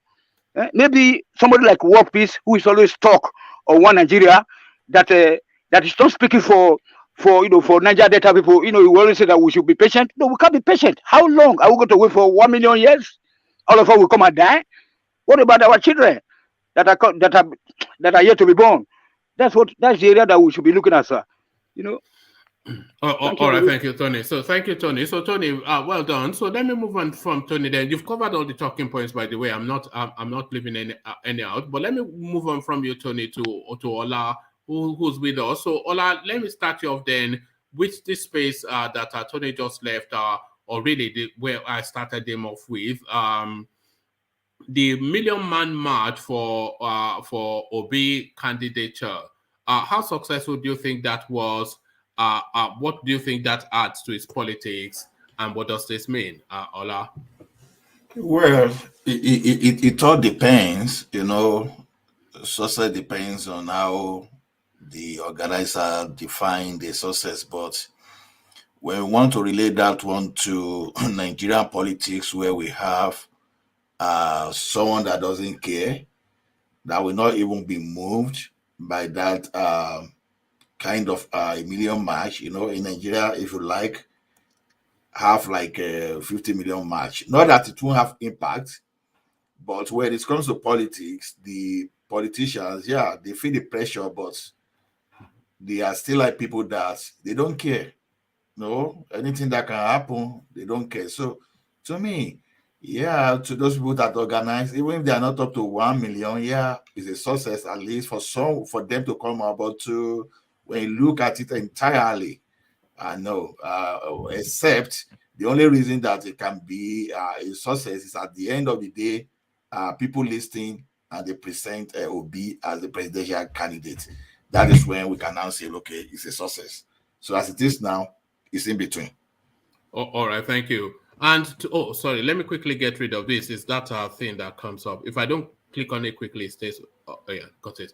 So to the Abubakar Malami narrative, he being clear now for the APC governorship seat, even though he had assured us that he's withdrawn his application.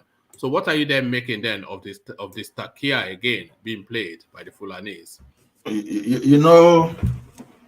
If there's anything that Nigerians will never forget about APC, is that they've taken the level of illegality to the next level. I don't know the latest on the suit against the relevant section. I think the bone of contention is section 84 of the Electoral Act or whatever. And to the best of my knowledge, the thing is still before the Supreme Court. And the last time I'm aware is the appeal court just said okay, they should still stay. They give like a stay execution, that they should stay of the execution, and because the one court first gave that judgment that they should delete that session, so another court said no, just you still suspend the implementation of that. So I'm not a lawyer, but to my ignorance or to the best of my knowledge, I think when the case is here to be determined in the court of law, I think the law should still stand as it is. So I don't know the legal basis for clearing these guys, because there are a lot of litigation, because the guy may even win the ticket at the end of the day, becomes the governor, and if the judgment now is now become unfavorable again, then the judgment is coming on the 24th in 3 days time. Okay, because that is when we can say for sure. But like I was trying to oppose the idea of calling Malami genius the other time. See, I just want to make sure that nobody is admiring Malami and be trying to see something good in him with what he's doing. This guy is abusing power, and anybody that has criminal mind can become, can abuse the law, can violate the law. Now, yeah, I saw a situation whereby it's being compared to IBB, and I think that is very unnecessary, because if you really knew IBB, you will know it's a totally different case. What IBB will do that time is, you can see a good person that, oh, he knows you for a cause. Oh, this guy is on a good cause. He will invite you. Oh, you are very good in doing this. Okay, you can give us the best of education in Nigeria, reposition education. It will give you, knowing quite well that services will corrupt you. And when they corrupt you, as a critics is going to silence you. So that's what it did to both Taisho Lani and Wole Soyinka those days. So something came up, and these people just find out, we have to resign so that we won't spoil our name. What did he manage to do? He managed to keep them quiet, so that, yeah, this guy, they didn't commit any illegality, but he was proving to them that, being in government is not easy. So you see, he used what they know. He used the idea. You have good idea. You come and execute this thing for me. It's not as if he's going to dictate for you, but he will allow you to fail on your own. And we see. So that is where he got that name of evil genius. So not that IBB was violating law around that place, but these guys knows the process of that law, knows that the law is not permitting this thing, and he went ahead. He has been violating the law. So there's nothing ingenious about that. It's criminality. So please don't admire this guy. So to me, I think we have to wait for that law, for that judgment, to see what the judgment will bring out. And I see, to some extent, and I still trust the judiciary. If there's any harm of the government that is not fully bastardized in Nigeria, at least to some extent, we can still trust the judiciary. So whatever they present on 24th, then I think so it be. But as it is now, my understanding as on legal professional person, based on my experience, based on what I've heard from lawyers, as it is now, the law is not still yet deleted from that thing, and I don't see why Malami should be cleared, because the case is still in a court. So to me, everybody trying to give Malami pass, in my own, from my own naivety, I think is illegal. So, and it's criminality. So that's the way I see it.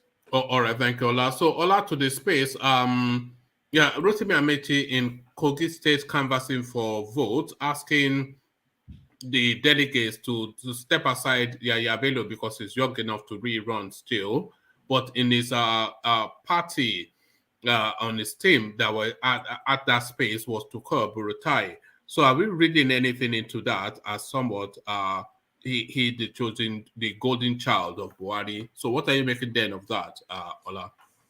Oh, no, did I get to that Buratai want to be his vice president, or what's the connection with Buratai?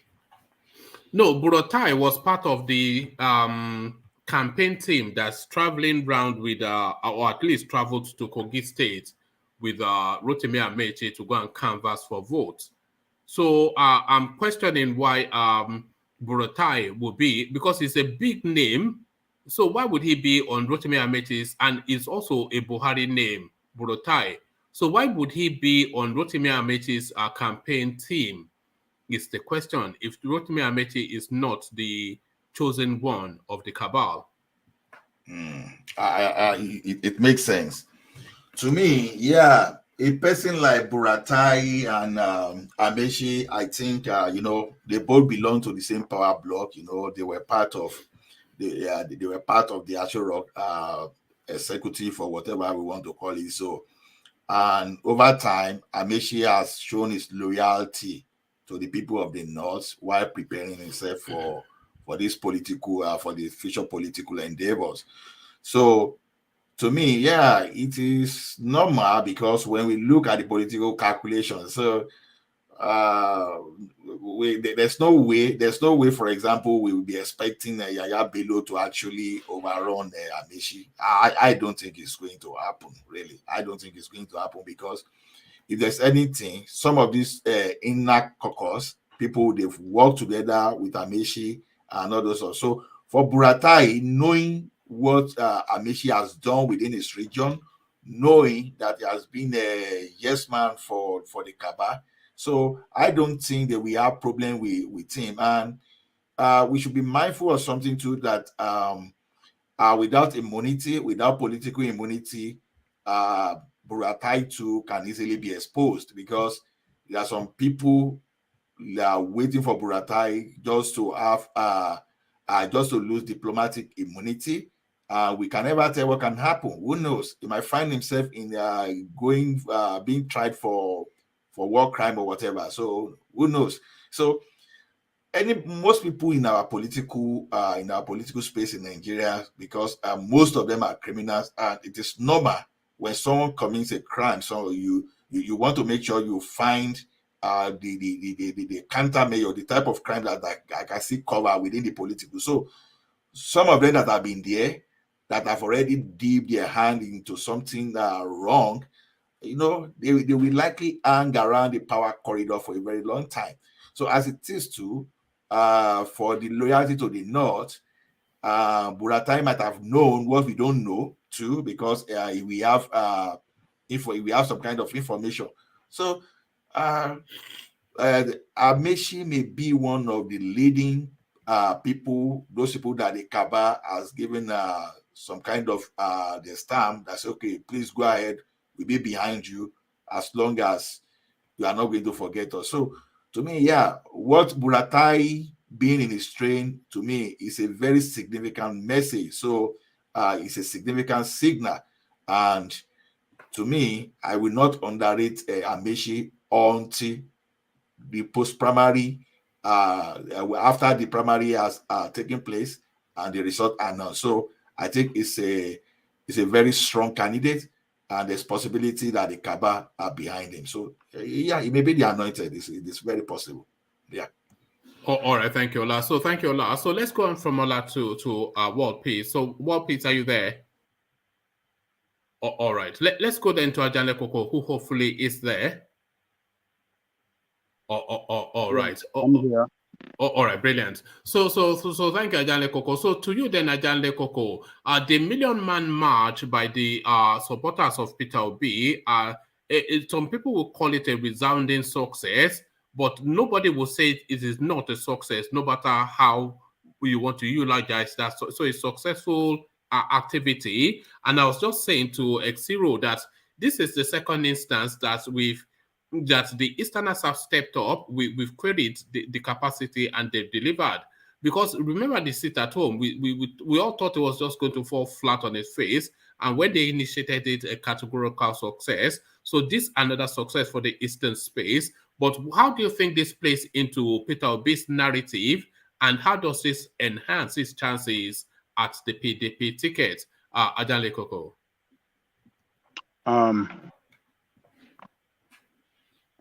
One man,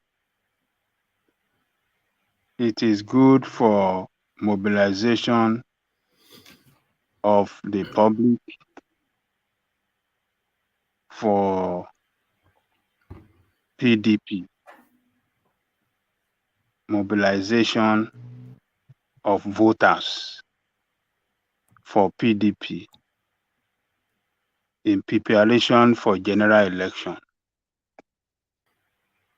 But for the coming primary,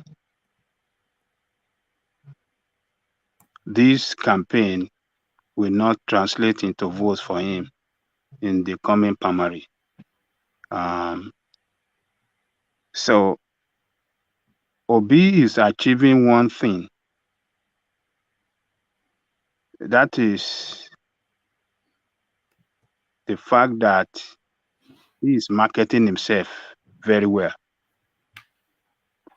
He's doing the marketing of his personality and is doing it well within that party than any other person.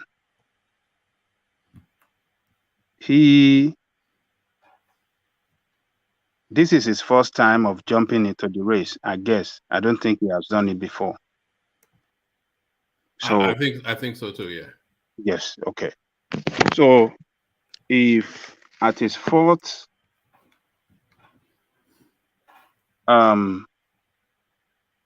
first attempt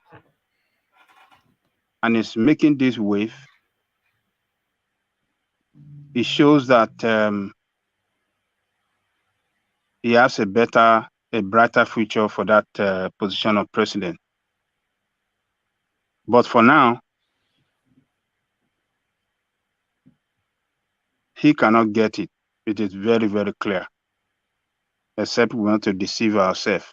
Some people can play the sentiment, can follow or looking at what is going online on Twitter and use that to judge that yes, he's going to get the ticket. No, that is not the way it works in the primary. General public are not going to vote in the primary. Those that are going to vote are selected delegates within the party. And the person that have the highest delegate is the one that will win the primary.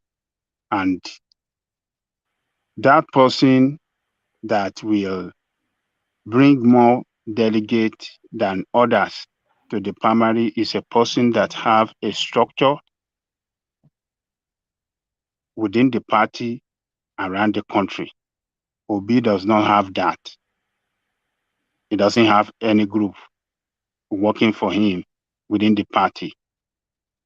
So he cannot win it. But it is good that he's marketing himself. He does. He has groups. Tell me his group. He has group. I can't give you off the bat right now, but he has people working for him. I don't know what you mean by working. As in conversing for delegates for him, or what do you mean? Look, what I mean is this. You must have a group of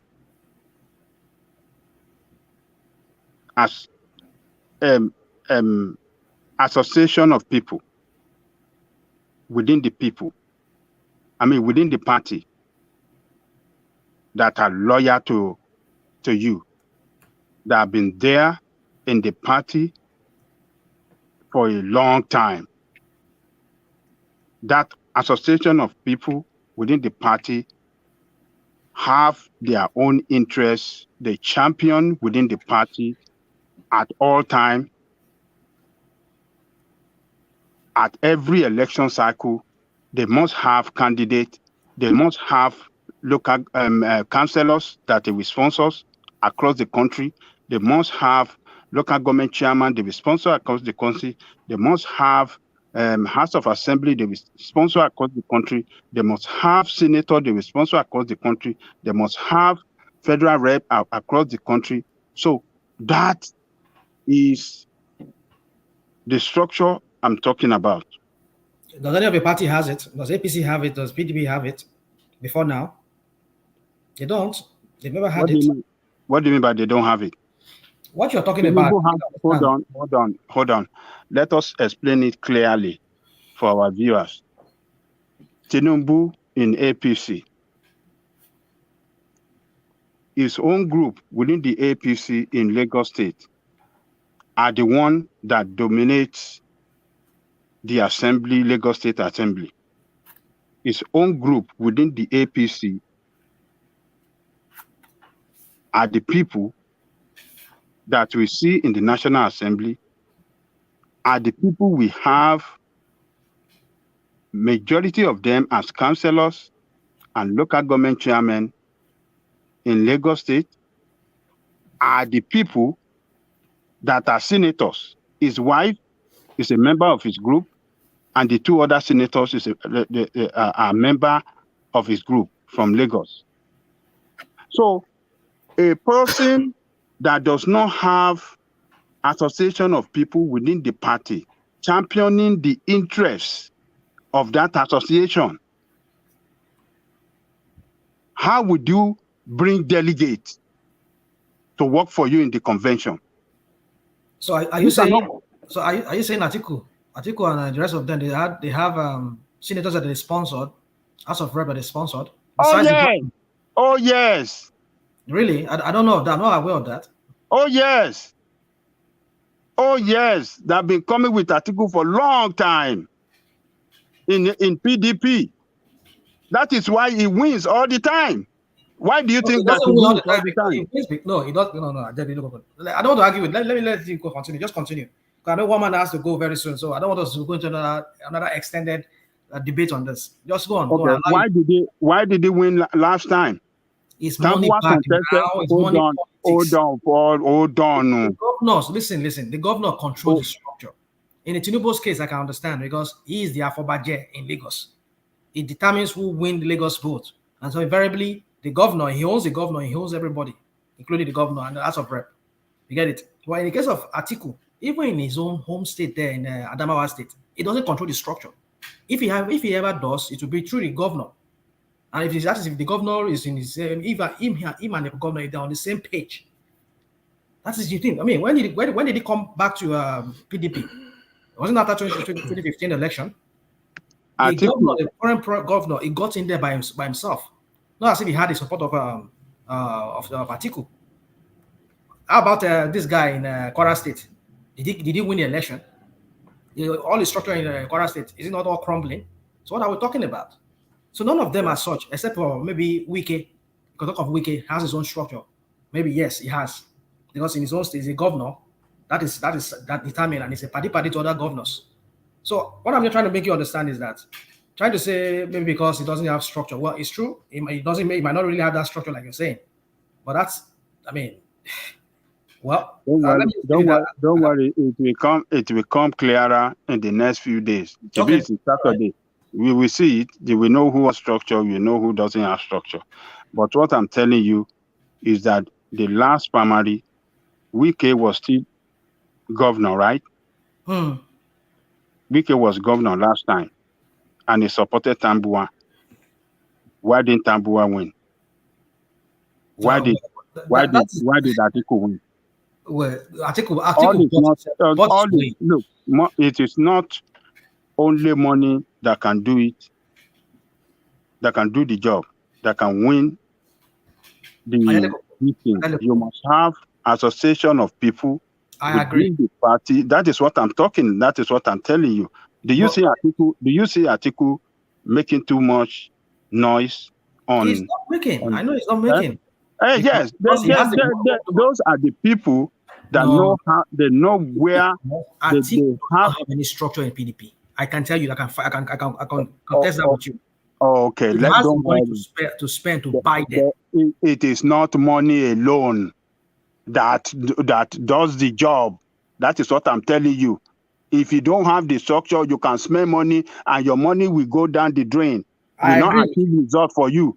You must have the structure. You must have the people within the party that are reliable, that are working for you, that trust you, that you trust. You can't just give your money to anybody anyhow. on the basis that he just tell you, oh, I'm working for you. You think that is the way you work?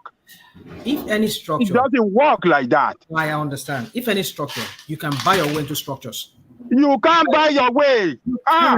If you can't spend money, you cannot have structure. No, you can't buy your way. It doesn't work like that in a national stuff like this. You will spend your money, and your money you will go down the drain. Will not achieve result for you. They will take your money and they will eat it. Okay, let me just let you continue. No. I'm telling you, it's not only the money. If you don't have the food soldier on the ground, reliable food soldier that can deliver for you, your money will be wasted. Yes, you can come with all your billions. We have seen a lot of people that came from what do you call it?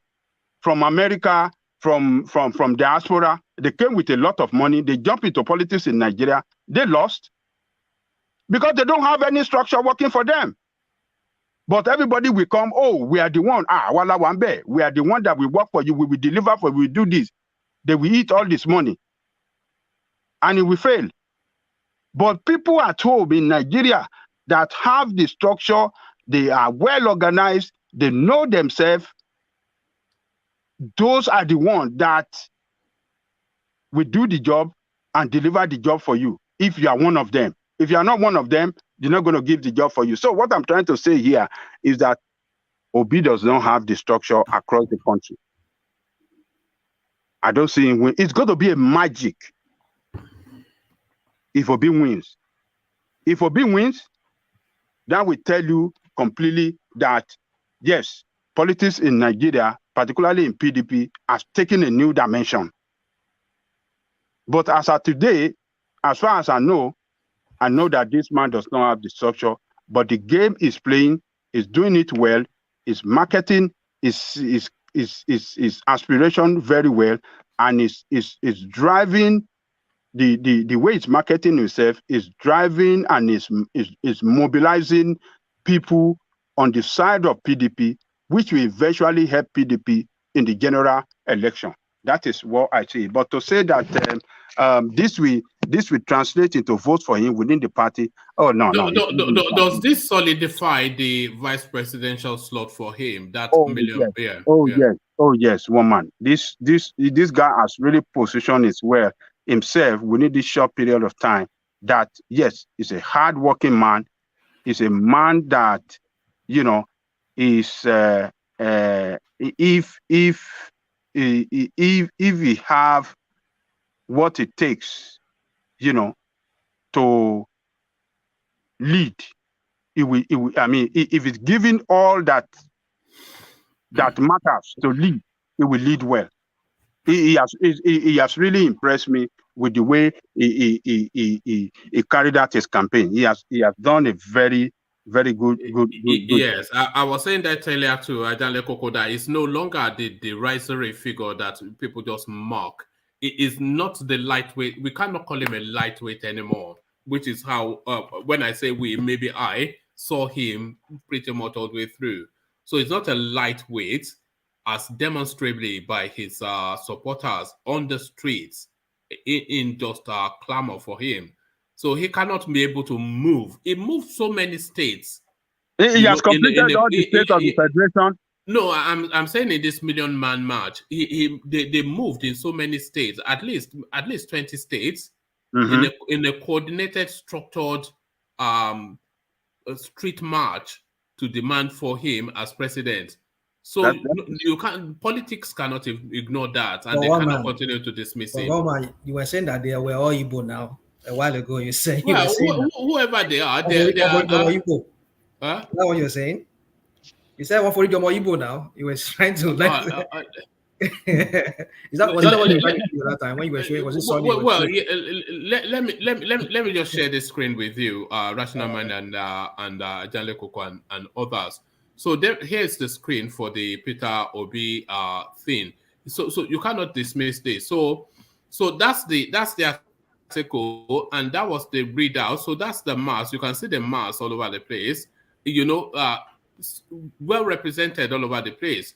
But if you go to the Twitter exchanges, so that's Peter Obi rallying them. It says, thanks a million for all you who have done, Thanks a billion for all you have done to support my aspiration. Our mission to salvage Nigeria is noble, blah, blah, blah. So he rallies the troop with a rousing speech. But then here are people then responding to his tweet. So here is this guy. He says, when I spoke about boycotting my conference activities this morning to join the at Peter Obi 1 million man march, some thought I was just pulling some publicity stunt for Peter Obi, but I'm glad I proved them wrong once again. We are marching to the future. So here he is, wherever he is, showing how that went. So here is another space. So this one now is in Ogun State. Ogun getting ready for Peter Obi. So that's in Ogun State. And then here it is in Lekki. Lekki matches for Peter Obi. And they even have a video clip. So so that's Lekki matching for Peter Obi. And then on it goes. Here is Jos Plateau State standing with Peter Obi. So there is Jos. You can see it right there. Jos Plateau State stand for Peter Obi. So that's Jos Plateau State standing for Peter Obi. This is Aqua standing for Peter Obi. They have a video clip, and on. So he moved quite a few states in a coordinated rally of support. So that you can't dismiss him anymore. It's just really. What have you heard about what is going on? The politicking foundation going behind. They said Saraki and Obi might team up. That's what I'm hearing somehow. That would be a more elegant team anyway. You know that Saraki will collapse his structure at some point. That's what I heard. I don't know how true that is. But who takes the lead? Who takes the lead? They said Obi is going to be the president. He will be the vice. Okay. So that's what the information I'm hearing, but I don't know how true that is. That would be easy killing for APC, I suspect. That will be a failure for the party. So you want to pick Saraki, and you don't want to pick vice from the core north.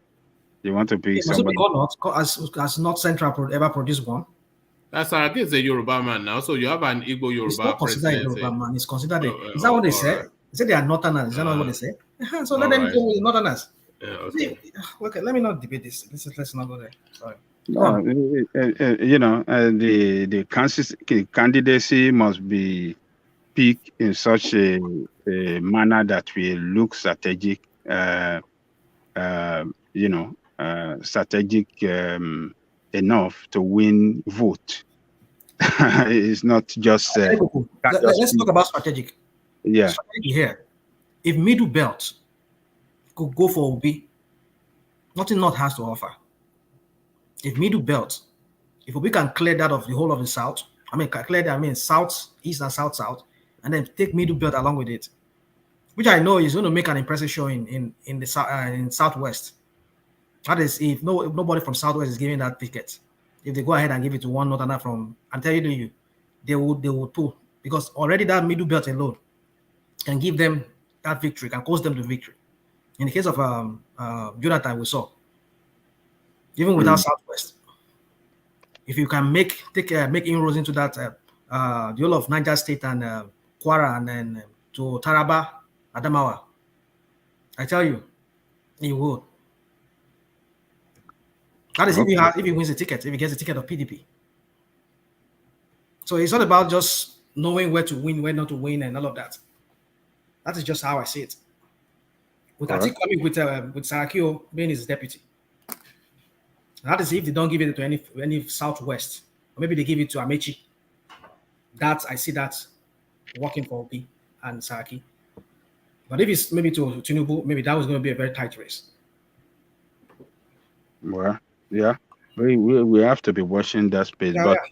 But for this guy, he has done a very good job.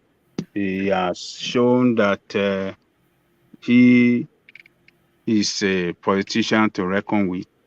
He has shown that yes, he's serious about this his aspiration, particularly championing the championing the call that presidency must come to Eastern Nigeria. He is the only one that he is pushing that call by Easterner that we want presidency. He is the one that push it further, by his by the way that he has played the politics so far. He has pushed that call. He has put the Easterner to the limelight, to the political center stage as a force to reckon with now. Not like some how do I describe him? Not like some mediocre like Oji Uzokalu that was saying that he want to team up with Ahmed Lawan because they don't have the figure and because Yoruba are on the lead of grabbing it, that why can't Yoruba surrender for Igbo within APC? Play your game. Play your game. He didn't want to play game. He's giving it to the North.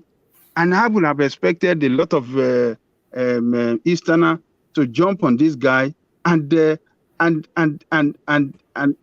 chastise him in such a way that to ridicule his political career. You said you want to be president from the East, but now you are stepping down for Northerner, and you are saying you are bringing out excuses because Yoruba is in the lead. Why can't Yoruba give it for Igbo? He was saying all sorts of excuses, and he was saying it again. The president, we have to be fair to the president. The president should be able to choose whoever he likes among the candidates.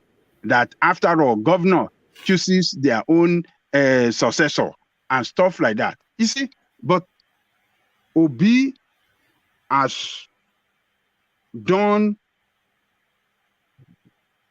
He has carried out his campaign. He has pushed his aspiration forward in such a way that the Easterner, he has pushed it forward and pushed the call of the Easterner to the center stage of Nigerian politics, and now everybody can see the Easterner as very serious in the game, and I hope that all Easterners will jump behind this guy. Other candidates within the party as well, Easterner within the party, can adopt him as the consensus candidate from the East so that they can push the Easterners' aspiration to the highest level. He has done well. Let us commend him. But we'll keep on watching that space, and let's see if that will translate into primary votes for him in the coming convention. But to me, I think it's not going to translate into vote for him because those that have the structure, particularly Atiku Abubakar, look likely to win it, and that is the more reason why the party jettison the rotational and make it open for everybody to play their game, so that whoever emerges will be seen as a popular candidate, and then from there they will go for a general election in as a team. That's the way I see it, woman. All right, thank you, Dan Lekoko. And the Abubakar Malami space, he has been cleared to run for APC clear AGF Malami for Kebbi governorship election. He assured us, of course, that he had withdrawn his application, his form. So if a form had been withdrawn, then how is it even being screened? Never mind being cleared. So what is at play here? Tequila by the Fulanis again. one man. It shows that the party is not following the law. The party has no respect for the law. The new electoral law is very clear. The provision of the new electoral law clearly states that an appointee in government cannot contest for election while still remaining in government. So, and the president came out recently to tell the president this president spokesman, the minister for information rather, he came out recently speaking for the president that those that are interested should leave, either to leave or to remain. They have to choose one. So we know those that have choose to remain in government in Gige. As jettisoning his presidential aspiration, the lady that they call a woman affairs minister jettisoning her presidential aspiration, and Abubakar Malami, that is what we had as well, jettisoning his governorship aspiration for to remain in government, and for the party to now come out with a statement now that yes, they have cleared him.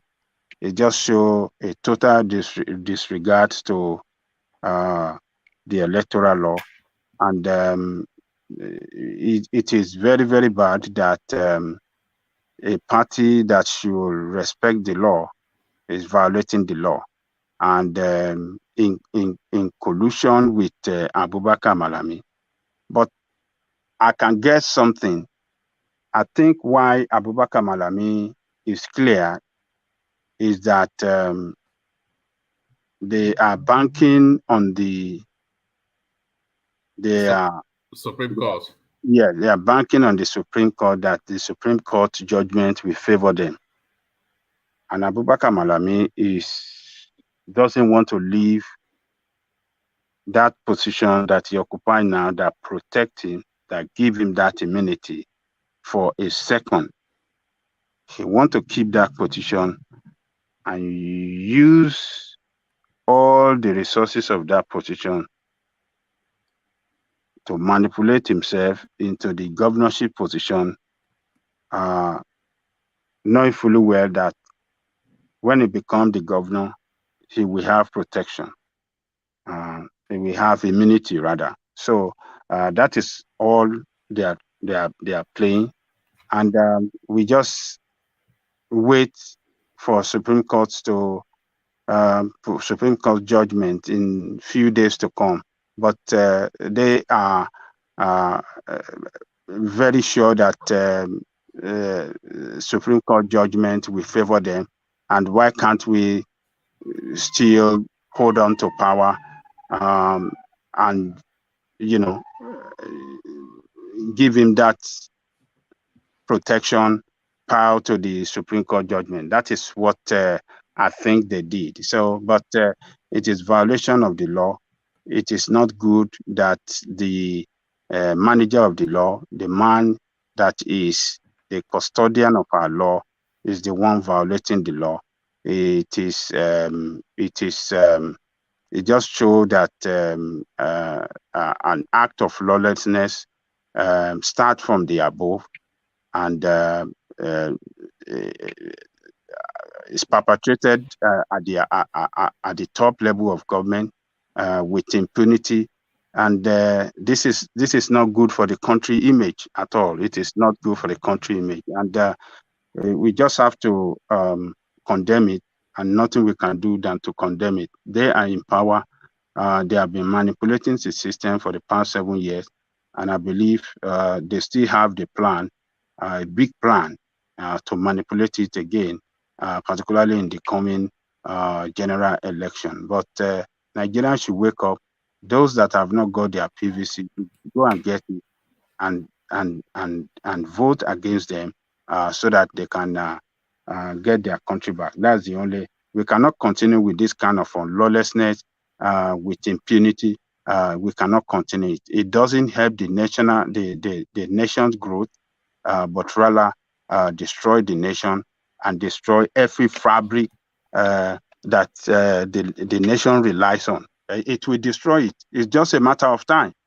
It's just a matter of it's going to be. They will continue to do it, and as long as they persist in this lawlessness, they will be destroying the country, and we don't want that. We don't want that. And that's my take on that one.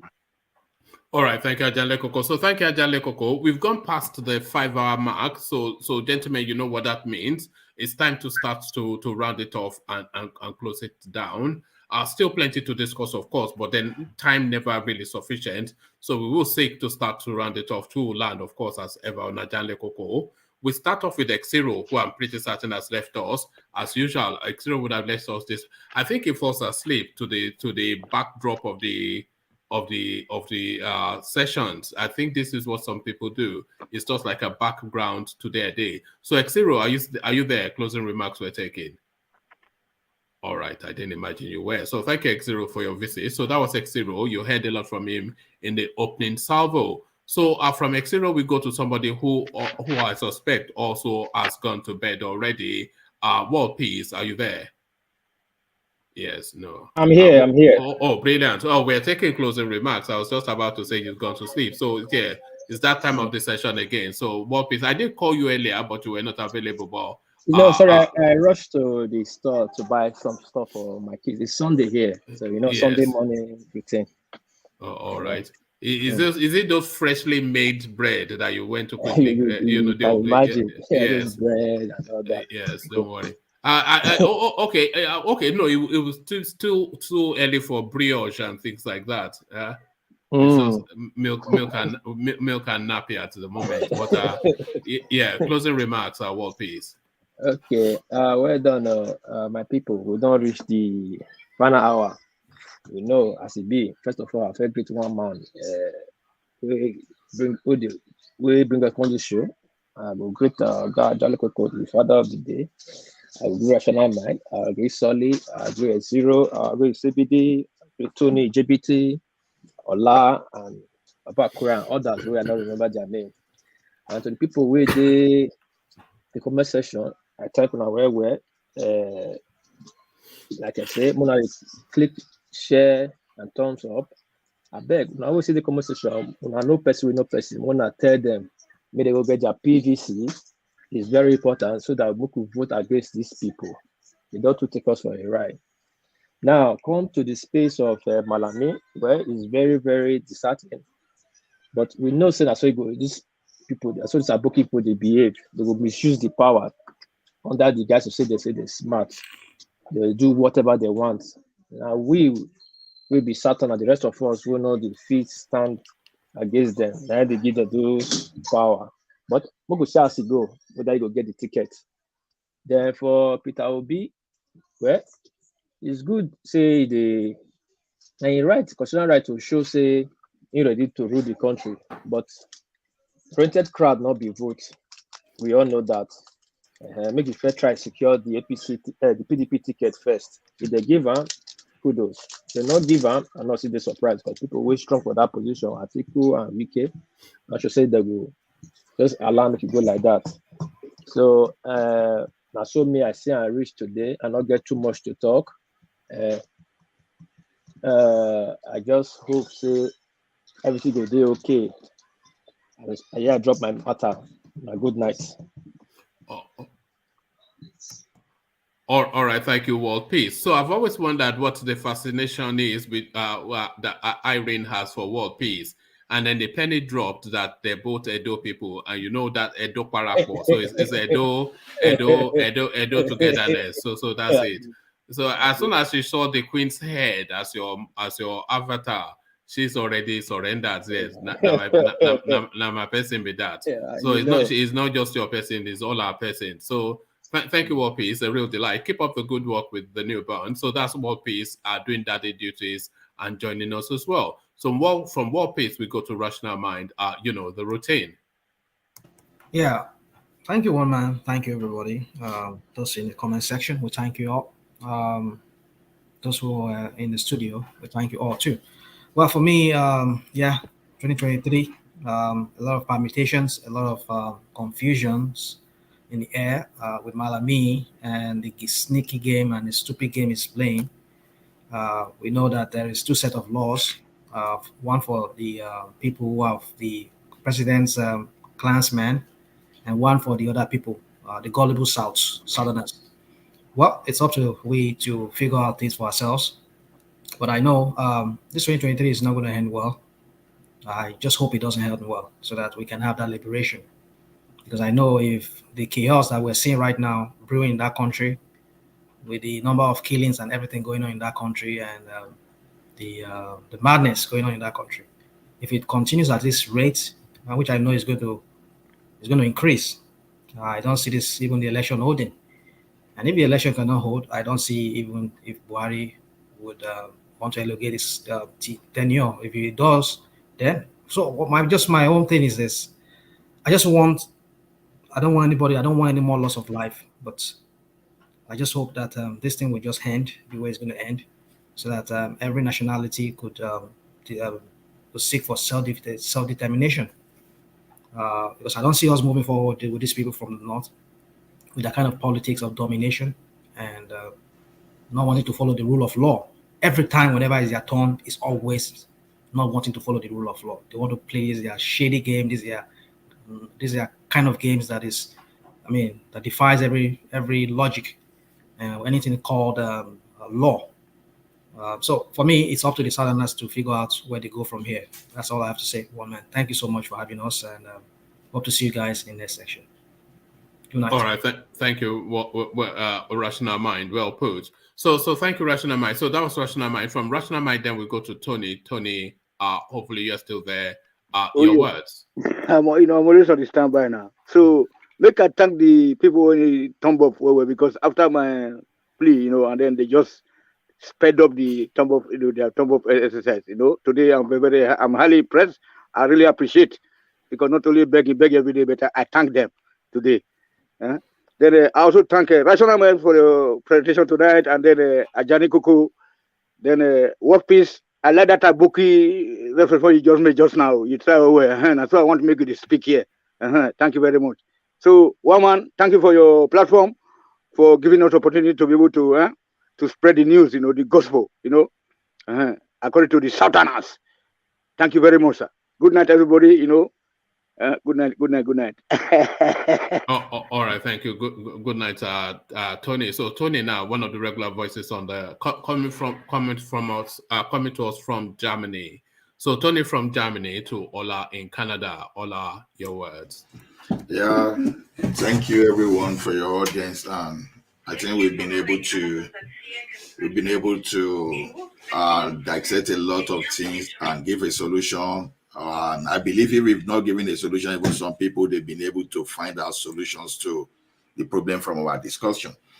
Like I said, while we are trying to move the country forward, we should be able to separate those people that really have brains from those people that do not really have brains. So don't let us praise crooks. Let us call crooks their names, and let us separate them from those people that can take us forward. So, like Ajali Gogo and others, we always say, we have the options of supporting the rotten politicians and trying to even protest by voting for someone else. The only thing I'm saying is that I'm not mentioning a particular name, but I believe that we can take some vote away from these crooks. At least we are going to send strong message. The strong message may not come in 2023, but it might come thereafter. And like I said, I'm a believer in restructuring the country. Other than that, I will just go for what I think is less evil for us in 2023. So as we speak. So please let us do the right thing. Let us engage our people. So let us engage people, and let us give more orientation for us to move forward. And I believe it's just a matter of time we are going to get things right. Other than that, I thank you for your little contribution to moving the country forward. And I believe that by the time the country is reset, we are all going to be proud of ourselves for the little contribution we are able to make. So don't see yourself as just talking or cashing for online. You are really impacting. You are educating people. Other than that, I thank everyone, and I hope to see you later for better discussion. Thank you. All right, thank you, Ola. So that was Ola. So from Ola, we go to Ajanle Koko, who usually rounds things up for us, and in this instance does again. Ajanle Koko, ladies and gentlemen. So Ajanle Koko, to you. Thank you, one man. I thank everybody that came on the platform this evening for your contribution. The session is very, very interesting, and I believe that tomorrow we come back to do another interesting session. Nigerian politics is the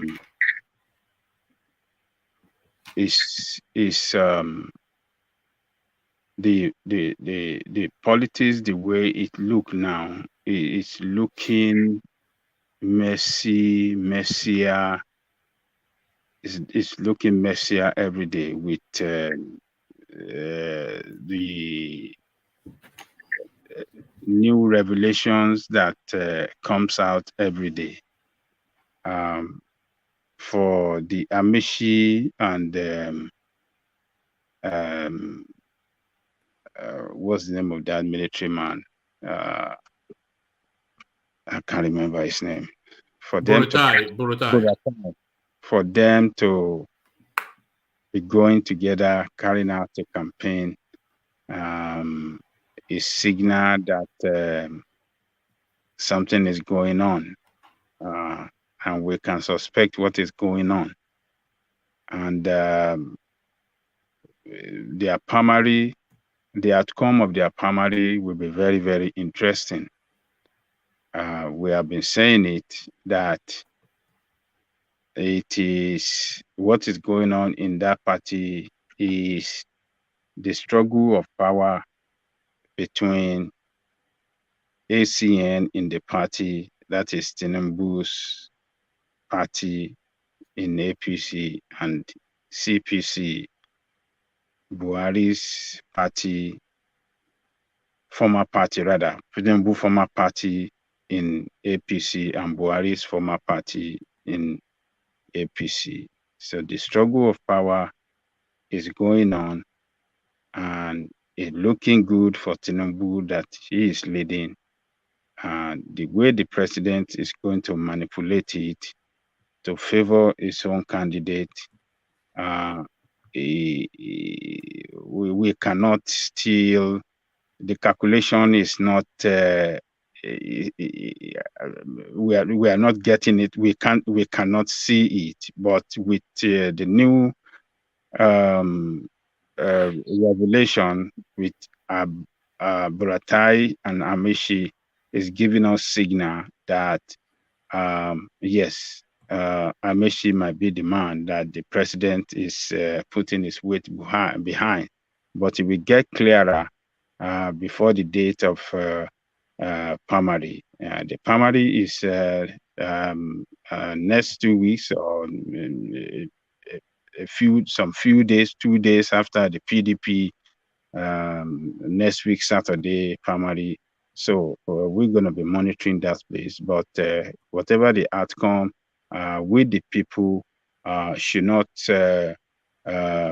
yield to their manipulation. We should stand up against them. We should be ready to vote against them. None of them none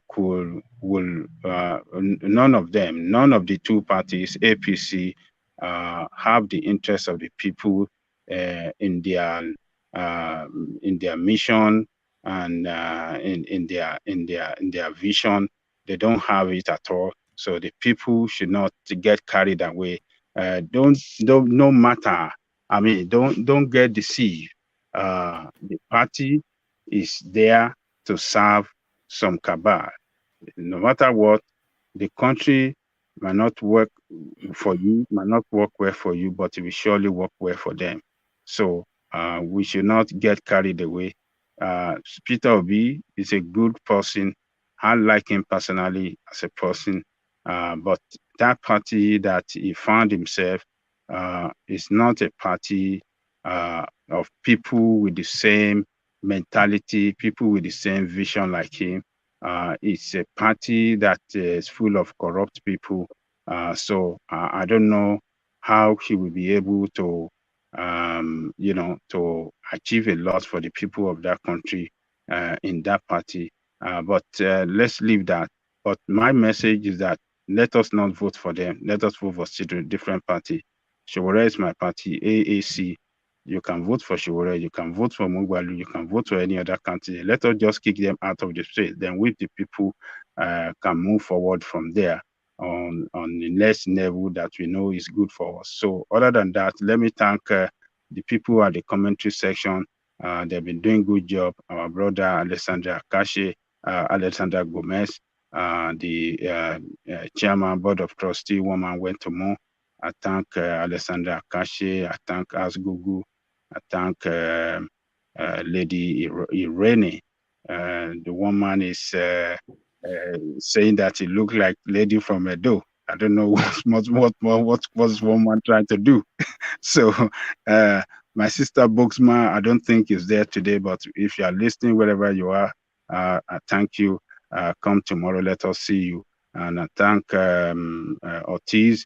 I thank Adewale Oladiti, everybody in the commentary section. They are the power, they are the strength of the platform. Come back tomorrow.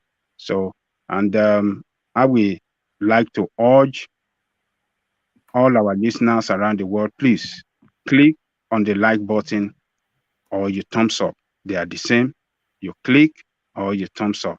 That is what that is the biggest support you can do for the platform. That will help the YouTube algorithm of this platform to reach out more to more places around the world. So please do that and subscribe if you have not. I really thank you all, and I thank one man, the driver of the platform, for bringing us for taking his time to search for the talking point and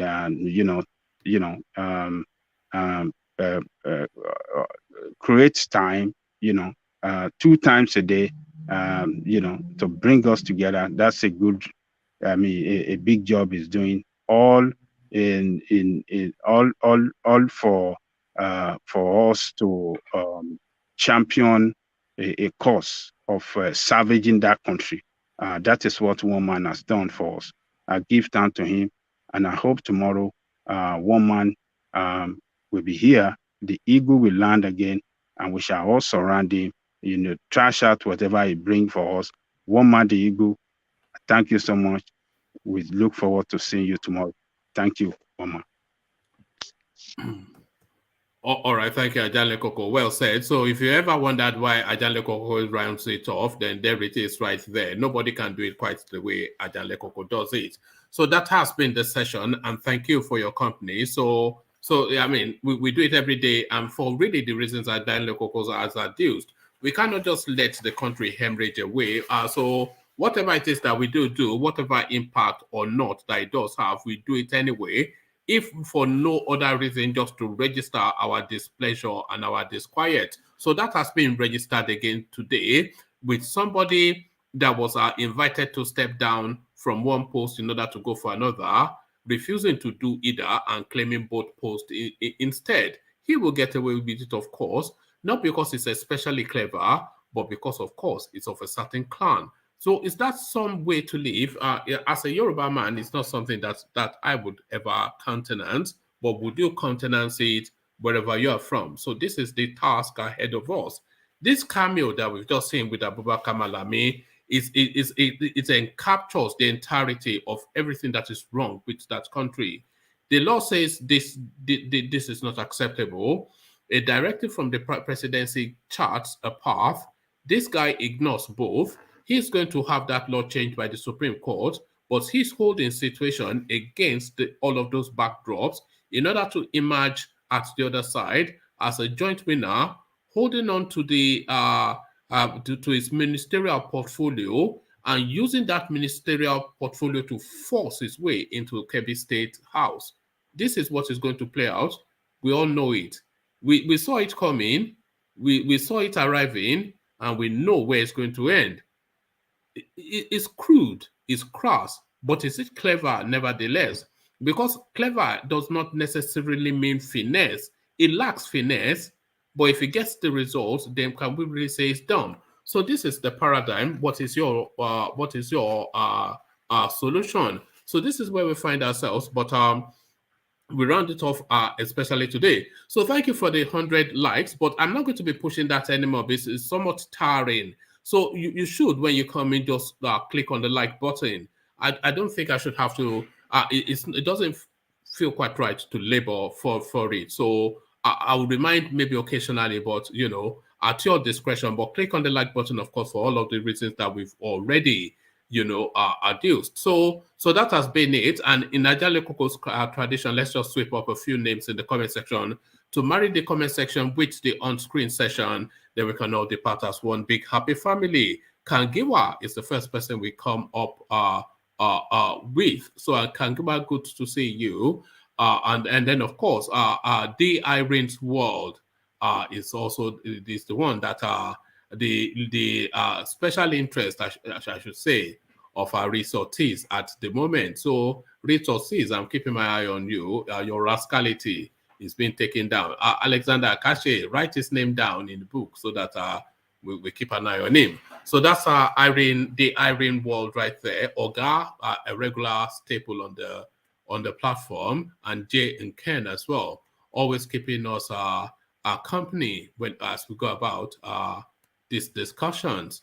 Rahim Ibrahim. So we see you, Rahim. Ola, you heard on the screen, and also keeping it 100 in the comment section. And Rich Ortiz, of course. Once upon a time, our soldier man, now the lover man in the comment section. So Rich Ortiz are keeping it friendly with everybody in the comment section. So keep up the good work, Rich. It's always a delight to see you. So that's Rich Ortiz right there. And as I scroll, of course, you already know that the conversation's taking place. So names repeat until I land on Ask Google, who, of course, as I said, a regular on this platform as well. Canadian Network, a regular on the platform as well. So we've seen him, I think, once or twice on the screens, but he doesn't join us with the same frequency. So we've got Irene Finest as well. So are they one and the same people, though, Irene Finest and Irene World? Or is it just a coincidence of those two names? Accomplished Tutor, one of the names that joins us fairly regularly. British Victim, of course, the session never feels the same if British Victim is not here. So good to have your company, yes, again, British Victim. Kayode, Oladejo, so Sake, as I'm sure his friends call him, because most people call Kayode are often called Sake by their loved ones. So good to have you, Sake. And I've already made the decision that this guy is from Port Harcourt, only because it goes by the name Sam Boy. Sam Boy, so there it is right there. How do you even begin to conjure with that? So we take one more then, and then we'll just knock it on the head. So just scrolling now. As I'm speaking, I'm scrolling, but our conversation's repeating. So, and all the names that I've already mentioned still in conversation with each other. So it's the friendship that's being created is part of the thing that is going on here. So yeah. And we land on AI efficiency, who I have my suspicions about. So AI efficiency, I see you, and I see you, and I think you know what I mean when I say I see you. So there it is right there. That has been the session. Good to have your company. Thank you, one and all. So we leave it here. Carry the conversation in the comment section, but here I say peace.